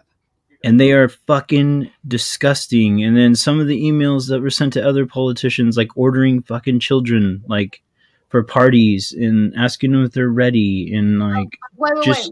Hold on. I love this topic. Thank you so much for. Can I adopt it? Oh, you're good. We just gonna sit there and walk past Mayfair. Come on in. What's Mayfair? I'm sorry. Oh, Mayfair. You knew just what I need.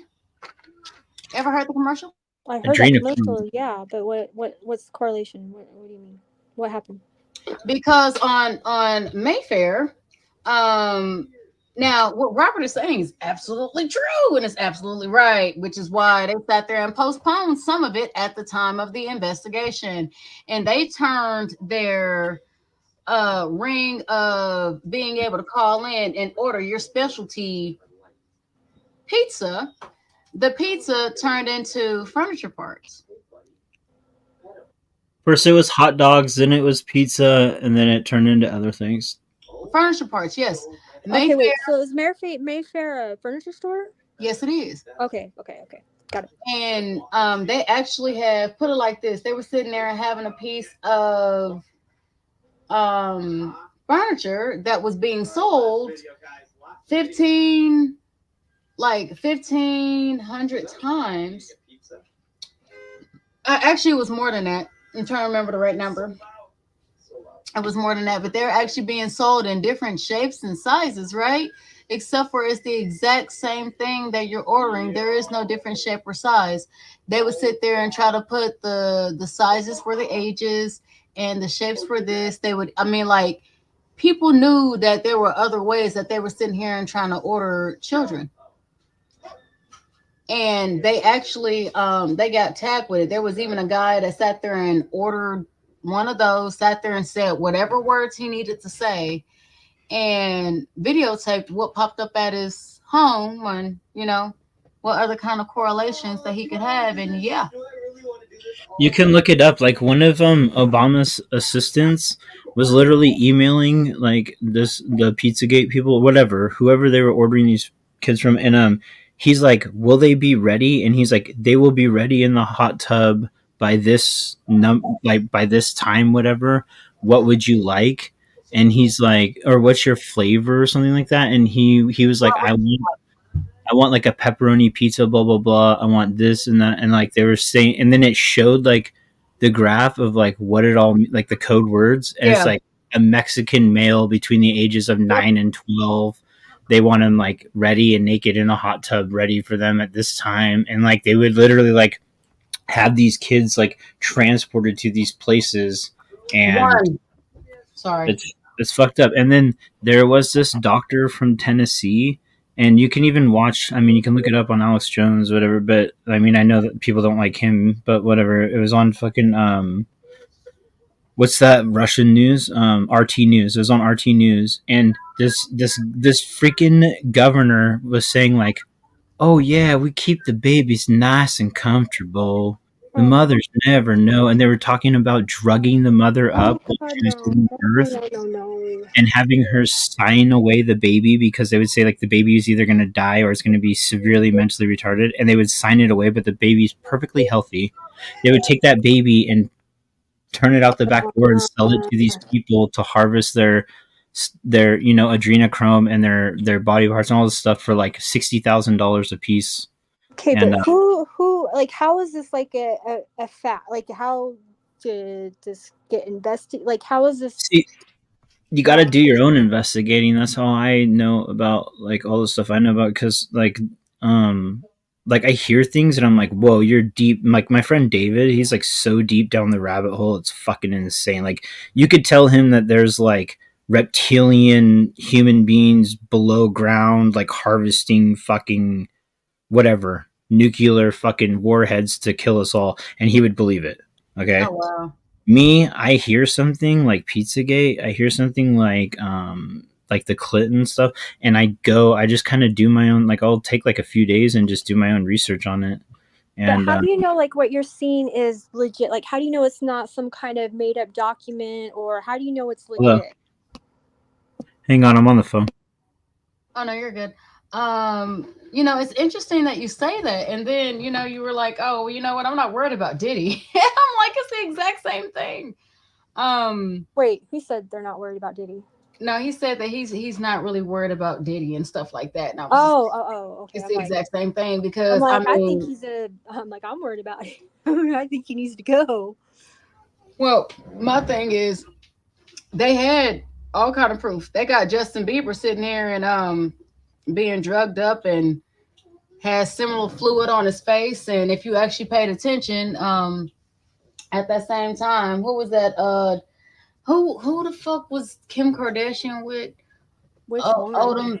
Odell Beckham. Oh, Odell Beckham. And if you actually, everybody was so focused on Justin Bieber at that time. If you actually look behind Odell Beckham, somebody's straight fucking this motherfucker. Like he's literally like bent over, and he's sitting there and somebody fucking him doggy style.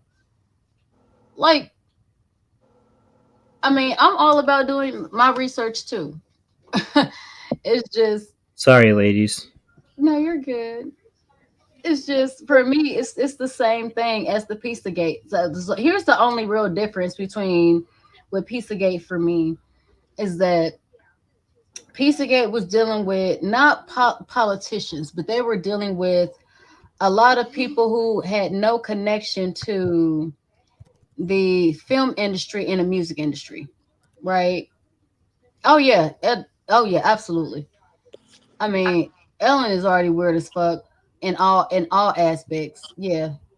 And don't get me wrong, there's ones that I like that are like involved, like Right. Will Ferrell. He's one of them that's highly involved. There's a lot of like actors. Okay, do you know that they had mock, like they had a mock body that was like a cake, right? But it was in the shape of a human being, and like they cut it open and it would like bleed and stuff, and like they were like talking, and then they were like they're like eating their shit, they're like eating it and stuff, and looking at the weirdest fucking artwork you could possibly believe. Have you ever seen the Pizzagate artwork? I won't look at it. I don't even know what I don't even know what you're. Well, no, Pizzagate was pizza. It's called Pizza Planet, I believe. And it's in New York, and it's like a pizza place, and that's where all the fucking high rolling politicians did their like dirty work and like did their dirty shit. And you should see the artwork that was hanging up in that place, and some of the stand-up comedy that they did in that place, where they talked about just like sexually abusing children, and the artwork is really bad. It shows like little kids with ball gags in their mouths with their butts all red, and like kind of like kids. some of the Epstein stuff, kind of crazy. Yeah, exactly. And that's one of the reasons I say that I won't look at it, is because one, whenever we're dealing with, like we were talking about much earlier, right? How your tongue, hey, there's a lot of power in your tongue, right? So we have to be careful what we say, but there's also a lot of power in what it is that we're intaking. And when it comes to what we're intaking, everything that you see, everything that you smell, everything that you touch, everything that you hear, you know, the five senses, right? Mm-hmm. All of that goes into your subconscious. Think about it like this. There's a reason they had those pictures on the wall. One, because this kind of activity is welcomed. Two, if it's not welcome, it's going to make you more susceptible to seeing it because you're seeing it on the wall. Believe it or not, subconsciously, you become more open to it. Open to it. Yes. But what I was sitting there and explaining earlier is that the whole Pizzagate, the only difference between them, the film industry, as well as the music industry, is the fact that these were people that were just that were on the tax bracket of things, high society, right? And I'm about to say, where did she go? Okay, there you are. I'm like, wait, did I just boot myself? You did. That's okay. As far as the tax bracket, in other words, these are motherfuckers that made a lot of money, and whenever you get into a certain tax bracket, you begin to have connections because I mean, you're meeting these people at banks, you're meeting these people at here to be able to have conversations with so and so and so and so to be able to do this, to be able to make these things so that way your shit does not get touched, right?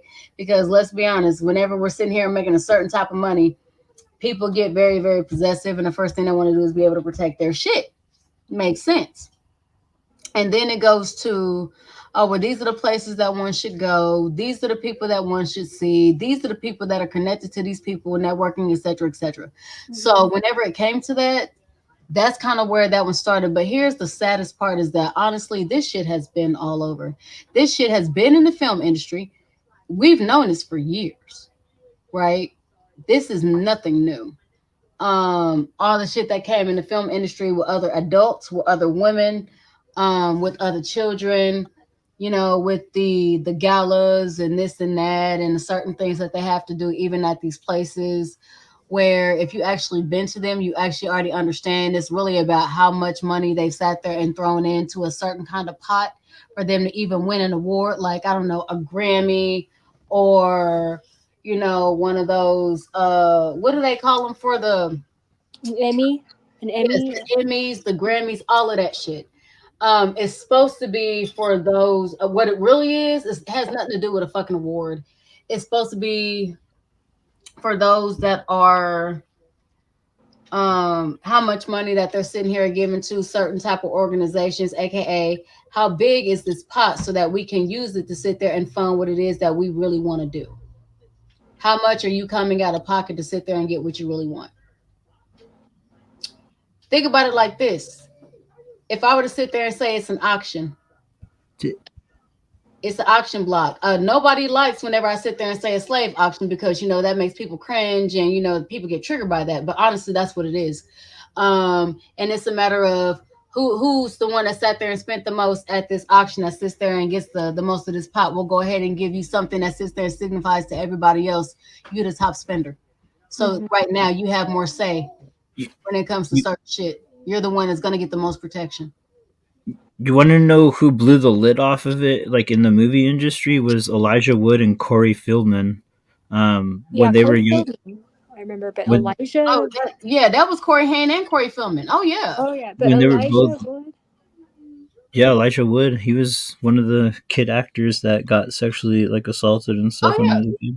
It wasn't him. I know it was Corey Haim and Corey Feldman because they sat there and said their shit happened actually in my favorite fucking movie of all time, which is kind of disturbing, The Lost Boys, hence my dog's name being the Nook.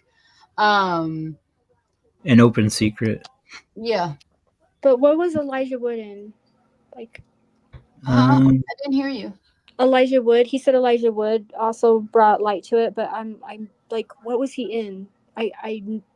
Elijah, he was in the Lord of the Rings. He was the little dude that was Frodo. Okay, Frodo or Hobbit or some shit. Yeah. Okay. Girl, he always had them weird ass eyes that look like they literally were just hanging on by a motherfucking prayer and a thread that they motherfucker should have popped out his head long ass time ago. Yes, and the Oscars. Yes, hubby is correct. Brian.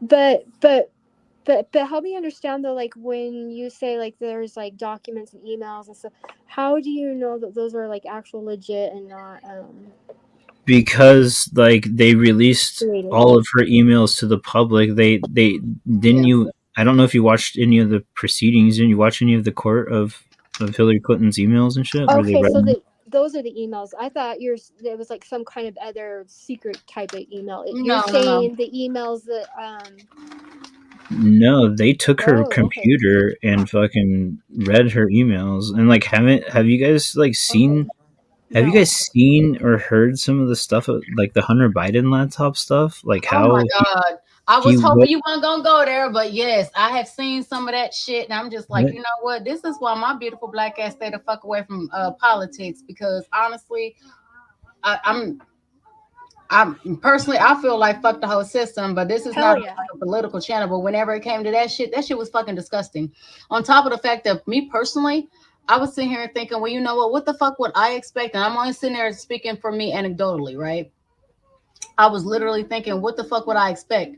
If you sat there and peep game on motherfucking Biden himself the entire time, he was always sitting there and trying to grope little girls, sitting there putting his finger up areas, sitting there and making little boys uncomfortable, sitting there holding, squeezing on the damn, sitting there trying to kiss them in the mouth. I don't know about y'all, but what I'm not gonna do is sit there and take somebody's random 5-year-old, 6-year-old, 9-year-old and sit there and try to fucking face, tongue kiss them and all this other shit. I'm not gonna do that shit. If you guys get the chance, there's a movie put out in 2007 called Endgame. Yep, I've watch seen it. watch Endgame, and then there's one in 2009 called Obama Deception, the Obama Deception, and that one is amazing too. And it'll give you lots of information and facts about like really fucked up underground shit that the government has done. And what's cool about these two documentaries is that there's a lot of evidence behind it that backs it up. They're not just saying shit; they're actually like showing it and proving it, which is right. cool. But see, here's the thing. The saddest part is now. I don't know how old y'all were. I know how old I was. Whenever we heard about Clinton, I'm not talking about Hillary. We're talking about William, Billy Boy. Whenever he sat there and all I'm gonna say is the stain on the dress. How old were y'all? Oh, well, I was a teenager. I remember being a teenager when he was running for office. Mm-hmm. Um, And you remember that beautiful darling Monica Lewinsky? So yeah, I remember. And I remember blatantly hearing him. I did not. I can hear it in my head. Like I did. Oh yeah, not how have he did sexual not relations have sexual with that relations woman. with that woman. How he just had guap guap 6,000. Yeah. You know what's craziest? Growing up, I thought he was one of our greatest presidents. Like when I was a kid, like when he was elected and he was our actual president, I was like, he's one of the greatest presidents. You know, he's been to Epstein Island over 9 times. Did you know that He's been sitting there fucking and raping and killing girls since he was a teenager in high school? Bill Clinton is one of the most evilest men in politics that we have ever had, like in office. Like Why that's you not think you like him so much? I don't know. I think a lot of them. There's the shit that we don't know about. No, here's the thing. Yes, a lot of them have done fucked up shit. Oh, not Obama, but Bill Clinton. One of his fucking victims was a 13-year-old girl. I mean, he has raped and had motherfuckers knocked off. I don't remember though. Like, how did she die? Like, what was it?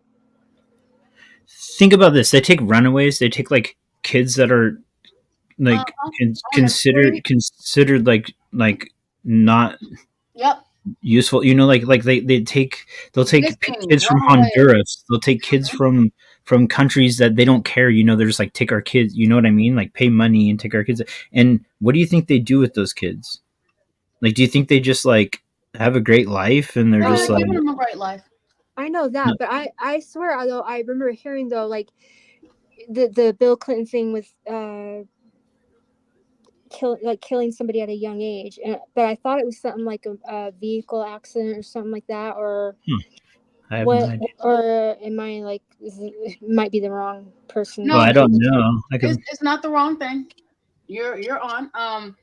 The thing is, that was the one that they sat there and tried to cover up here. So let me go ahead and pose this, because everybody don't like Hillary for whatever reason. I don't know this bitch. All I know is of all the places I don't want to be is definitely on her bad side. This bitch was the one that, even though her husband was doing shit, mind you, she was well aware. Oh yeah, she was aware. When he was doing it, how he was doing it.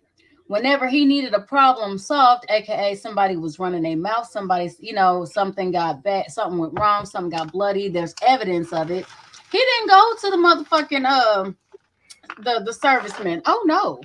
Why would you sit there and go to the Secret Service when your wife is a better cleanup crew? She's got the connects. Yeah, she's always been the connect. That was Vincent. Been a better cleanup crew. Why you think they got married? What? Because she was pretty? That bitch looked like a whole fucking stud. She looked like a bull dyke up there the whole fucking time. You know damn well he wasn't letting up that bitch's mouth nowhere near his dick. Yeah, that was a placement of power marriage. Go ahead, They're Rob. saying that they have a tape of Bill President admitting that he murdered Vincent Foster, which Vincent Foster was his like I think he was the deputy White House counselor or council something blah blah. He was on like the council of the White House for like the first I don't know how many months he was president, but he died and they said it was like they said it was they said it was like suicide like and now like I guess Bill Clinton has admitted to two different people that he killed him and that it's not that it wasn't a suicide and like he didn't go directly to the people that he should have went to and like done like got it done like he waited a long time and they're like they want to know why he waited so long until he fucking said something about this dead body like but I don't know. That's just what I know about the whole Bill Clinton murder thing. But hold on, real quick. That's the one that he had to sit there and try to cover while he was in the White House. I Yeah. get that.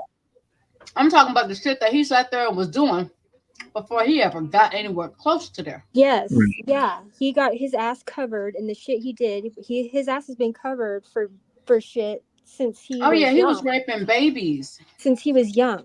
Yeah, since he was in high school, he was getting away with murder, literally. He And I don't know if it was his family. saxophone. Like, was it his family that was into kind of politics or law or No. something like that? Like, how was he able to get away with that back then? Was that baby, he went to a no, okay, so let me go ahead and correct this. The family he came from, they were already presidential elects. Whenever you are a male that is born of a certain family, or it used to be a certain bloodline, but a certain family, they're going to sit there and try to give you best of the best of everything to sit there and try to prep you for XYZ. You think these people that are presidential elects are really just random motherfuckers that are walking around the street that sit there and just know our struggle, that are just miraculously sat there and thrown in this situation? Oh no, baby, they're prepping these motherfuckers from. They're put in place. Yes, that's what I was saying. That's why Hillary and Clinton. It was a power wedding, a power. But you gotta remember, it wasn't any kind of love wedding. It was. I'm sorry, I'm eating pistachios. You gotta remember, building an empire or whatever the fuck. Right. As much as they sit there and they put the males in place, they put the females in place too. Yeah. So her family had some political background too, then? Baby, her family has royal blood background, just like his does. Fuck political. Dude, everything goes back to like the Rothschilds. Everything goes back to like the big banks. Actually, no. It's not the Rothschilds. It will be Queen Elizabeth. It actually goes back to her ancestral lineage and her line that is over here. It ain't got nothing to do with the Rothschilds. Well, they fund a lot of the hold on. I want to see something quick. The money. The main money. Well, the fiat currency, yes. No, okay, so like the meetings that they have, the private meeting that they have to figure out what our money's going to be worth, who's going to be elected, all this stuff. They have a meeting every year with all these people, and like, I mean, Alex Jones has been there picketing, and people have been there, and a lot of them are the Rothschilds. They are, and like a lot of them are big Saudi families that have the a lot 1%, of money. the 1%ers, the ones that make the 1%. Exactly. You also have Bezos. the world. Wait. Hold on. You also have actors. You also have actresses. You also have people that they are trying to decide if they want to even attempt to put on the scene or not, and all this other kind of shit. And one of the ways that they get put on the scene is that they have to sit there and be willing to do some shit at Bohemian Grove. No one's ever noticed, oh my goodness, who is this guy? He just comes out and he already has these parts and blah, blah, blah. I've never seen him even in the, even in the, what they call the back, blah, blah, blah, blah, blah, blah, blah.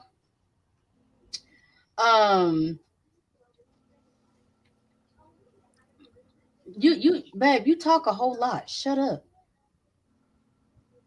Not everybody need to know everything.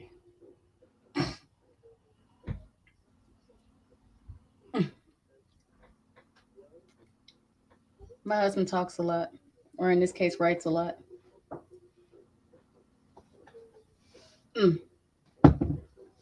All I know is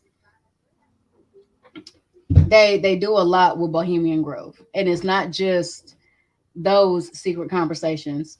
Please don't mistake that Bohemian Grove is honestly just open one time a year. It is not. It's open about 7 or 8. It's just one is a really, really, really grand party, and the other ones are not so big, so they're not as noticed. But inside Bohemian Grove, they actually have a building where they actually have a lot of these the meetings at. What is actually done on the outside of the building or certain ceremonies to be able to put those things in place. So it's more like that. Like they're still having meetings and stuff like this. And like I said, it introduces people to come on the scene and everything else. And people are even going to sit there and deal with you or be a part of, or even allow you a part of their circle. And you're going to have to sit there and do some things to be able to sit there and prove that you're willing to do whatever it takes. Once again, that's why I'm cautious with my words. There's certain things I will not say. There's certain things that even if I'm sitting there and I'm talking to somebody else, I will sit there and phrase it in a certain way. And people will be like, oh, well, what does that mean? Well, I'm pretty sure you guys get what it means. I don't have to say it direct. So there's a lot. It's not just Bohemian Grove. It's not just the presidential elects, because they're actually all related to the Queen of England. Now they're sitting there and saying that it's Vlad the Impaler, but honestly, it's neither one of those. It actually kind of goes back to the original Queen Charlotte and all of her children, as well as some of the stories that we thought were just stories.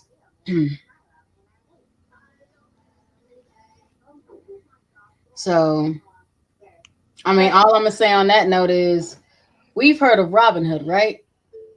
Mm-hmm. Can I ask y'all a question? Mm-hmm. Is Robin Hood real or fake? Before y'all answer, I want y'all to think that through. Or ask your gut, see what your gut says, and then I want you to, after you give your answer, I want you to think it through.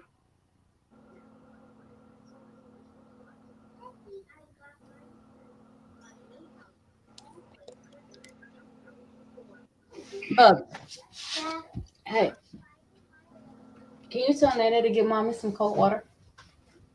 And then tell her I said thank you and I love her. Okay. Thank you, little Prince Charming. Mommy, some cold water.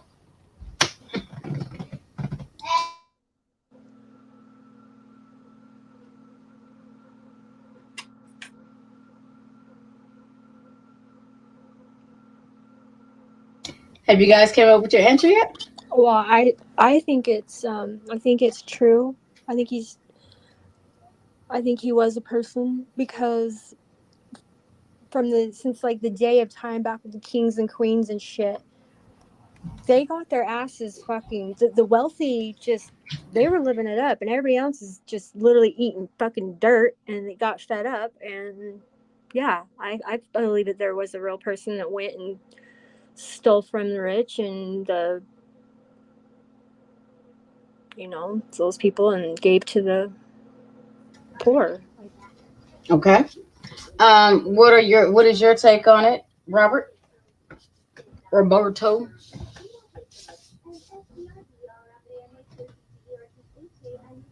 It looks like you're muted. Oh, I still got this damn thing on this damn screen, huh?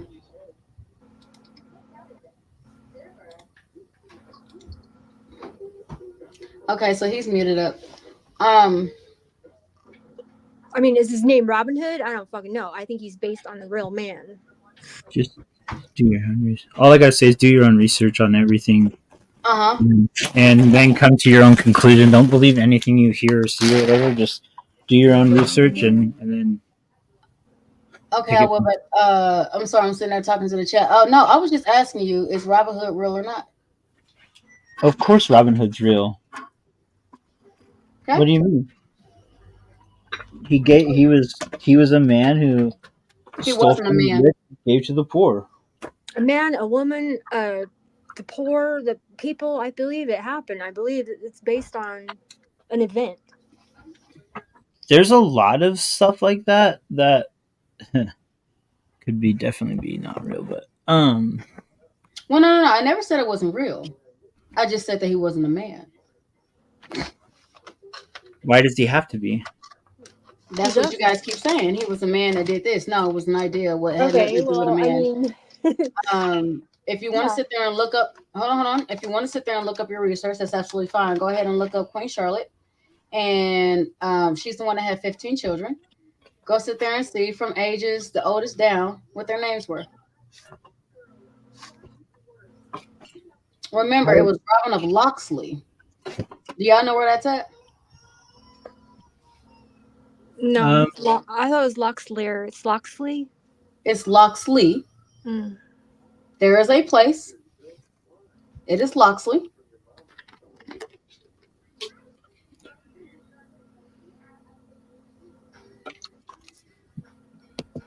The people of Locksley, well, they're called something else now.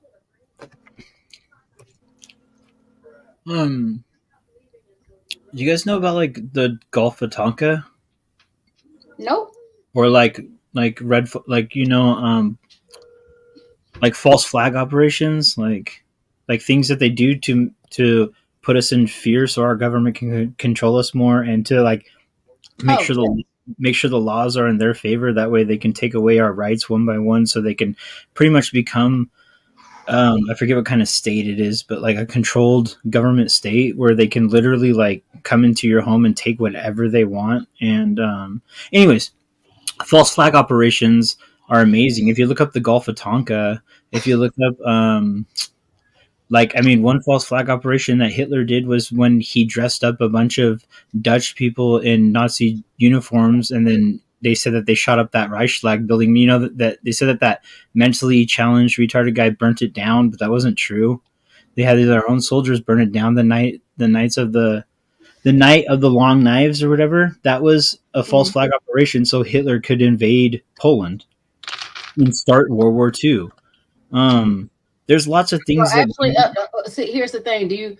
Okay, so I was sitting there and talking about Locksley, right? I was sitting there and talking about the Robin Hood and the reason why. When you're talking about Hitler, do you know why World War II was started? Well, the real reason why it was started. Because Germany came out of World War One and they failed, and their people were so poor that Hitler gave them hope. It had shit to do with that. Huh? Okay, so how many of y'all yeah, I know you know about it, baby. How many of you guys have watched Indiana Jones? Yep. Did y'all grow up watching Indiana Jones? The Tomb Raider. Mm-hmm. All of them. Yeah, I watched them all. Get back, baby. No, don't lay on the laptop. No. You tell Princess she can lay wherever she want to lay. It's a he, but yeah, he can do what he wants, but... Sorry. Well, the reason that I asked that is because the reason that they had World War II is because they were looking for something. They were looking for the Holy Grail the whole time.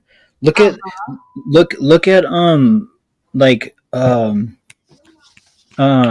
Heinrich. Look at Heinrich. Heinrich had his own religion. He had temples built in the way that they did in the pagan days, with like sunlight that would shine through on certain symbols. He believed in paganism. He believed in he really did believe in that Germans were the pure race and they would rule the earth for the next 1,000 years. And he had his own religion. They were looking, dude, they went to India, they went to China, they went to all these places and dug and excavated and looked for the Holy Grail. They stole multiple. Wait. Do you know the story about the Holy Grail and why it's actually so significant? Because it's the water. It's what we drink out of to have eternal life. No. The Holy Grail is a phallus, my guy. The box, like the box, the golden box. No, you're thinking of the Ark of the Covenant. Oh. The Holy Grail is a phallus. It is a punani, sir. It is No, it's No, yes, it is. It's a uterus, sweetheart. And it literally there was blood in there, and what you're actually drinking was supposed to be the blood of Lilith. Yes, it was.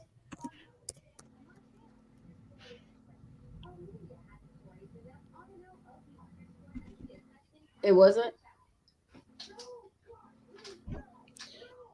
the Holy Grail is a cup, dish, or stone with miraculous healing powers, sometimes providing eternal youth or substance to an infinite life. Like Uh-huh.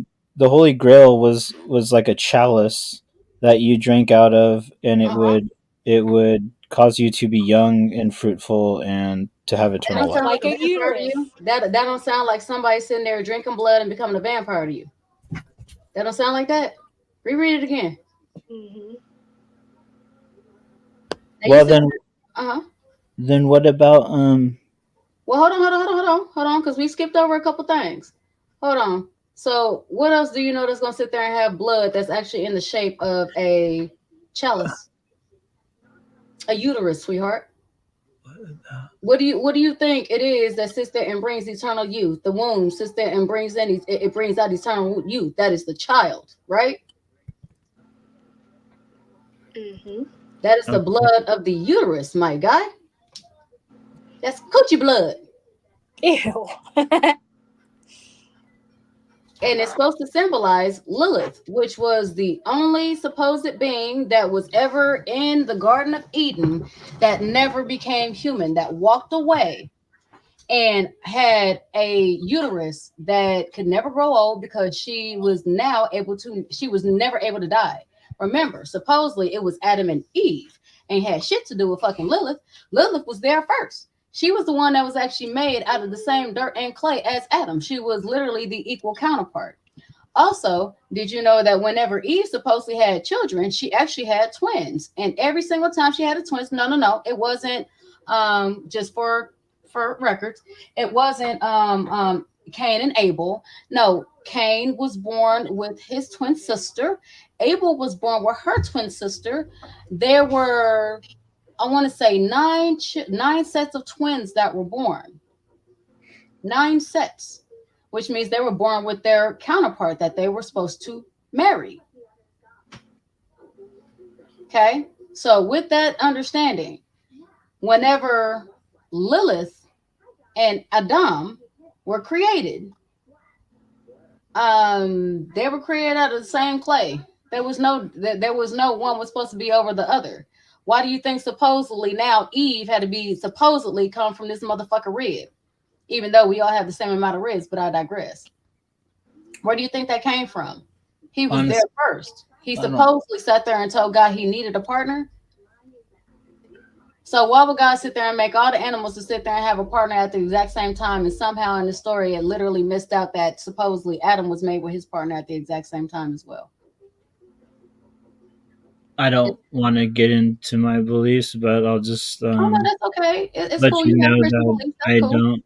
I studied when I was in prison. I studied the Bhagavad Gita. I studied the Bible. I studied native like religion. I studied a lot of things. I studied Viking religions and stuff, and I studied. We had a library that was full of every religion because they have to there, and I studied as much as I could. I read the Bhagavad Gita and stuff, and I do believe in. Did you read the Pseudepigrapha? No. I That's believe okay. in some stories, but other stories, like the Bible, for instance, like Constantine. When Constantine was in rule, so many things got taken out of the Bible. So many things got like changed and written in different ways. And like When was Constantine in rule? I don't know. I'd have to look. Okay. If you look it up, Constantine took out like okay, look at the Book of Enoch. Mhm. If you know, the Book of Enoch was taken out of the Bible. Why? Because it talks about spaceships coming down with crazy lights and crystal rooms and like weird shit that was in the Bible. That was in the Bible. Mhm. They took that out. You're absolutely right. Like they used it. Okay, religion is used to suppress a group of people Like I think of it as like people are scared. They don't know what's coming next. So Hold on. Before we end up derailing and going into a religious sector, because that's not honestly. I put it say I like this. I was raised Christian. I do not follow Christianity. I allow my children to sit there and follow whatever it is they want. Right now, they're into Christianity. I sit there and support them. But do I follow it no, myself? I don't. by all means. I do follow the Most High, but that is not the same as following Christianity. If you know, you know. I'm not going to sit there and break it down and explain it. So all I was saying is that chalice was to represent the inner uterus. Yes, there's a lot. You're absolutely right. There's a lot of things that they took out. There's a lot of things that they erased. And the library that burnt down with like 80% of the world's knowledge in it, like in Rome. They won't tell you about the other one. Yes, they sit there and they call it the Library of Alexandria, but there was another one that was over there in Africa that they sat there and burned down first. And we're sitting there talking about Joshua because there's reasons why. Jesus. Yeshua or Joshua. Whenever they're sitting there talking about him, they actually. I'm gonna say this and then I'm gonna go ahead and I'm gonna change the subject kind of. If you sit there and follow supposedly the 33 years, they sat there and they took out, and I just want to make sure I'm correct. So they sat there and they took out the story of Joshua from the time he was 12 to 33, because whenever he was 33, he just magically popped back on the scene. So with that, what they sat there and left out is that he went from one area. He went to Indonesia. He went to Africa. He went to Egypt. He went there to study. He was one of the world's smartest people because of the way that he could be able to intake and hold knowledge. He was able to be one of the first that was truly enlightened. Because he could actually, And Enoch was too. That's what the Enoch story. Have you read the book of Enoch? He was he was taken from earth up into the great heavens, the great skies, and taught everything that the fallen angels, the angels that came down and mated with our women, that made Nephilim, which are the giants. Yes. Yes. Okay. Hold on. Oh, wait. Yes, I have read the book of Enoch. Yes, I am very familiar with the wheel and the wheel, which honestly was a spaceship, but that's what he sat there and called it because he could break it down at that time the best way he could. Yes, how he sat there and actually saw many things, as well as the levels of heaven, the levels of hell, the prisons that are actually considered in heaven, as well as the other things that are considered in hell, and the differences, as well as the fallens, and yes, all of that. I absolutely love the story about the Nephilim. As well. Can you back up before you end up hurting yourself for real, little boy? They had two rows of teeth. The actual word spaceship was in the book of Enoch? No. Actually, he called the first one, he called the wheel in a wheel. There was a bright, there was a loud roar like thunder and lightning, and so bright I couldn't even look at it. And it came down with great noise, like 100,000 elephants screaming at once.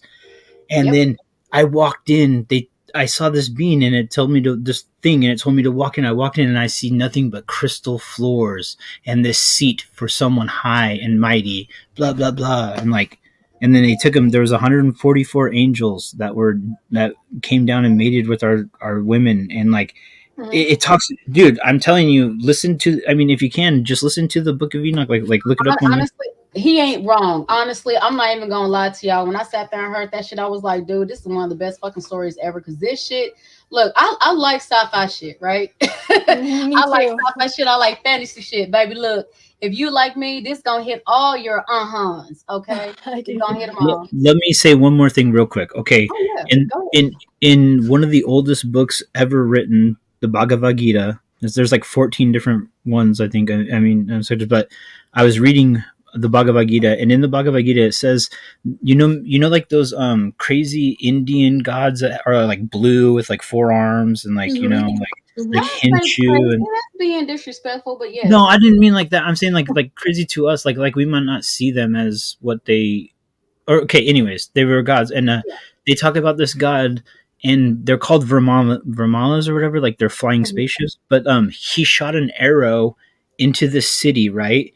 And It killed every living thing in the city. But listen to this. This is what blew my mind reading the Bhagavad Gita.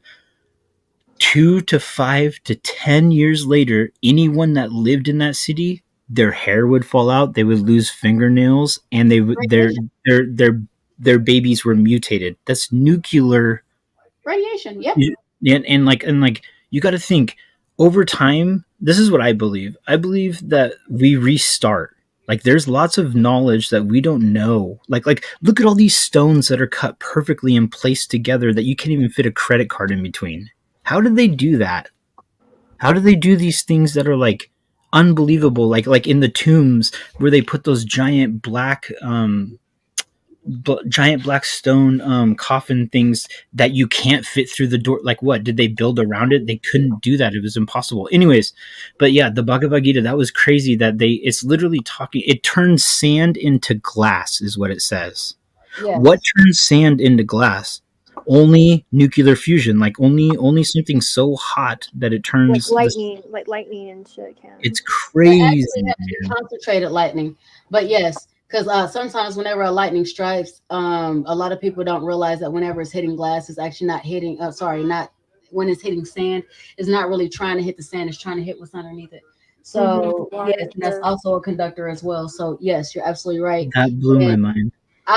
Right. You know, I love having these kind of conversations with people who actually know what they're talking about versus people that are just under the guise of an umbrella of Catholicism and everything in the world is wrong because people ain't following Catholicism. In every single culture and in every single religion, there is proof of them saying that things from that we can't explain came down. Yep. And you know what I mean? Like they did something. Like every single religion. I mean, you look at the old cave drawings. Well, hold on, wait, because you're missing a really, really, really obvious one. Well, at least it's obvious to me. When I was a kid, and I'm not a huge fan. I'm not a huge fan of Disney as an adult. But when I was a kid, I remember this interesting little story called it was something about Atlantis, right? Has anyone ever noticed all the depictions of Atlantis look similar? Right? And they sit there and say, oh, well, you know what? Atlantis was so destroyed that they ain't even been able to find it anymore and blah, blah, blah. Well, I'm going to say that they absolutely had a reset because people were doing our civilization was advanced as fuck. It was. And people were doing a whole lot of shit. Like, for example, so you know, the fun fucking characters in Greek mythology where they have the Minotaur and they have a centaur and they have the Golden Hide. I'm not gonna lie, Golden Hide was one of my favorites. Right up there with the you know, the Chimera, like the Chimera too. I can't remember what the fuck they called the snake girl that didn't have snake for her hair, but you know, Medusa. No. It wasn't Medusa. I said she did not have snakes for hair. Which actually Medusa, they were really just kind of mocking an Ethiopian queen that really wouldn't let nobody fuck her. But and they were actually mocking her locks. That actually, yeah. Anyway, that's another thing. But there was a creature that was half like the lower part of her body was a snake. And the upper part of her body was Homo sapien. Chimaran. You will see, and I thought it was a chimera, but it's a Chimaran. Anyway, it's a Chimaran. Half mythical creature and half snake, half woman. Right. Hi, baby. Yeah, I can't hear you. Shamaran, or I'm saying it wrong. Wait a minute. Go ahead and say something so I can try to see. Hold on a second, so I can try to hear you, baby. I had to turn my Bluetooth off. You're talking about the seraphim, which is the same thing they're referred to in the Bible, in Torah. No, I am not talking about the seraphim. The seraphim is a being that honestly looks like it has a billion eyes, and they are so connected that they look like wings and allows it to move, and they can sit there and see from every aspect. I am not talking about the seraphim. I just told you what it is. I met a seraphim. I am not talking about that. It's a Shahmaran. Yeah, whatever it is that she just spelled. Half snake and half woman. Yes. portrayed as Oh, a that thing dual-headed creature with a that crown on each head. hey, hold on. Check this out. That thing that they found.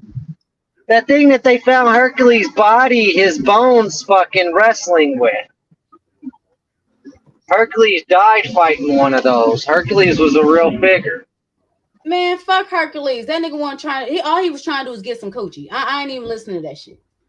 Anywho, Here's a problem with Greek mythology and Greek religion is they gave a name to everything. They gave a name of a god to everything. It's like the rain was a god, the sun was a god, the sky was a god, the night was a god. Everything that you see or touch or anything was a god. They gave a god. In the Smithsonian, they have a giant skeleton that's about 32 foot tall, and it is wrestling a snake-like figure with a human upper torso.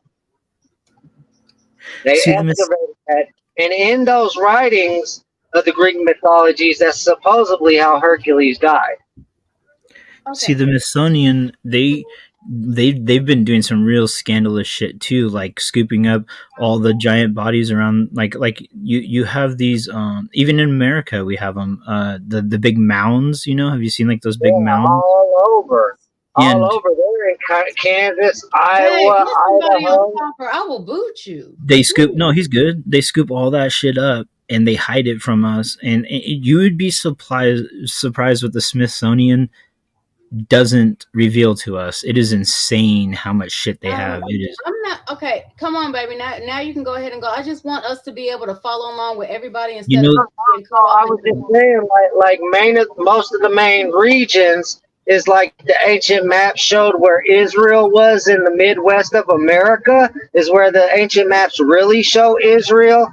That's where you find these mounds where they buried the bodies of the Nephilim and the fallen angels. And a lot of the Indians or Native Americans, we call them Indians now, but a lot of the Native Americans are the ones that buried them, and they have ancient folklore stories about these creatures. What's crazy is like when they unbury these skeletons and they have 2 rows of teeth and 6 toes and 6 fingers, like, and they're giants. They're over 9 to 12 feet tall. And not to mention between where their muscles, tissue, and bones was, there was some kind of technology weaving in there. Woven. And hold on. Okay, so we're going, because I was going to say something, but then we're kind of derailing off of. I'm still wanting to know about Robin Hood. Like, what was the end thing with that? I know we never got to finish that. Yes, the whole thing with that is that the Robin Hood, and this is why you never really hear about the ending of the story of Robin Hood. Those were fuck, what are them people, baby? Damn it, he just fucking dropped. Those were the Moorish, the people of Locksley. Those were actually the Moorish people. Which I don't know. What's Moorish people? The people that were they were people called Moors. A lot of time they were dark skinned, but people thought they were African. They weren't African. There were ones that you would consider. They were actually islanders. Well, some of them were islanders. Some of them were what you would have considered Native Americans. Hampshire. Huh? Oh, sorry. I was talking about. I thought it was Nottinghamshire is where he's from, or like where all that. Nottingham or Yorkshire. No. Nottinghamshire is where all that shit went down. No. Nottingham was where the prince was from, not the king, because King Richard or the Lionheart. Yes, Richard the Lionheart. Yes. Mm-hmm. He was actually a real person, Mm-hmm. and he actually got he was called the Lionheart because the motherfucker was a beast on the field. Right? That's one of the reasons that whenever they were dealing with Prince, what the fuck is his name? Prince John. This motherfucker was sitting there talking so much shit because his big brother was that man, right? I almost said that end, but y'all know what I mean. He was that man, right? So here's the thing. the Moors, the one that sat there and finally knocked Richard the Lionheart off, because at that time they were actually going to war with the people of that area, sitting there and trying to say, you know, pretty much we're going to sit there and take this land from you. Does anybody remember why Little John had beef with Robin? He was trying to do what? Fuck his old lady? I don't know. He was trying to take the land from him. Oh. And the people. And then whenever after Richard the Lionheart was dead, everything supposedly was supposed to fall upon Prince John, or I don't want to say, no, it was Prince John. So afterwards, there was other fucking Moors that came over, and they actually took over the area of Loxley. And how do I know? Because I actually have lineage that is in that actual area. See, a lot of people sit there and say African Americans are from Africa. I'm not from fucking Africa. Technically, my people were from, well, that was over there in England. But yeah, my lineage ain't got shit to do with African or Egyptian or none of that shit. Can you spell what the name you're saying? The Moors? What are you saying? Moors. Yeah, the Moors. I'm surprised you haven't heard of that before. No, the Moor. Yeah. They were like a, I don't want to say race, but like a group. A group of people, They were heavily melanated. Put it like this: anytime that you hear somebody sitting there and talking about some that black people sold black people off into slavery, that's not actually accurate. It was the Moors were actually selling to Africa the spoils of war, not the spoils of war, but the people that you get POWs. I want to say kind of, yeah, but what does the P stands for? Prisoner of wars. Thank you. Yes, the POWs. Thank you so much. I don't know why the fuck I couldn't say that word. It was like right there in my fucking head. They were actually giving away the prisoners of war. And the main reason why is because the last thing you want whenever you're sitting there dealing with war and you're sitting here and knocking off somebody's entire cult, well, not really entire culture, but you're knocking off all their land, is for a little kid to sit there and remember that shit, sit there and hold a grudge, get mad enough to sit there and beat all y'all asses and sit there and send you back. You see what I'm saying? So the last thing they'll sit there and do is sit there and try to get rid of the POWs or the prisoners of war. And that's actually what happened. It wasn't black people. Because a lot of times when people hear black people, they sit there and think that everybody was African if they had dark coloration in their skin. That was not exactly the case. Yeah. Africa really didn't fuck with the Moors. The Moors really didn't fuck with Africa. Africans. And you know what they would do with those people, right? They would take them and put them in the bottom of ships to row the boats. And listen to this. They were chained. No, wait. No, they didn't do that until they sat there and they had the African slave thing. No, this is before the slaves. I'm talking about when the Jewish people, when the Hebrews were slaves. Like, when this is Hebrews. Which Hebrews are you talking about? You talking about the real ones, or are you talking about the other ones that adopted it? The real ones, the first ones. Okay. They put them on those. All I know is like I watched a documentary and they had them on those rowboats, the giant ones with like 50 people underneath rowing, and like they would be chained down there and they would be pissing and shitting and eating their own feces just right, and they would die down there. And they would go down there and just replace them. They lived down there the rest. Once you went down there, you never came back up. And they would literally row boats, like until they died. But this is before the African slave trade, before all that stuff. This is way before that. I'll have to look it up. No, it wasn't. The wrong information. It might not even be right. It wasn't before the African slave trade. They actually did that, but it wasn't. When I say African slave trade, I'm not talking about the contract that they sat there and had with America. I'm talking about the contract that they had with the fucking Queen of England. And whenever they was actually sent to go back to Britain or England, yeah, that was some of the shit that was happening. And all those were also men. They would not allow women down there because the women, they sat there and they kept up top so they could sit there and do whatever they wanted with them. And whenever they were done, they would sit there and throw them overboard. Or they would sit there and actually chop them up, serve them as food for those the rowers, or they would sit there and literally chop them up and serve them as food to their pets. Okay, do you know Slavs? The Slavs people, Yes. Slavics. They Yes. were. Do you know what the names? Do you know what the word Slav means? I used to. It means slave. Um, hold on, just a second. I think it might have been the Slavs Did that you know they over there with the Norse people or the nomads, because that's actually what they were, because a lot of them, some of them still followed the beliefs of the I want to say a lot of their beliefs were centered in Irish culture and something else. I can't freaking remember. Hold on, I'm making sure that my dogs didn't run outside. Okay. And a lot of them were nomads. There's certain ones that decide to go ahead and become pirates, certain ones that decide to go ahead and literally be a part of community. And then even those that were Slavic, they also had indentured servitude.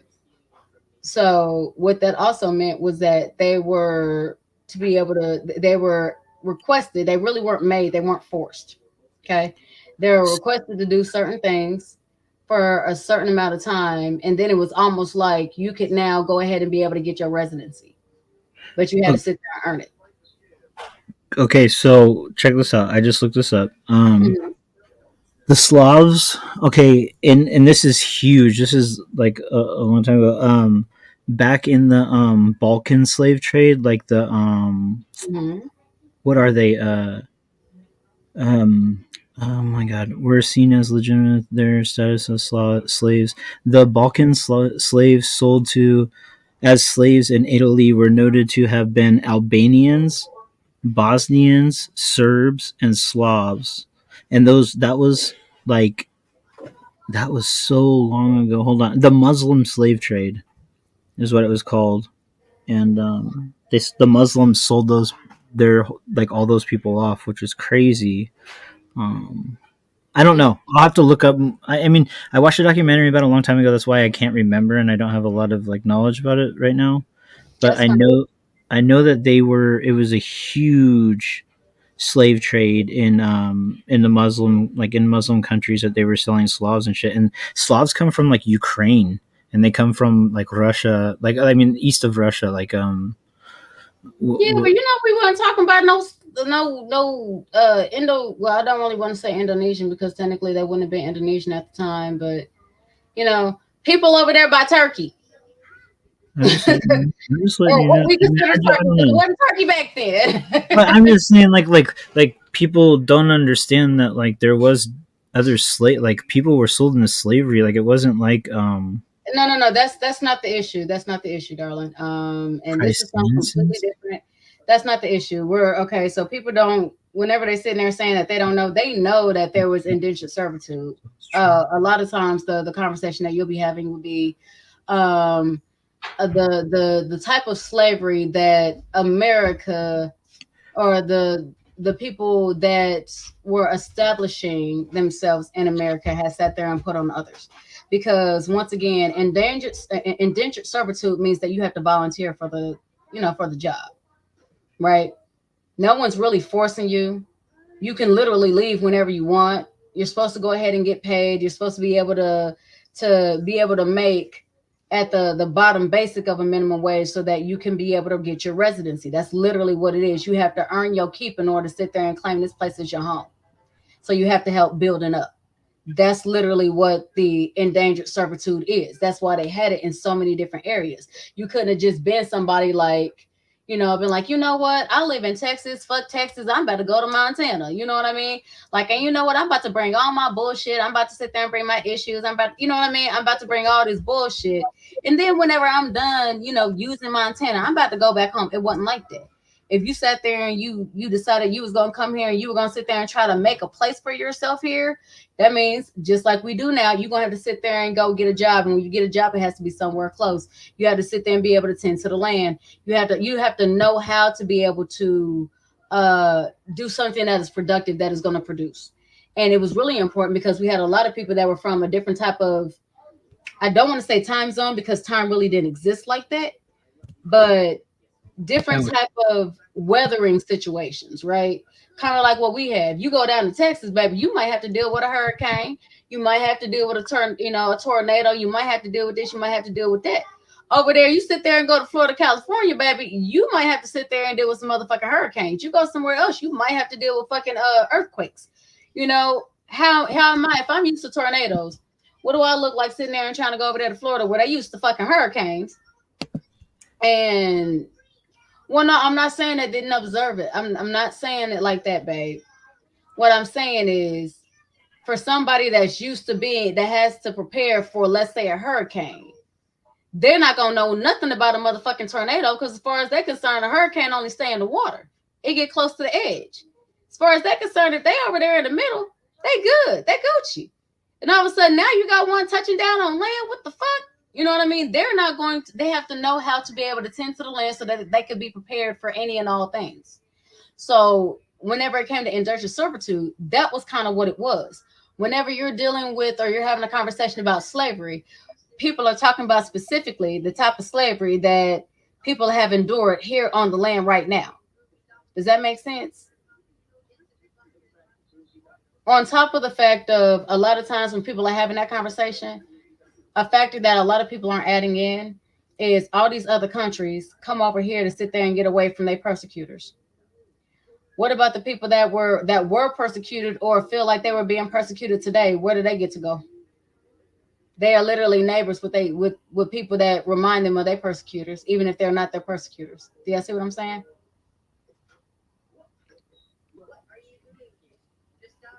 Hello? Yeah, I got you. No, I'm listening. Oh. Sorry.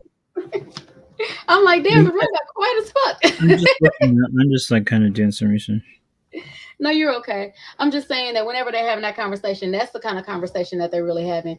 Especially whenever you're talking to other Black people, we understand that there was indentured servitude all over the motherfucking place. That's literally how people sat there and carried wealth from one country to another.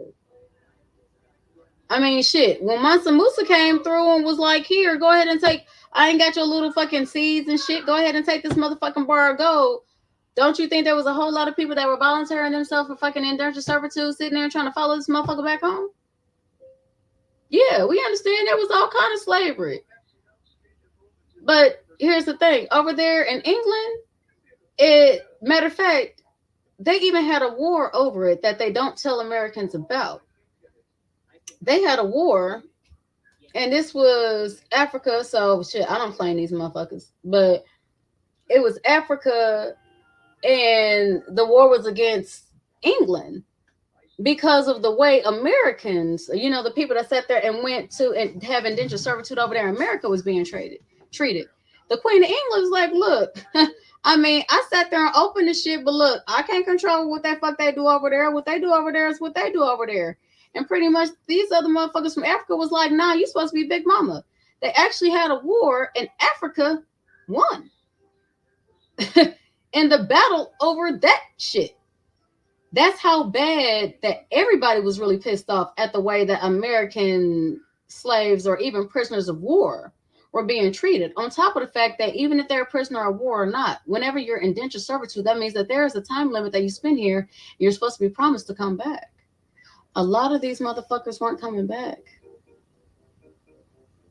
So moving on to another subject, but that's kind of the real conversation that's being had that I don't think people are able to really articulate all that well. But when it comes back to, you know, whenever we were sitting there talking about the Greek mythologies, right? And the reason I brought that up is because over there in Atlantis, they were quite profound in their ability to clone and splice and connect dots that did not need connecting, right? A lot of us, we've always been indoctrinated to believe that, you know, it's a mythical creature, and part of it being mythical is that it does not exist. Yes, the fuck they do. Whoever told you some shit didn't exist? And let me guess, you know, there's a lot of people, well, you know, I ain't never seen one. Just because I don't see it means it doesn't exist. Well, you know, that's almost like sitting there saying just because you ain't never seen a $10,000 bill didn't mean that at one point in time it didn't exist. And once again, that's something y'all can look up on Google. So, I mean, if fiat currency that you've never seen, 20,000, 50,000, in a bill form existed, but now it doesn't exist, what makes you think that all these other type of sliced creatures did not exist? And what it was is that Atlantis was doing a whole lot. They were splicing a whole lot. They were doing some real abomination type bullshit. And so that was one of the reasons that they got destroyed. And honestly, they destroyed their fucking self. Trying to do too much. And so whenever they destroyed themselves, guess what? That was almost like everything had to sit there and start at one again, because now anybody who made that through were the babies who knew nothing. You know what, babe? You and your Shaka Zulu comment. Oh my God, I can't with you. This man is fucking hilarious. Sorry. Shaka Zulu. We're not here. That's what I'm talking about. And the thing is, it wasn't exactly Shaka Zulu, but I mean, he's not wrong, That's why I was just like, oh my goodness, his Shaka Zulu comment. But the whole thing was that imagine it like this: if there is anybody that survives and they happen to be children, they are not going to be old enough to sit there and believe or go on a belief of, or the understanding or the knowledge of all their parents and what the fuck their elders, what they right. So they had to sit there and start it from the very beginning. So that's over. literally what the reset was. Now, what I really want to know is, being that many assume we are close to a great reset, would that be the equivalency to what happened with them, or is it just Mother Nature shaking off some bullshit?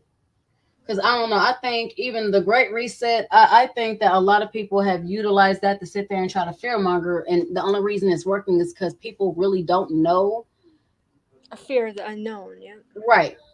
And a lot of times, whenever you have the fear of anything, the first thing you're going to do is go to the worst case scenario. Yeah, and it's almost like you don't even give a chance to think, what happens if this is actually something that's great that we've been waiting on? And this is going to be actually okay and good. Yes. Yeah. I mean, this is supposed to be the era of facts. The last era we had was the era of belief. So this is the era of knowledge, right? Of facts, or not facts, but just knowledge of knowing.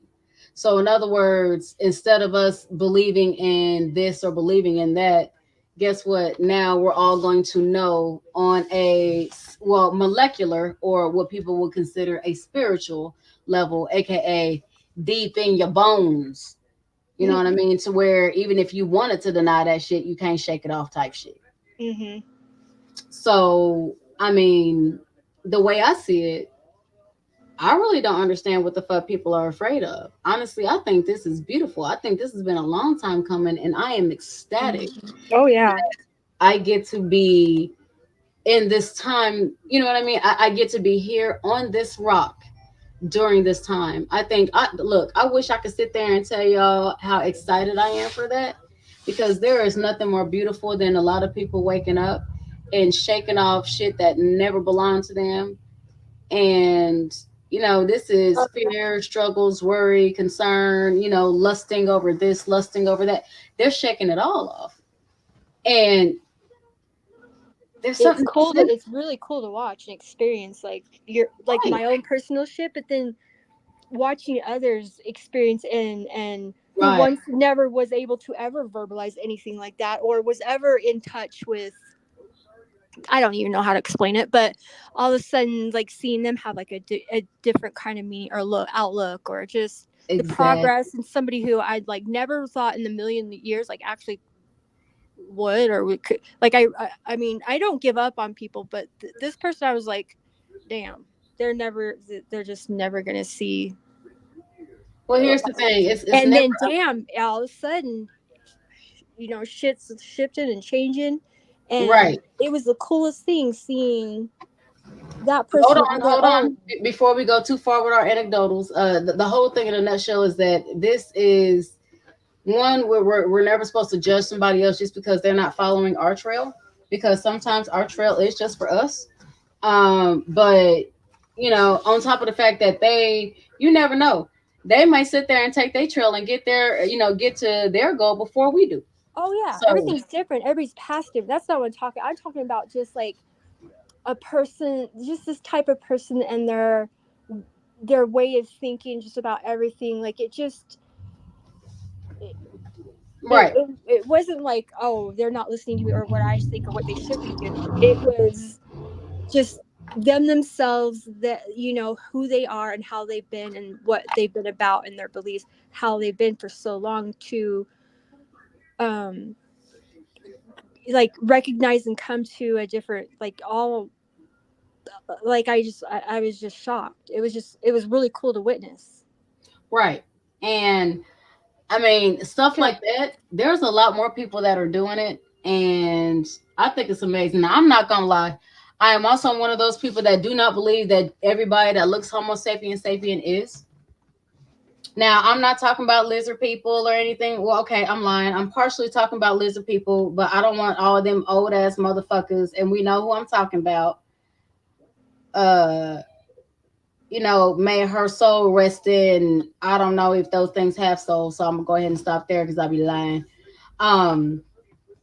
Yeah, I know who I'm talking about. Well, some people like that I'm talking about, right? But my thing is this: I don't believe that everything that is Homo sapien looks up is. So with that, I think some people are ready to finally go home. And when I say go home, I'm not talking about, Yeah, no, I know what you mean. being killed or dying. I mean, we were sitting here and just talking about Enoch. Oh, on top of the fact that there was 2 Enochs, for the record. Well, we're talking about Grandpa Enoch. And the main reason he was taken up was because those was his people. What that means is, just because you look like a duck, walk like a duck, quack like a duck, bitch, that was a goose. Hey, Eliza, like, if you ever want to get into, like, talking about the Book of Enoch or whatever, you can definitely hit me up. I've probably read it, like, 10 times, and I've listened to it on audio probably 100. And I know quite a bit. I got to go through it. Like, I used to know all the angels' names. I used to know all the... I know a lot of them. I've actually met some of them, and they're amazing. Well, yeah, no, some of them. Yeah. Okay, No. I guess it's an amazing experience, is what I'm trying Well, to say. no. Hear me out. So I was meditating, right, and I was deep in meditation and stuff like this, and you know how your mind tends to wander when you're supposed to be in like ultra focus. And I wanted to know who my guardian angels were. Now, mind you, in my mind, I'm sitting here thinking that my guardian angels are, like these little humanoid creatures with wings, and they look all shit. Yeah, fucked around and found out. They're scary. When they say, "Be careful of what the fuck you ask for," yeah. I had a very cool experience too, and yeah, it's not the little fluffy wings with When I sit there and tell you, I seen there were 7 of them. I actually wrote down everybody's name because I asked them their name. Yes, yeah. I'm happy. I don't have nobody like that be following me. I'm fine with that, baby. This is what he was saying. I don't have nobody with this name following me, but I'm also not gonna sit here and act like put it like this. I realize that we're all given a story, and when you realize that's exactly what it is, it's a story, and you don't know whose side is whose, right? you sitting here doing something, feeling some type of way, thinking, oh, well, you know what, I'm on, you know, this is what's up, I'm on this side, and then you get a feeling like, okay, did I do something? We ain't fucking with me. Oh wait, y'all fucking with this and that. Oh, okay, everybody getting along like kumbaya. Oh, okay, my bad. I thought we weren't supposed to fuck. Oh, okay. You know, I'm gonna just shut up and stay here. Yeah, it was very much like that. Like I saw Lilith. I saw the guardian angels. I also saw what looked like the 7 deadly sins. And when I sit there and tell you everybody was kumbaya, everybody was chilling but me. Mm-hmm. You're laughing. I was no, like, I'm not, because I've experienced. Right. I You know know what I mean? I'm laughing because like, I know okay. what you're I'm talking sitting about. here thinking it's supposed to be somebody in white robes and this and that. Baby, look. It ain't no fucking these things was scary as shit, and they fucking telepathic, bro. And I was like, hold on. So now I'm really thinking I'm pissing somebody off, and then I'm wanting to shut up because I don't know how these motherfuckers eat. And I'm sitting here like, you know, I never once thought about that. I'm gonna shut up. I ain't trying to piss nobody off. I ain't trying to say the wrong thing. I'm not gonna say it's y'all glory that I feel I'm in right now, but I'm just gonna observe.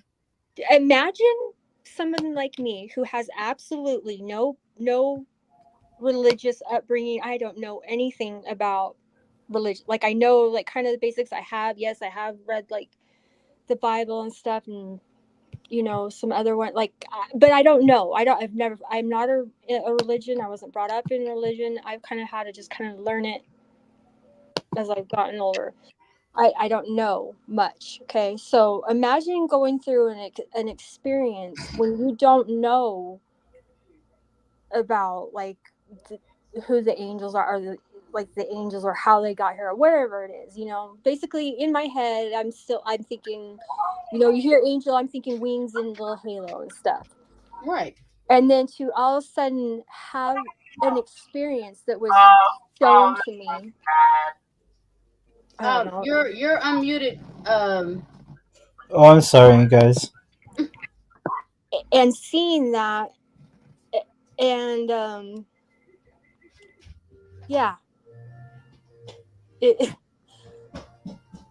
was like, I say amazing, but there's I can't even really actually describe the feeling, because there were so many different feelings.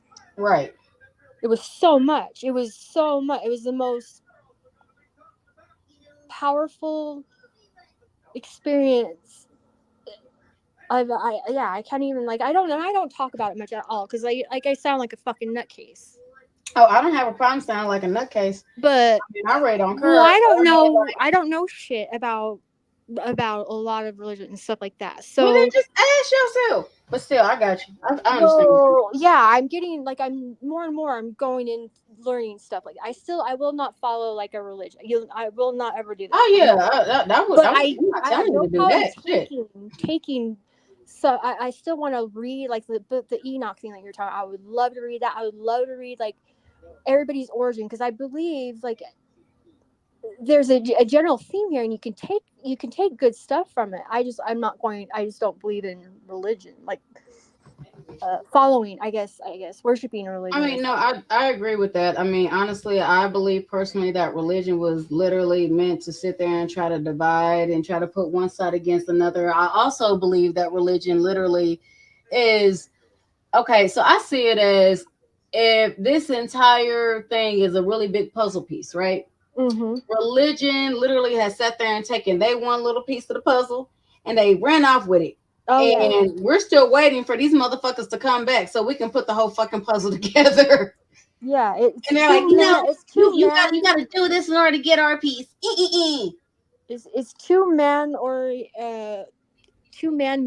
and two man self-centered and self-serving. Yeah, that part. It doesn't feel loving, you know, like it's like a controlling. It's too. It doesn't. Yeah. So I would never, like, I'm not down with that shit. I'm not putting anybody else down who is. Like, Put it like this: I'm faster to be down for with OPP than I am, OPR, other people's religion. I'm down for other people's property before I'm down with other people's religion. But I'm not putting anybody's down. Like, you do you. Right. I don't put nobody's shit down either. Absolutely. Don't put your belief. Don't try to shove it down me and make me feel like I'm less than, or I'm. Just don't put your shit on me, and because I'm not going to put my shit on you. Respect me, I respect you. Well, I mean, my thing is, you can sit there and try to make me feel any kind of good way. If you can, good luck to you. Because, baby, look, that kind of goes back to that level of fuck it I was telling you about earlier. Yeah. How strong that motherfucker is. People don't realize until they try to test me, and I'm just like, okay, cool. I'm cool with learning about it.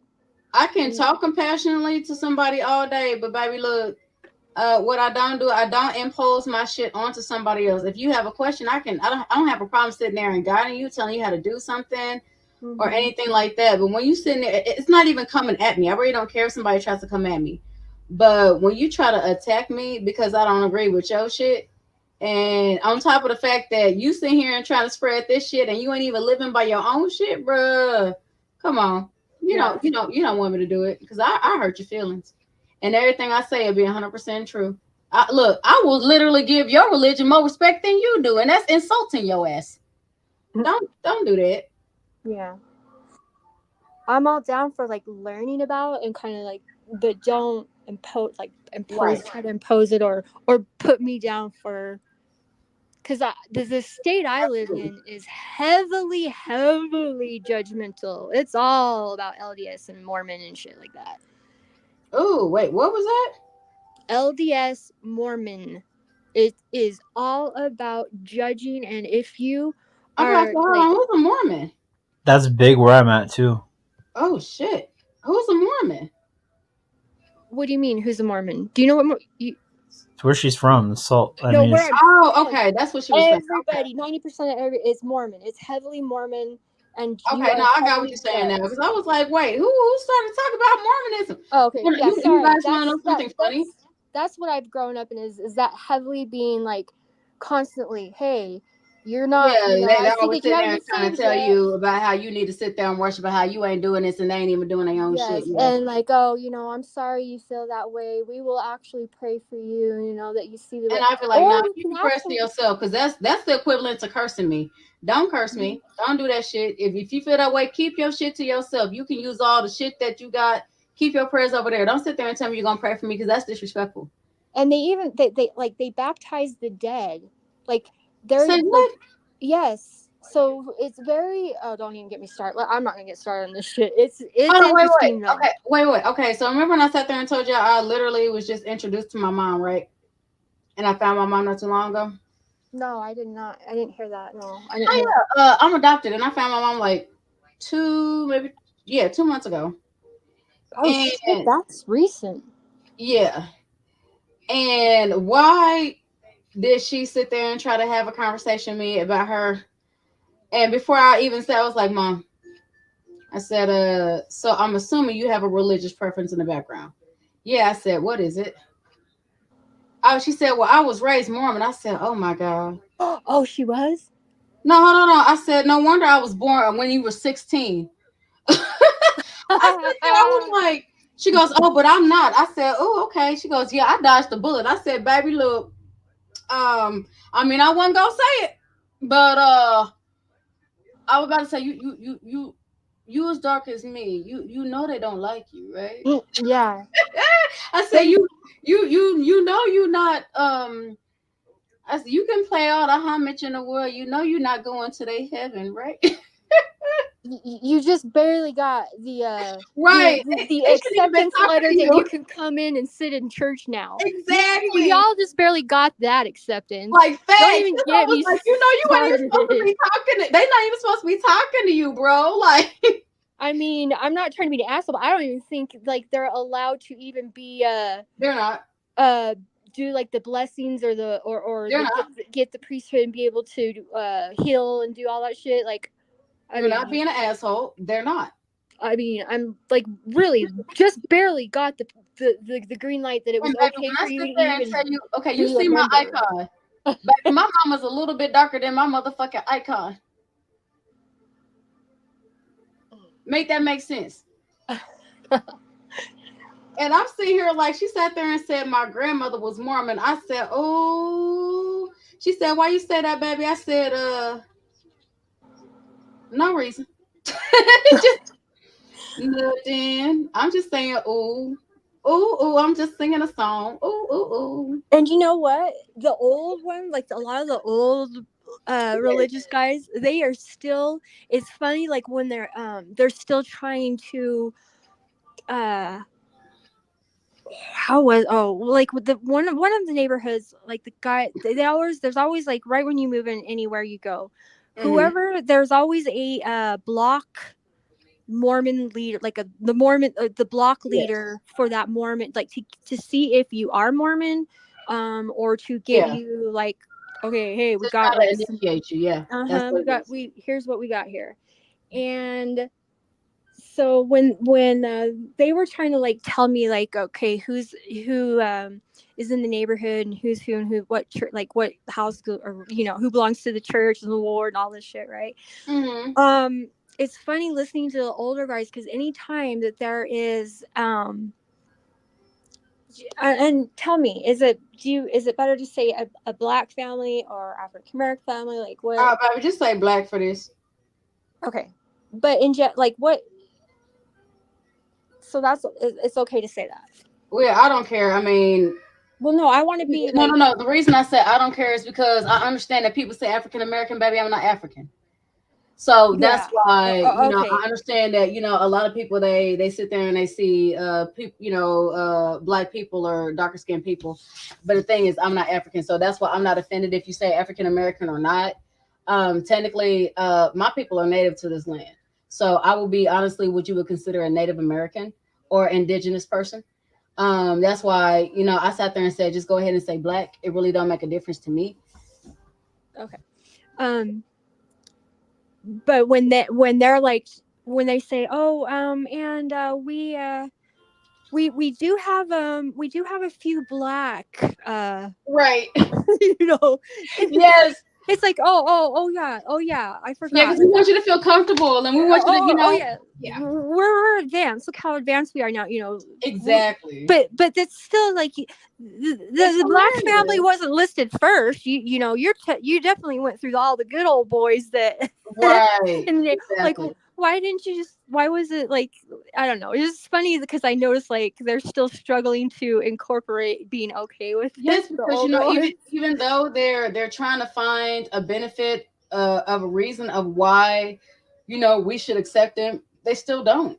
And it literally it goes against it's almost like having to smile and say, you remember that commercial? We love you. Or it was Home Alone 2. Whenever he sat there and said, I believe you, but my Tommy gun don't. And then, I need you to, on the count of 3, I need you to do whatever, right? Dirty, filthy, stinking, yeah. Exactly. And they're like, tell me you love me. We love you. You can sit there and see that saying it through their teeth, and he's like, you gotta do better than that. We love you. It's we love you. Like and don't be insulted that we're still not like giving you like labeling you like you're probably not going to ever be bishop or get they won't. They won't, but get your healing magic powers or whatever the fuck they do. But hey, we are cool with taking your 10%. Like that's what we're actually cool with. Facts. And actually just making our numbers go up. That's really what we're cool with. And you know what? You might know somebody that we can actually recruit that is not melanated. No, it's, and now what we can do for you is that all of your we want you to go and do your genealogy and all of your family descendants. We can now go and baptize them. So in the name, we have people that will baptize the dead. So say that your dear old grandma, whoever the fuck, she was a devout Catholic, Christian, whatever the hell you want to call it, Jewish, whatever. That was like Right. her thing. That was her. She That loved was it. her. That was her thing, right? That was her thing, right? Well, guess You about to what? sit there and say fuck all her shit. You about to Fuck go ahead that. and baptize her into Mormonism. Now she's Mormon. And now she's part of the numbers. And guess what? We saved her, and she's not going to be in because right now, I'm sorry, but because she's Catholic, she's in limbo. Like she's in Yes. she's not in a good place. So, but now she has the chance to go ability. to the celestial triestial whatever. Not quite at the part where they can own their own planet and their own kingdom, but hey, they're still a part of the team now. Because Right. we're the one and only true religion. That shit's what bothers me. Yes, absolutely. Because I promise I've had the talk with a few of it, and when I sit there and tell you, look, you said it quickly within a matter of a few minutes. But look, there is nothing funnier for me than a Mormon that decides to sit there and try to come on my porch. And my favorite thing is, oh, have you heard the good news? Oh, do you want me to break down your Bible to you? Do you want me to break down the person that started your religion? Do you want me to break down what they were really doing? Oh, they don't like the Joseph Smith stuff. And see, that's where Oh yes. And he was. It's a known fact Baby, that he was put it like a this. shyster. This woman was pregnant. When I sit there and tell you she about gave motherfucking birth on in my front yard because she done sat there and got so hot. And I sat there and I asked her, I said, you know, I believe your religion truly is great. I really do, right? But you know, if they're so great, then why haven't they been able to sit there and help you regulate, you know, some of those emotions that you're having? Oh, well, whenever we're done and we get in the car, we're just gonna go ahead and give those emotions up to Jesus. No, okay. they always have to have a good and pleasant, happy demeanor. Yes. You're not. I'm not gonna lie, that's kind of creepy. It's very Stepford Wives-y feeling. My favorite is the Jehovah's Witness. I love to tell them, how you the chosen people? When did your skin become of bronze? Why ain't your hair of wool? You do realize you just wanted to come up here and say something. We were talking about Mormons. You just sat there and jumped to a whole nother group of people that honestly are a little bit creepier than the fucking Mormons. I know. I said the Jehovah's Witness because like they be trying to say black skin is of the cursed people. They be saying some crazy. That's what originally was the Mormons too. Is that it's the mark of Cain. That is the mark of Cain. And but hey, guess what? Well, our religion, because we can actually change the rules in our body like all the times. Did you know that? Because our main what the fuck you call him? The main prophet, our prophet talks to God, you know, and gets like the 411 from God on what's okay and what's not okay. And then the prophet is basically the word of God. And after his little rendezvous with God, now guess what, guys? You know how, you know, it wasn't okay to have black people and it wasn't okay for gays to be married, and it, you know, you couldn't have your shorts could only be this length. Well, guess what? The shorts can change. We're actually going to allow an inch. They can be an inch shorter. It's okay. God said it was okay. It wasn't cool then. Like couple years ago, you're a disgusting harlot and you're choosing Jezebel and everything else. But hey, that inch, it's all good now. And also like the market Caden, it's not the market Caden. We're good. They're good now. Hold on, what's up, baby? The reason the Mormon stuff is so crazy, Joseph A. Smith took from all the different books, and then we didn't already said all this, baby. I'm sorry. And then he made up his own shit that was in his head and just threw all that shit out there. But you gotta give the dude some credit. Like he did this at 14. You know this, right? Apparently he was given all this information. It was like at 14. Okay, so all this amazing shit. So it's all testosterone driven. Was he? Oh, and by the way, the Yes. witnesses to all this is, even though it's his family and like his wife's family and all that shit, don't mind that. So you better believe everything that his family and some wise family are saying, so, and his words. So it's all real because the 12 people that are in his family say so, and so does he. Right. But you gotta give it to him that he fucking actually came up with a goddamn hell of a scam. Oh yeah. Oh yeah. Because the amount of people. Here's my thing. Was it that he was a hell of a scammer, or was the world so shitty that at that time anybody was reaching for any reason to be like, fuck this shit, we out? I mean, fuck. I don't know. Well, he was a smooth talk because he got his ass got arrested for he was like a stone seer, or like he'd be like, okay, I'll tell you, your future, or where this will happen, Yeah. and his ass, it's actually still in the actual archives here, like the first newspaper place that we had. I think it was called the Beehive, maybe back then. Oh, But that explains a lot. Go ahead. when he got arrested for some shiesty shit, like pulling off a scam.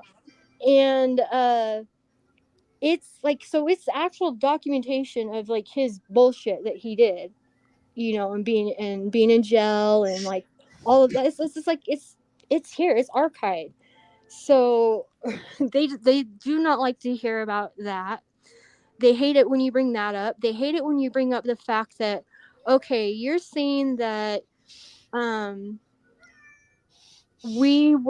so all of this happened, like there's like the Nauvoo, like the whole like history of the Mormon Bible or whatever, and like what happened in America. They're saying like, okay, well, they came over on these boats, right? Not Christopher Columbus, not anybody. Like, apparently the Mormon people, like the Nauvoo people and all that shit, we've been over here, like, Oh, so y'all discovered America. So we discovered it, and then also our people like intermixed with the Native Americans that were here. Now, mind you, not a single, if you do like Native American, like the DNA and that stuff, there is nothing that correlates them from being like the people from over where the Bible, or see, I don't know my shit, but when so and so parted the sea, or Noah's Ark, or whatever the fuck happened, we're the descendants. There's no the Native Americans do not have that bloodline. The genealogy of where they actually came from to be able to back it up. It's just literally on a fucking. They don't have that. Not to mind you, there's not. Okay, if there's like thousands and thousands of like, I'm getting the names wrong, I'm sure, but like the Nauvoo and the whatever they call them over here, where are their remnants of like where they lived, where are their bones, why is there no artifacts? There's absolutely nothing. Mm-hmm. But yet, like with Indians, you see the trails of like where they live, their pottery, their bone, like you see that all the time, arrowheads, this, that. You don't see shit at all of where the Nauvoo and the so-and-so or whatever, the Hematites, Lamanites, whatever the fuck they call them, you don't see that, any of that kind of evidence. So like, how, like, what the fuck? She said, I got questions, and the math ain't mathing. And see, I'm not like I said, I'm not a religious type person. So when you're, they present this to me, I'm like, oh, I'll read it. But it's been like shoved down my head. All my friends were Mormon. Like, if I wanted to play, like I would go to church with them. So I would hear that. It's like, I've heard this shit all the time. Oh my gosh. And so that's gotta be terrifying. So after just like, okay, reading, like finally like reading the actual Book of Mormon and all the pearls of wisdom and all that crap, that's when like the older I got, when people were like, hey, we baptized, it's because you baptized, let's get you baptized. I had so many goddamn questions because it just didn't make sense to me. Right. With that, guys, because my kids are in here like they want me to play with them, and I realize I've literally been on here for 5, 4, 3, 5, 5. That's interesting. I'm gonna go ahead and cut it short. I love you guys. Thank you guys so much for having me on here. I'm sorry. I didn't realize we've been going for 5 hours, y'all.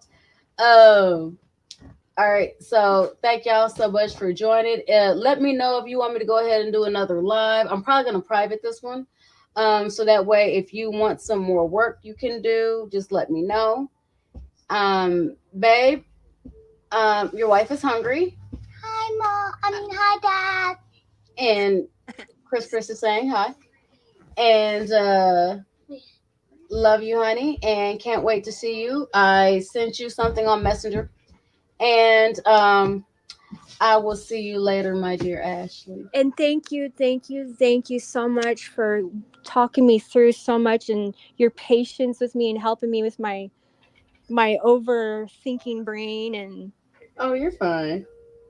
helping guiding me. Like I really appreciate everything. Not a problem. Thank you so much. You're very welcome. I gotta go and be mommy now. All right. Have a good day, everybody. You too. Lots of love and light. We have to eat, Mom. I'm gonna make you guys some dinner. Go on, baby. Bye, I'm about to y'all. make dinner in a moment.